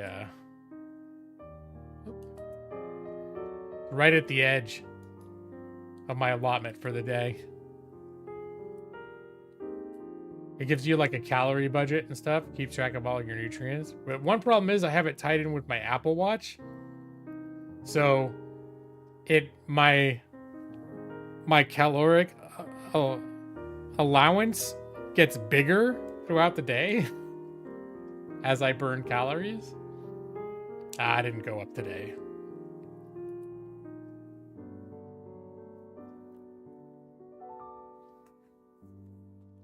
I think I was right in that range of like weight maintenance calories. I have it set to be to where I'm targeting to have, I think, around 2,100 calories a day, which is right where it'll have me gradually losing weight. I'm not looking for dramatic transformations, but I'm looking for gradual weight loss. So, all right.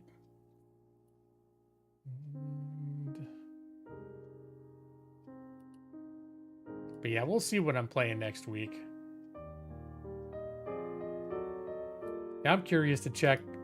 I haven't looked at Project Zomboid in a while, but I'm fairly certain that if they put 42 stable, I would know about it.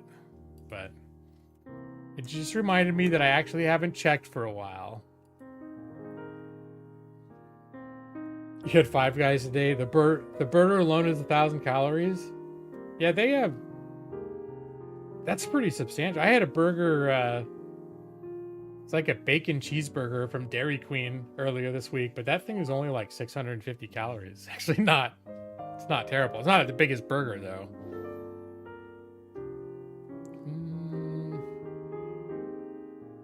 42.17 unstable. Okay. I'm gonna say Google it. Real project Zomboid stable 42 release date.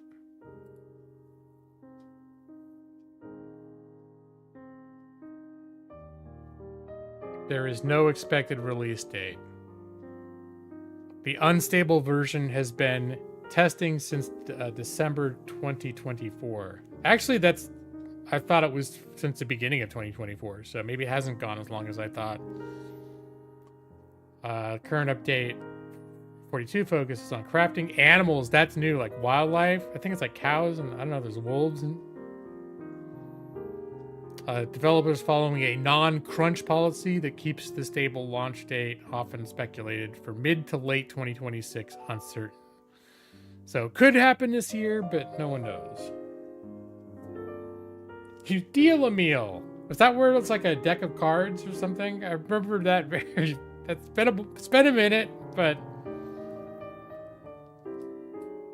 it's funny. Deal a meal. Sweat and then do some sweating to the oldies.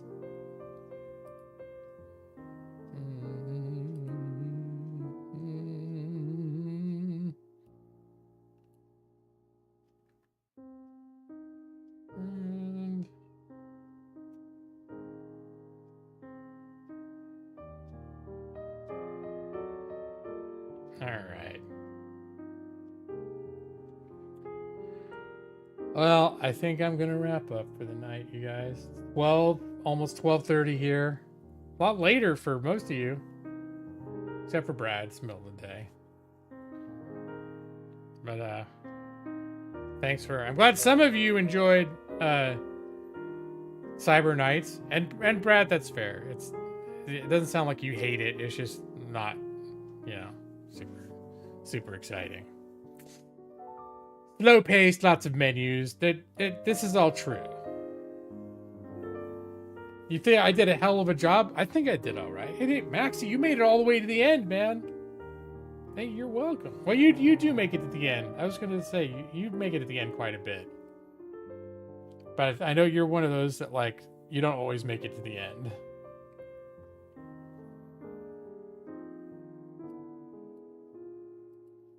All right. I'm trying to figure out which version of the lullaby you guys should hear after I sing. Maybe we'll go classic. It was enough to convince you to grab it while it's on sale. Oh, are you getting it? Are you getting it now? It's still on sale?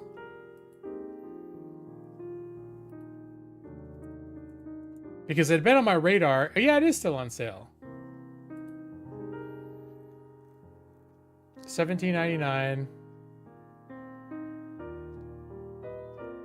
And then I don't know. Some of these games they'll like they'll bundle it where if you already own a number of other games, you get another $1 off. I don't see that happening here.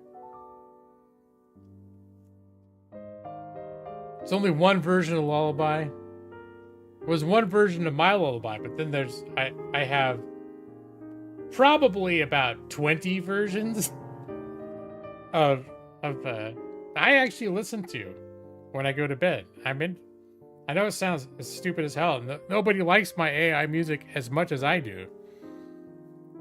But I listen to that stuff around the house. I love it. But there's a couple of free games on Steam right now.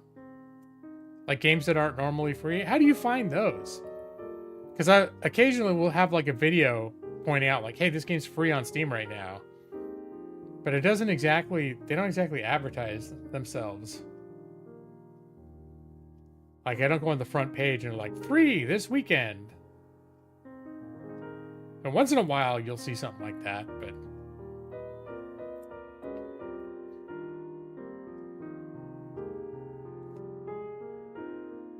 you like G-Law's AI music more than G-Law does? Wait, Matus, you like the AI music? As far as I could tell, it's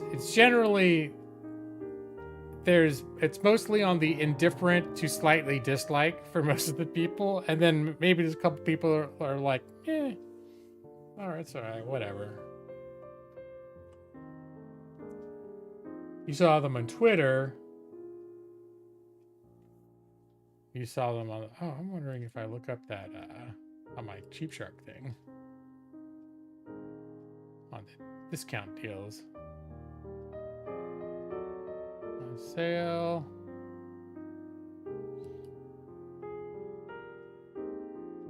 Steam rating, price range.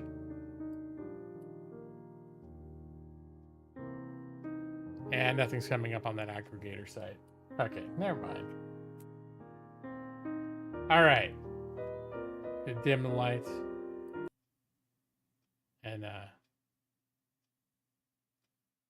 here we go. Go to sleep and good night. Your eyes are getting so heavy.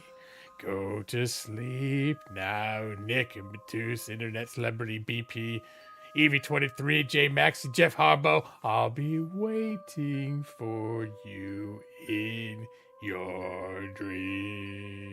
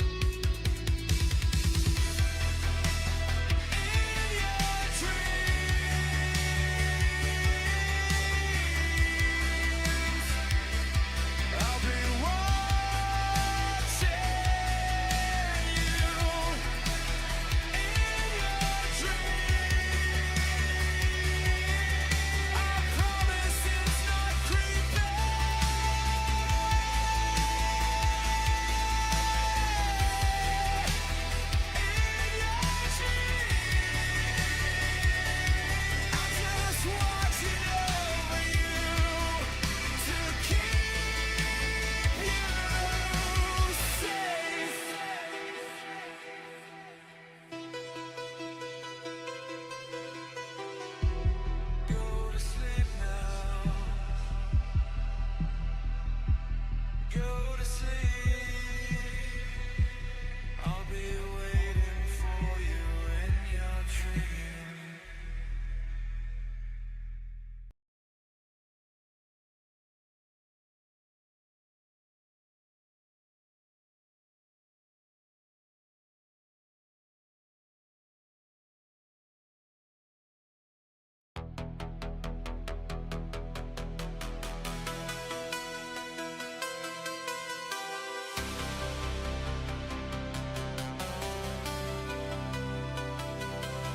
Go to sleep.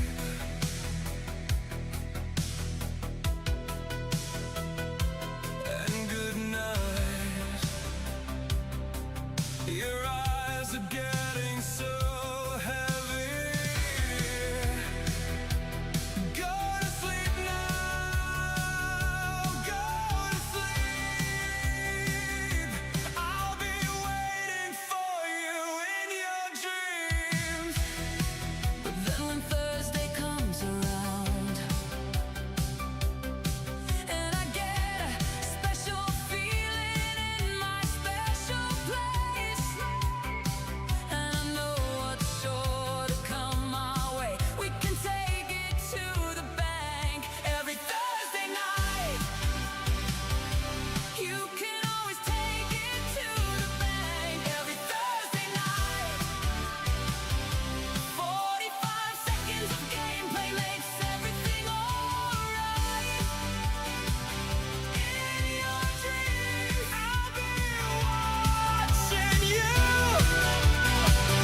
In your dreams, I promise it's not creepy. in your dreams, I'm just watching over you to keep you safe.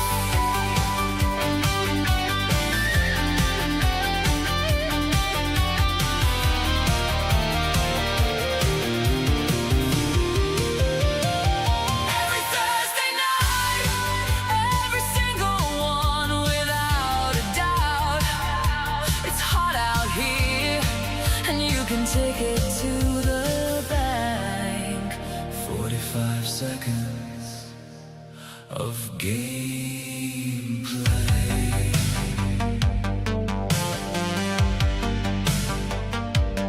Go to sleep now. If you see my face in your window, I'm just watching over you. A thump in your closet, a shadow in the